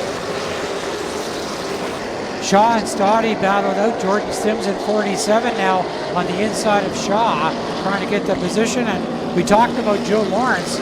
Right now, he is working his way towards the front in that number 78. Yeah, marching his way towards the top 5. So the 78 machine's got some speed back. Pete Shepard behind him. Brandon Watson, along with Matt Critico, tucked in behind the 78 of Lawrence. Creighton Lapsevich in the 32 is 1 spot away from being back into the top 10 in the running order, right behind Shea Gemelop. Oh, big pile up down in corner number 1. Nick Getz loses a wheel. Gressel will get through. Tyler DiVincenzo involved. Not a good night for Nick Getz. Oh, the wheel rolled right down in front of Jake Sheridan. I think that's just a tire. Just a tire. Tire peeled right off of the wheel. That would make a big difference in hitting the wheel. So we see Nick Getz sitting in the race car, glancing down at the gauges. Tyler DiVincenzo. And that Maker Pizza number 97. It hasn't been the greatest night for DiVincenzo. I've been impressed this year with his ability to stay out of trouble. Clinton Jeffrey, what are you seeing down there? Well, I see an empty donut here. There's one tire here, and it is the tire off of the 24 Nick Getz. And Ryan, you want to take a look over here. We got damage to the right front here, the DiVincenzo 97. It's jacked up a bit, but the big shot you want to catch over here, Ryan, is the 24 of Nick Getz. And we've gone red here. We'll get up here and take a good, better look at it. Hey, get an interview with Nick Getz. It might be colorful, Clint. Well, we'll let him get out first and shake the steam out of the helmet first before we get in there with the live wire. But yeah, the tire has come off. The DiVincenzo 97 body looks all right. Got a problem with the right front, but the rest of it appears to be all right. But Tyler going to take the 97D right back to the pits. The whole body tore up on this 24 of Getz. And we'll try and get a word with Nick here in a minute as he gets all the safety gear off and gets undone. Nose all tore up on the car as well. Right side body beat up on it. And we'll get a word with him here in just a minute. So last year, we had questions last year on our stream from Sauble Speedway that there was only 100 fans allowed in the grandstands, if you recall. And people could hear one fan in particular cheering for Brandon Watson. They said, who is that? Oh, that's Nick Getz cheering for his driver out of the grandstand. So I think this is only the second time tonight we've had a tow truck out. Folks from Stewart's Towing have had a very quiet evening. Well, these other car fans under his own power, that's a good sign. Nick, I'm sure we're the last guys you want to talk to on a night like tonight, but what happened here to the 24? Yeah, I guess 97 just stuck her in there, I guess. A little bit impatient, I guess, but it is what it is. It's racing, I guess. This car looks pretty beat up, man. Sorry to see you go home like this. Thanks for all the fans coming out tonight. Well, he's catching his breath, guys, here. Obviously not too pleased with how it went, but a classic interview by Nick Getz. And we'll take a look at the damage here, Ryan. You can see the body all tore up on the car. It's damaged. This rim's going to have a problem. The whole body, back end, front end, pretty much maybe the right fender might be good in the roof. Other than that, it's going to take a whole new everything here for the live wire Nick Getz to get this 24 car back in shape for the next race, guys. You talk about the damage, Clint. If you peel that door back, you're going to see that the structure of the car is intact. I'm sure most of that is cosmetic. There's some fixing to do, but that's the beauty of these race cars. At their core, they're a pretty solid piece of equipment. The outer shell, as you start making the contact, comes apart and peels away and turns them fairly ugly, but they can be made pretty in a big hurry. We'll take a short break from Sauble Speedway. It's the APC series on GeForce TV.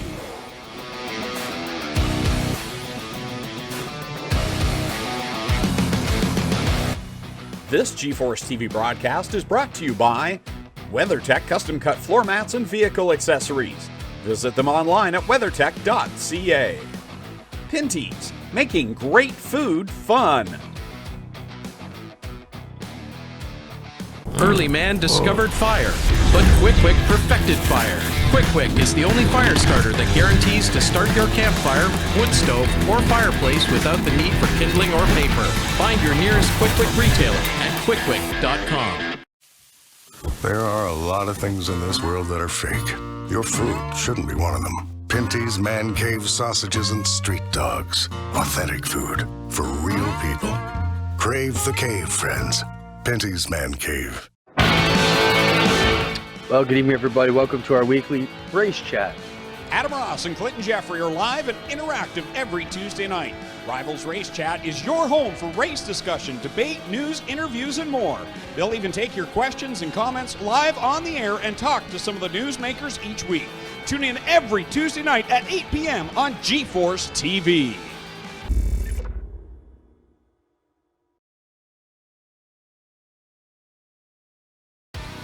Tonight's live feed for this GeForce TV broadcast is provided by TV To Go International.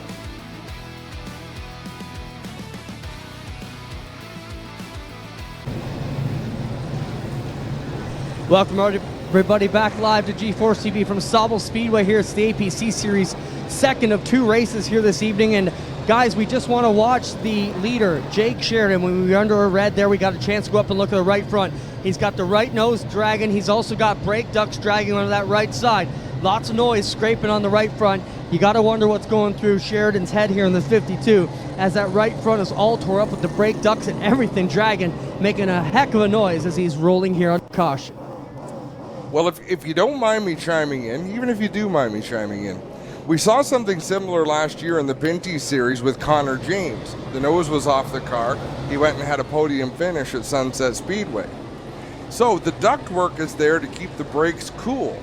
The nose is there for downforce on the car. I'm not sure how much downforce you really need at Sauble Speedway. So with that nose peeled out, he could actually be getting more air at that right front tire and those right front brakes than he would have been through that ductwork. So there might not be a gain or a loss. It might balance itself out. You know, out of the other thing that I've been watching here with Sheridan is his left rear is glowing red. So lots of rear brake tuned into this 52 car tonight. I don't see any, cherryness on the right front or left front. Maybe you guys are, but the left rear seems to be working the best here in this Pride Seats 52 for Jake Sheridan as he tries to knock down a doubleheader here tonight. Yeah, go ahead, Adam. Do you want to or do I? No, I wasn't going to touch it. Clint, your work is amazing. Your words are unique. Because cherryness, I don't think I've ever heard that. I don't, but I get it. Like, I know exactly what you were saying. Oh, hang on. Let's unmute you there. Sorry about that. We muted during the commercial break. I'm thinking here tonight with Jake Sheridan leading. The race at Jacassa a couple years ago, a double hitter, Jason Hathaway, I believe, won back-to-back, didn't he? Yes. So that would probably probably be the only other time. And was that an official APC race, or was that a points-paying race for APC, that kickoff? I remember the day we announced the day. Yeah, I'm just not sure if it was either, but I remember when it happened. I think that would be 2 or 3 years ago. Probably 3 years ago. And he came in. He was a ringer who came in for that one. Mm-hmm. Because he hadn't run the series all year long. But tonight we could make history here at the beach. You know, in my opinion, we already have, Jim, that being back here with the grandstands full of fans, it's a new page in our history books, and great to welcome the fans back for a doubleheader. I love the format. I love the thought of 2 races on the same night. I know it can be treacherous. I know it can be challenging, but I think it's phenomenal for the fans and for me. 2 years ago, we ran 2 races on the same weekend, a Friday and a Sunday. But to run 2 on one night, simply amazing. I think about the twin 75s that they had for many years at Sauble Speedway, and the only other time. And Joe Lawrence won both races at Jukasa last year to end the season. It was a doubleheader night, so that's right too. That happened. I had to go online to make sure, but these are such different racetracks. At Jukasa, it's normal to end the night without a mark on your car. Yeah. At Sauble, the pace truck might not end the night without a mark on it. That's why we love it. Not the pace truck, but Sauble Speedway. I do like the truck, but I like the Speedway more. But it has been such a clean race, this one and the earlier 75 lapper. Great run here tonight. You know, and the drivers need to remind themselves, and sometimes it's up to the officials to remind the drivers, look, you're all pretty good at what you do. You're all pretty even, so you're going to get hit, and chances are you're going to hit somebody. So do unto others as you would have them do unto you, Greg. I think Red Farmer said that first. I'm not positive, though. Well, then Clint owes you one tonight.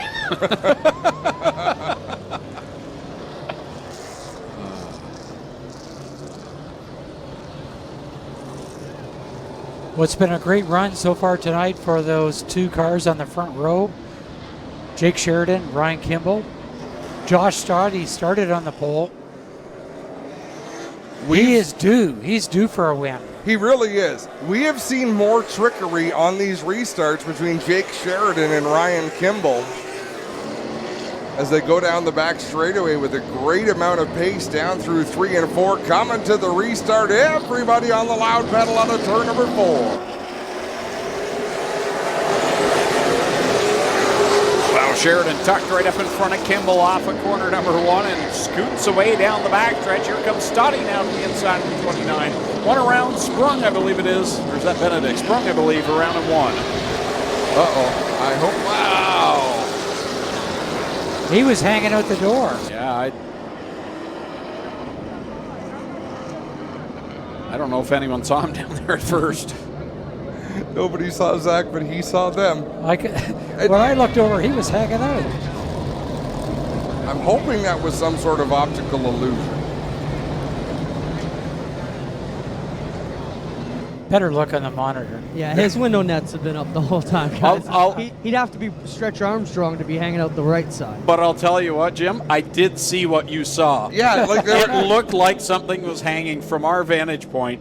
Obviously, maybe his hand was out the window, I'm not sure, but it looked like something was sticking outside the car. So I will defend you in that something looked weird down there. I'm switching water bottles. I want what Jim's having.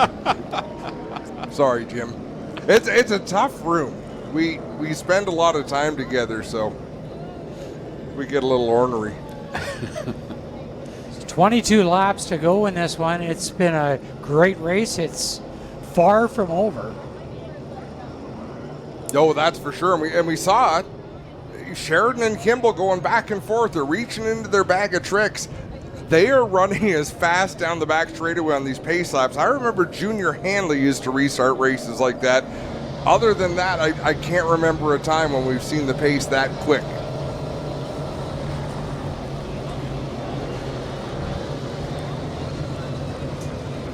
Not sure if Junior's here tonight. He was here 2 weeks ago for the Outlaw Late Models.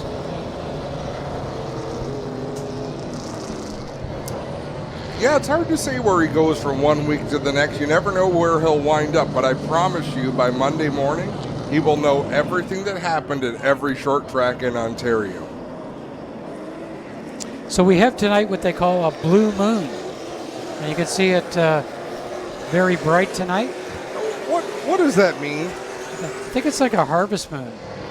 It's the second full moon of a particular cycle, but I didn't know what it I thought it had signifies. something to do with Smurfs, but I could be wrong. Back to the green flag. Jake Sheridan gets a good launch. Kimball right there on that outside. Wow. Look at Josh Stoddy coming up, Greg. Yeah, I love the way Stoddy's car is rotating through the middle of the turns. We've talked about that a lot this year as they're sideways out of 4. They're crashing. Jordan Sims, Ryan Kimball. Oh. Kimball locks down the brakes before coming back onto the racetrack, and That's your second place car. Second and fifth. So that makes it a whole new ball game. Heads up. so we're gonna get some views of this. I can almost promise you that. Coming off of turn number 4, as the car gets sideways, and you can see where the right fronts have been on Kimball's 29 because the numbers are pretty much rubbed off. As they pin sideways, somebody has to lift, or sooner or later, someone or multiple someones are going to wind up spun out. Yeah, I think it's the 47 of Jordan Sims that's gone to the pits. He's still on the track, No. but he's at the back of the field. Okay, we did lose a car. Nick Getz is back. Yeah, I didn't think there was that much going on there. I mean, these cars will peel open like a can opener, but staple gun, a couple of bungee cords, and duct tape. Let's watch this replay. It looked like Sims maybe jumped the curb and then. Yeah, let's. Looked like his left front maybe hopped the curb and then he got into the 29, but we'll have another look here. And I don't want to save Jordan Sims, but it looks like everybody on the bottom was kind of like as that developed. Oh, Pete Shepard took some heavy contact in that as well.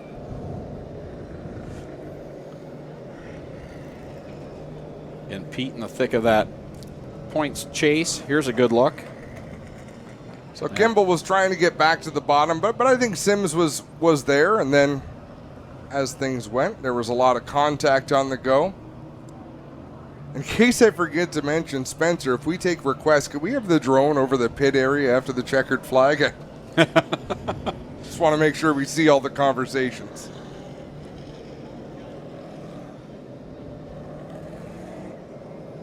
Significant contact from Pete Shepard in the 22, Brandon Watson, Trayton Lapsevich, Tim Ellis. J.R. Fitzpatrick, to his credit, was able to get out of it, get woed up, and not pile into that for more damage. So good for him in the 84 machine. So this is going to make things look a lot different with Jake Sheridan still running up top. Josh Stoddy all of a sudden in second and Dale Shaw in third. Now, driver that we thought was off his pace tonight, Joe Lawrence, is going to be in fourth position. Talked earlier on about Josh Stoddy lifting when he got Kimball sideways. There was no opportunity for Jordan Sims or Kimball to lift there because the back was pushing. We're back under green. Ryan Kimball joins the field, but he came out just before they came to the green flag, so he's just in front of the leaders.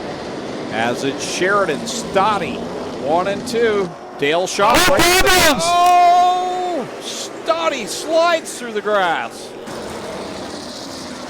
And the bad luck continues for Josh Stoddy. Looks like the car is okay.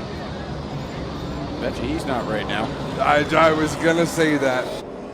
Bit of a break for Ryan Kimball. Stoddy back up on the racetrack. Dale Shaw in the 83. It was hard racing for the second spot.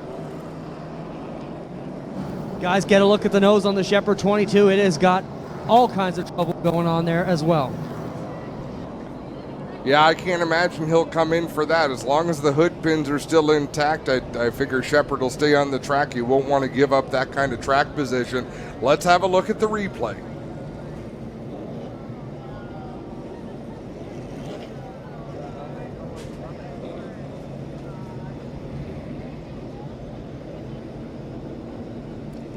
It's hard to, obviously there was contact between the 83 and the 17. I can't tell if the 83 was coming up or the 17 was coming down.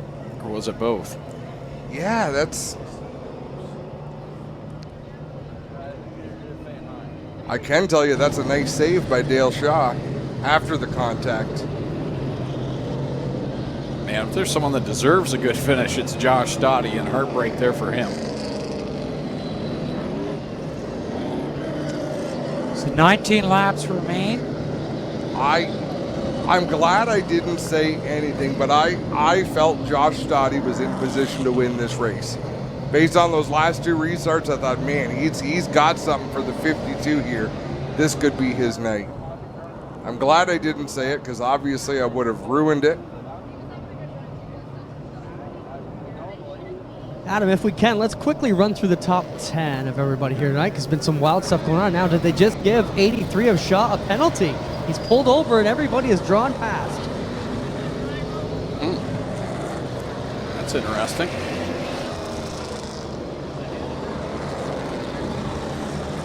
Well, if that's the case, then they're still trying to sort out Pete Shepard as well. Remember, looks like he's going to slot in third, his transponder not picking up. So it's right now is Jake Sheridan the leader. Joe Lawrence finds himself in second. Boy, the top three have changed greatly. Pete Shepard now to the third position. And riding behind them in the fourth spot is Matt Pritico. Fifth is Brandon Watson. Sixth, Shea Gemmel. Seventh, Trayton Lapsovich. Eighth right now is Tim Ellis. Ninth, Dustin Jackson. And 10th, J.R. Fitzpatrick. Danny Benedict, I believe, is back there in 11th. 12th should be Matt Box. Andrew Gressel, 13th. 14th, Connor James. 15th, Tyler DiVincenzo. And then from there on back, not sure on who's on the lead lap. I don't think we have a lot of cars laps down. No, I would believe that. Because we haven't had long green flag runs.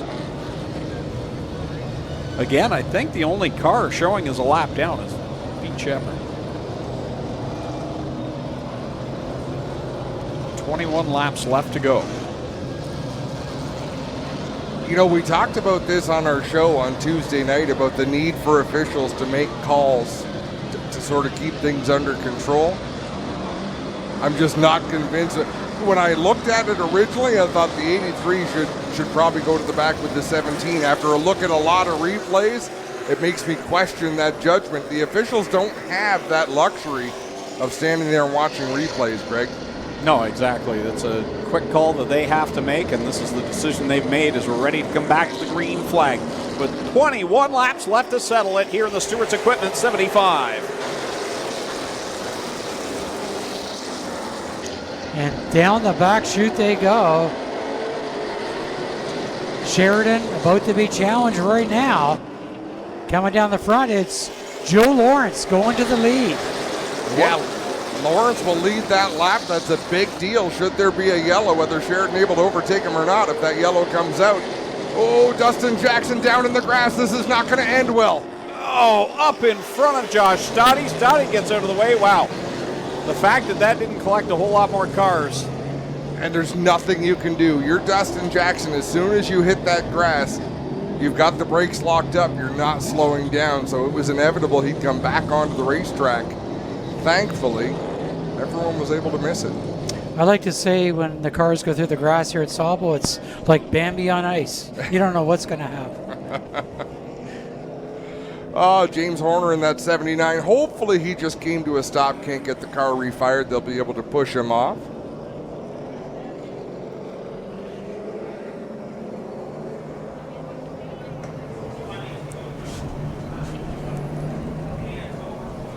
It's funny, I've quietly watched Shea Gemmel all tonight, and mostly because we haven't had to talk about him much. He rode back in 15th much of the first part of this race, Now he's up in the top 5, and that's kind of typical Shea Gemmel, quietly up there again. That last restart, I was watching Matt Pritico in the 21 do a good job there and secure the 3rd spot. Like, where did he come from? I was going to mention Pritico earlier, guys. That's kind of why I told you to go through the rundown, because you know, a guy like Matt Pritico, former champion in this division, since we've been covering these races, has not had any good runs or good luck, really. So good to see the 21 former champ back up there inside the top 3 for this restart. We're watching from the drone footage. When we look from up here, you think, boy, he's going awful slow sliding through the infield. From that drone, you get a sensation of how quick he's passing cars into the corner, sliding backwards. I'll say this. Knowing your father's down there shooting photos, I thought Dustin was going twice as fast because that's how... I make Grandpa Dale stand right beside me. So we got Dad all right down here. Clinton, are you over there? I see Dustin's out of the car. I'm not sure if you went that direction No, or not. I thought they were just going to start it up. We didn't go sprinting over there because there wasn't any damage. So we can see if we can get a word with them. I think it'll be gone by the time we get there. How about the restart order, though, guys? With the caution coming out, they put Sheridan back in front of Lawrence, so that's a big game changer as well. So if you're asking why that happens, last time at the stripe, Joe Lawrence was leading. Through this scoring program, the whole field has to, so it's not the first place car that has to complete a lap. The last place car has to complete the lap for it to be considered a full lap. So it seems like it's going back 2 laps, but through the miracle of technology, it's really not. I think Pete Shepard should come to the track with his car a little banged up because he really excels in the end of these races. When the car, remember Flamborough, that car looked like it was done, but finished on the podium there and came in tied for the point lead with Brandon Watson. Hard to break away when he's right behind you. That's where he's been all night. Right over here to get Dustin. Dustin, obviously you don't want to go off on the hook, but that looked like a very scary slide through the grass. Tell about it from your vantage point. Well, I mean, there was 2 guys there battling side by side, and I tried to make her 3 wide, and they didn't see me and fucking come down on me there, and fortunately went for a wild ride. Must have ripped my brake line off too because it was a scary ride, no brake pedal left. All right, there you have it from Dustin Jackson, guys. They got the hood up, they're towing this car back, and he says ripped the brake line off and some other damage. He slid through the grass. Oh, and just clipped Andrew Gressel's car, and he saved it. How bad would that have been for Josh Stoddy, whose night was already made miserable? He almost collected Dustin Jackson head on down there. That would have felt like iRacing. Like, where did that car come from? Yep. Just right in front of you. And wouldn't have felt like iRacing, though. So I'll tell you, this part is not a lot of fun for these drivers. So for anyone that shut their engine off, that means you've got no cool air being blown through your helmet. You're basically sitting on the inside of an oven until they decide to go back to yellow. Now they know what I feel like standing next to you with all your hot air all night. Pretty hot in here. I was disappointed you didn't join me for that intro. I think that raft could have fit 2 of us. I had no idea. We'll give you a good look at the Sheridan 52 damage here on the right front, guys. And when he pulls away, we'll look at the 78 too of Joe Lawrence as he comes by. Heavy damage on both front ends of these guys. Pritico is the nicest car in the field right now. And remember, in that first race, he ran 3/4 of it without the hood on the car after he had problems in the opening laps. And that, once again, the 32 of Trayton Lapsevich going to need a bit of help getting underway.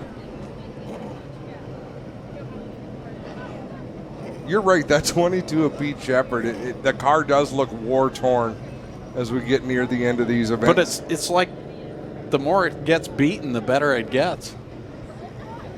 It's like The Undertaker. That's exactly what I was thinking. Yeah, I'm sure you were. I'm glad you circled back yourself there. Tim Ellis, how about the driver of that number 2? He did get opened up in that first race in the incident there with Nick Getz in 3 and 4, but he's kept his nose clean here, right there between a couple of the more exciting drivers we have in our series. Brandon Watson in the 9, J.R. Fitzpatrick in the 84. Danny Benedict in the Mobile 154, quietly having a good run. Andrew Gressel Probably still a little frustrated behind the wheel of that 81 machine. See if he can get anywhere closer to the front of the field for some of these late race restarts, and we might just have fireworks.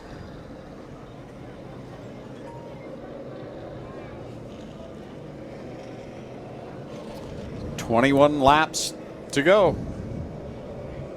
Seems like we've been stuck on this lap for a while. Lap 54. Here in the Stewart's Equipment 75. Again, we'll be back on GeForce TV with the APC series on Saturday, September the 4th. Sauble Speedway, along with Quick Wick Super Stocks and the Canadian Vintage Modifieds. Saturday, September the 4th. Log on to GeForceTV.net for that. And then the following night, we'll head to the northern shores of Lake Ontario to Brighton Speedway for some dirt track action. It's the Knights of Thunder 360 Sprint cars, along with the Action Sprint Tour Late Models, Thunder Stocks, Mini Stocks, and the Stingers. Sunday, September 5th, the back end of the Labor Day Classic down at Brighton Speedway, all here on GeForce TV. I got my report a little earlier from Connor.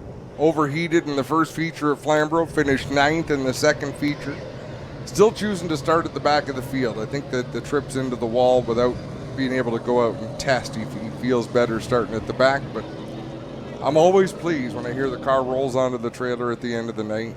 Means he didn't spend any of Daddy's money? Yeah.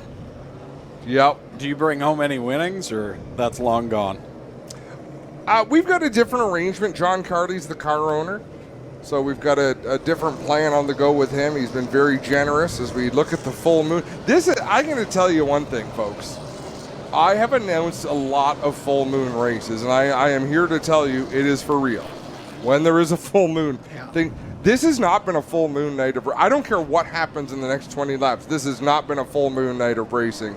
So good for these drivers. They have beaten astrology. I have a feeling they're going to prove you wrong, Adam. Have you ever been in a room with a bunch of nurses or doctors that say all the crazies come out on a full moon night? Well, we were scheduled to be here, though, Jim. In my defense, I had a pass.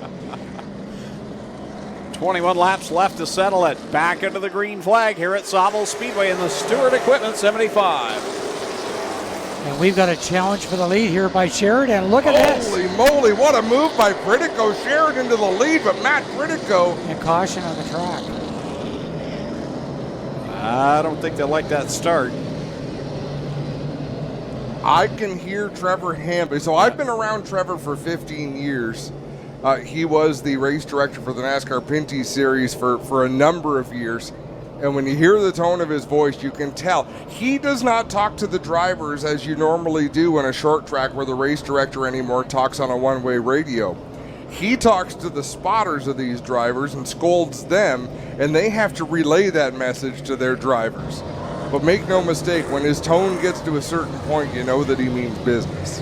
Looks like Sheridan got the warning that time.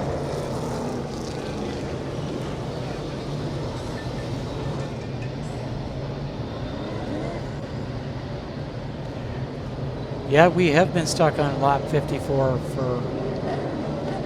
Wasn't there a show back in the day called Car 54? Yeah. That's a long time ago. It was a long time ago when we first saw 54 on the scoreboard. It has been quite the stretch here. These restarts have been crazy. Yeah, this race an hour and 6 minutes so far. Now, they played nice in that first 75, knowing that they had to come back for this second 75 laps. These drivers know, we've got a couple of weeks now until the next race, so let's go out there and try and win this or pick up as many points as we can. In the first part of this race, it was a lot different than the last, we're not going to talk laps, the last 30 minutes. Pretty clean running the first 50 laps, really. Yeah, it was. Yep. Good green flag runs, and been an entertaining race, to say the least. You know, you spend the night, it's like being at the casino. Not that I've ever stepped into one, but if I had, I've lost a lot of chips. But you take your chips that you have, and you got to cash them in by the end of the night because you can't go home with any. So what we're seeing is drivers cashing in their chips before the night ends. Now Joe Lawrence knows he's got a bit of a freebie. The 52 of Jake Sheridan got scolded that last time, so Lawrence can really take advantage of this one. Do as he pleases. Yeah, Jake can't risk. Oh, gets down into the 52. Lawrence is going for it here. He's caught it. Matt Pritico again with a great move, looking for that second spot in the 21 machine. Pritico side by side with Sheridan for second. Right behind them is Shea Gemmel in the 3. Yeah, he's riding right there behind the side-by-side battle between Pritico and Sheridan, who now converge on leader Joe Lawrence as they work it off of corner number 4. Wow, Sheridan got all sorts of loose out of 4. That opens the door for Gemmel. And look who's behind Gemmel. Brandon Watson now in the thick of it for the first time tonight. Well, problems in the corner. Gemmel up on top. Jake Sheridan has the door panels ripped off. So the double. Gemmel was right on top of Sheridan.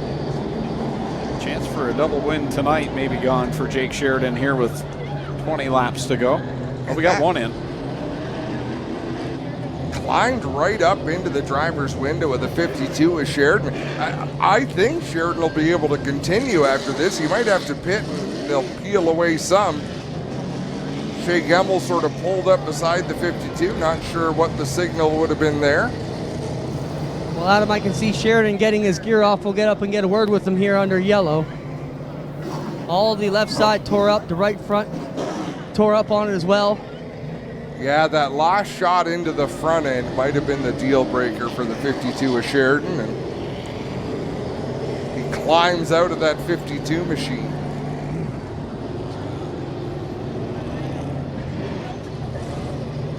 They were all going for it on that last restart. What are they working on there, Clinton? He was looking at the official who came out in that vehicle, and now they both squatted down on the left rear corner. It's something in the front side of the wheel there, maybe on the body rub, but they've actually peeled the door right off. And now Sheridan going to see if he gets back in and maybe try and get this one fixed. I think that's what they were looking at.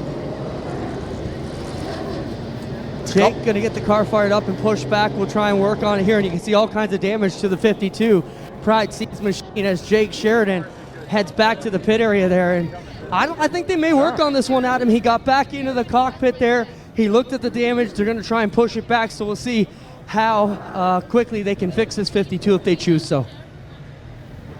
Once again, they just peeled the pretty off. Let's have a look down into turn number 3. Gemmel drove it deep in just the worst possible spot to make contact, right front tire to left rear tire. That's what makes the car climb up.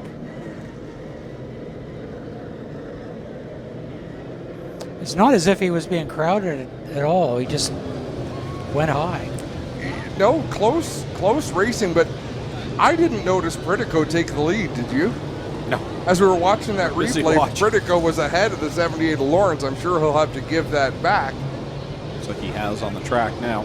I was too busy watching where Shea Gemmel was going to land. And I think Shea kind of slowed down the lap after. He may have been just checking, make sure everything was okay with Jake, because like and you you say, may a be right. bad spot to hit on the car. Yep.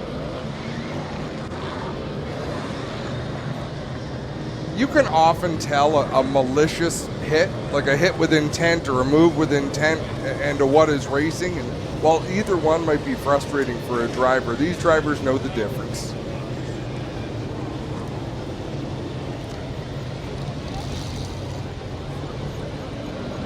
So we're really looking forward to the Labor Day weekend here at Sauble Speedway, when we'll have Boss of the Beach, and it is going to be great for the 8s and the 4s, and $5,000 to win that night. And we are expecting a huge field of cars. We've already got a lot of entries, and it's going to be fantastic. They're going to qualify if you win the race on the Saturday night with the regular prize money that night, you automatically qualify for the pole on the Sunday night. So that is a goal, to get everybody out on Saturday and Sunday. Yeah, make a weekend of it. No, that's great. They used to do that with dirt modified racing in New York. If you won the Labor Day race at the New York State Fairgrounds on the mile, the top 2 finishers of that race on the mile started first and second that night at Rolling Wheels Raceway. 2 very different racetracks, but kind of a neat gimmick. We're going to go green next time out of 4. Matt Critical on the 21 on the inside. Joe Lawrence in the 78 on the outside. Then Brandon Watson in the 9. Trayton Lapsevich in the 32 as Shea Gemmel makes it back out onto the racetrack. 19 laps left to settle it here in the Stewart's Equipment 75 at the beach. The APC Series, Joe Lawrence jumps out in front down in corner 1. Critical fighting on the bottom. What a battle we've got to lead, and Critical will lead this lap as they come by. Critical leads lap 57. Trayton Lapsevich drops to the inside right behind Brandon Watson. So Watson trying to get around Joe Lawrence there in the battle for second. Trayton Lapsevich by himself in fourth. Then they're side by side. Danny Benedict in the 54 on the inside of the 22 of Pete Shepard. Some of the cars involved in earlier incidents starting to work their way back through the field. Oh, Jordan Sims went up the wall twice on the backstretch. The first time you could see the whole roof of the car. Still going strong though. You think it's spectacular from this side? I'll bet you it looked really cool for the people on the other side of the fence. Critical in the 21 out front. Brandon Watson in the 9 car. 32 Trayton Lapsevich, who was involved in an incident earlier. Joe Lawrence sliding back. He's lost that spot now to Danny Benedict, so he'll fall back to the 5th spot and get in line just in front of Tim Ellis in that number 2. 14 laps to go. Good for Danny Benedict to see him up in the top 4, because we've seen nothing but trouble for him since dating back to the start of last season. They've had issues on and off the track, and some good luck pieced together here tonight in a good solid race car. He's running in 4th. Fitzpatrick working his way through the field now in 84, gets around Shepard. He was involved in an incident earlier as well.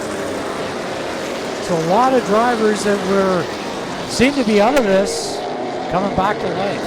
And most of the drivers in this field have been involved in something at one point or another, and it's a matter of persevering and having enough race car under you to be able to do battle as the laps wind down. Matt Critico holds on to the lead with Brandon Watson in tow. Critico unloaded in the very short practice they had. He was quickest in that practice session, but because he's only run one race this year, he had to start deep in the field with it set up by points. He got tangled up in that first race early on, was never able to make it towards the front, but he's flexing that muscle here now with 9 laps left to go. Critical, Watson. Then you got Trayton Lapsevich, Danny Benedict, and Joe Lawrence. Joe Lawrence had that terrific start after this latest caution, and he has fallen back once again. It's been a character-building night for a lot of these drivers. They've had to swallow their pride as they slide backwards, regroup wherever they're able to fall in line. We're about to have a battle at the front of this field. Brandon Watson closing the gap. He's about a car length and a half behind Critico with laps winding down. Down to 7 laps to go. And Benedict all over Trayton Lapsevich in that number 32 car. So Benedict comes to life.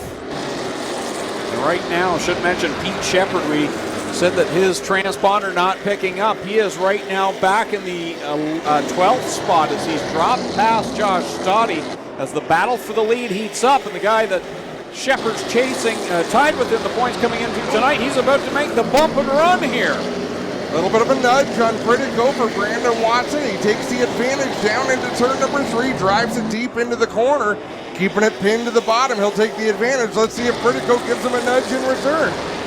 4 laps to go. Brandon Watson, the new leader. First time tonight, he is out front.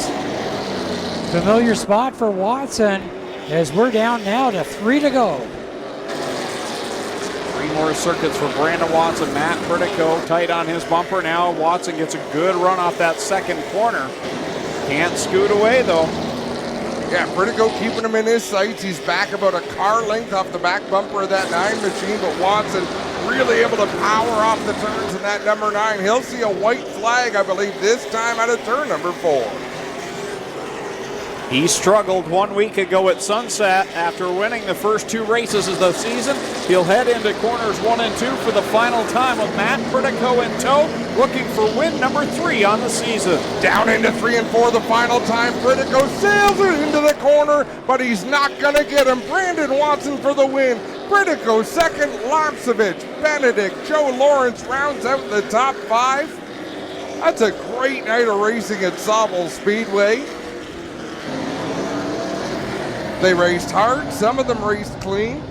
For the most part, it was clean. It was just good, hard, rugged racing. Brandon Watson will pick up the win over Matt Pritico. Trayton Lapsevich third. Fourth will go to Danny Benedict. Fifth, Joe Lawrence. Sixth, Connor James. Solid performance for him, as well as Tim Ellis in the 2. He finishes 7th. J.R. Fitzpatrick 8th. Matt Box 9th. Andrew Gressel 10th. 11th will be Josh Stoddy. 12th, Dale Shaw. 13th is where we'll slot in Pete Shepard.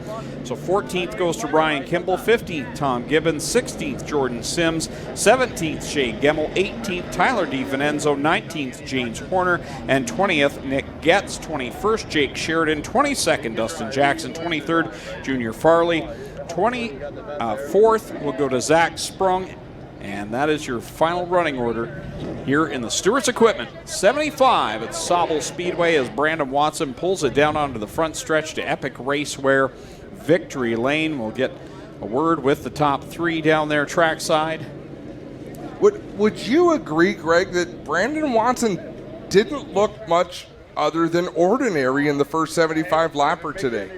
I mean, it wasn't typical Brandon Watson. Even in this race, it wasn't typical Brandon Watson. But come the end of the race, when the money's on the line. He kept his nose clean. He had some issues in this race. Remember getting shuffled back, as we're going to watch a replay of the pass for the lead down the back stretch. And Brandon Watson picks up win number 3 in the first 5 races of 2021. Brandon down there getting the helmet off.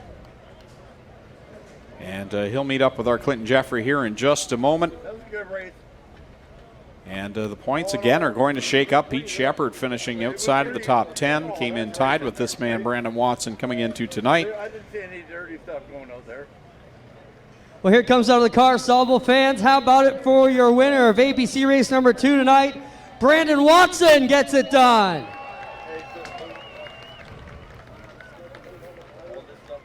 We'll get the trophy presentation going. APC officials in here to hand him the trophy, and we'll get a word with them. There's a big trophy, Brandon. Congrats.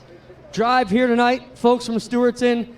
Brandon, the guys were talking. You looked almost in that first race, and at the end, you just turned it on. Talk about the game plan here in race number 2.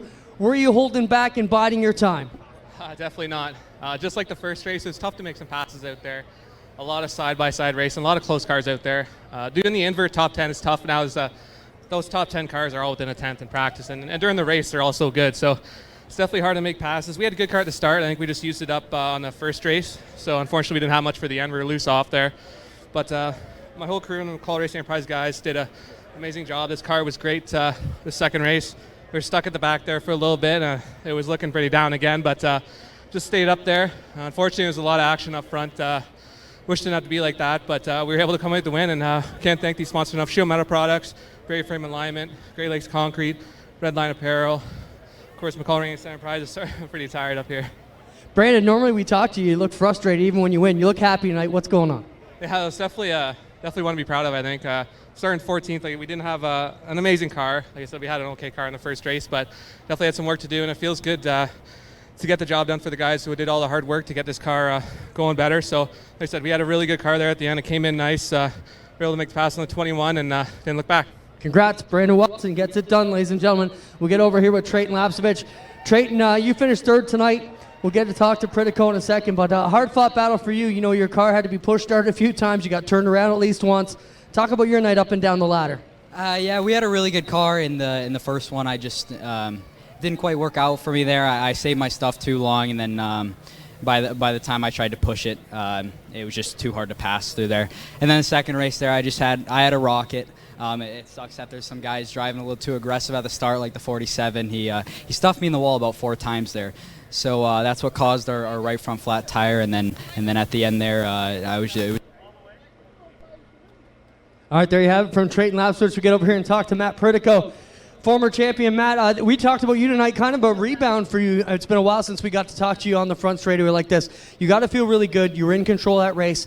Can you be a little bit satisfied, even though it got away from you tonight? No, very satisfied. The 21 Global 1 Stage Camry. We were fast all day, fastest in practice. Unfortunately, we don't race the full series, so we had to start at the back in the first heat, and then 15th in this one. So very satisfied with second place finish. Just had no car left. You know, you start so far back in the field, you work your butt off to get up front, and hey, I don't mind a second place.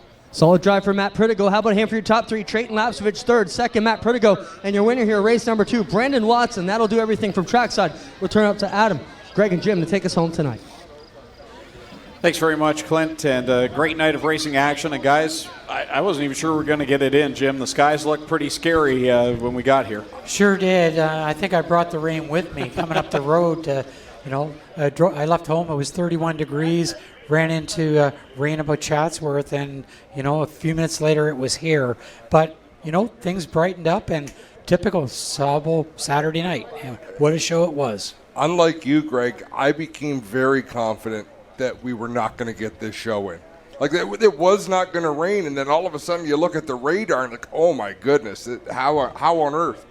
Again, hats off to APC, Speedway management team, OSCAAR and Dave Gainforth. Everybody working together to get this show in. The fans were treated to a fantastic night of racing, and they really put it on.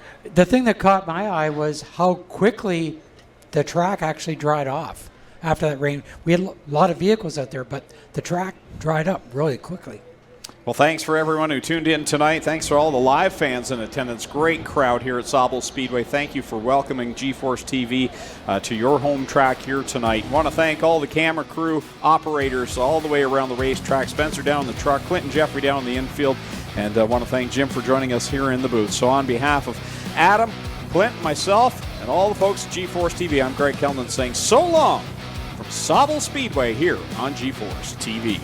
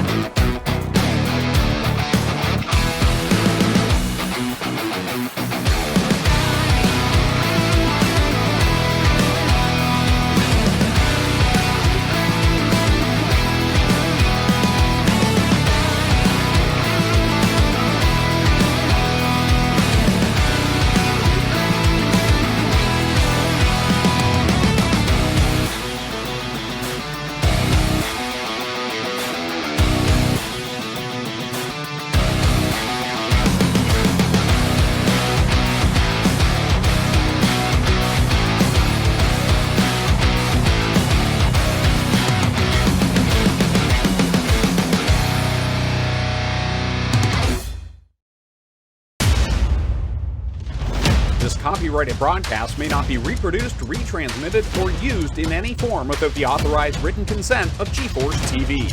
GeForce TV would like to thank you for your support and for watching today's broadcast.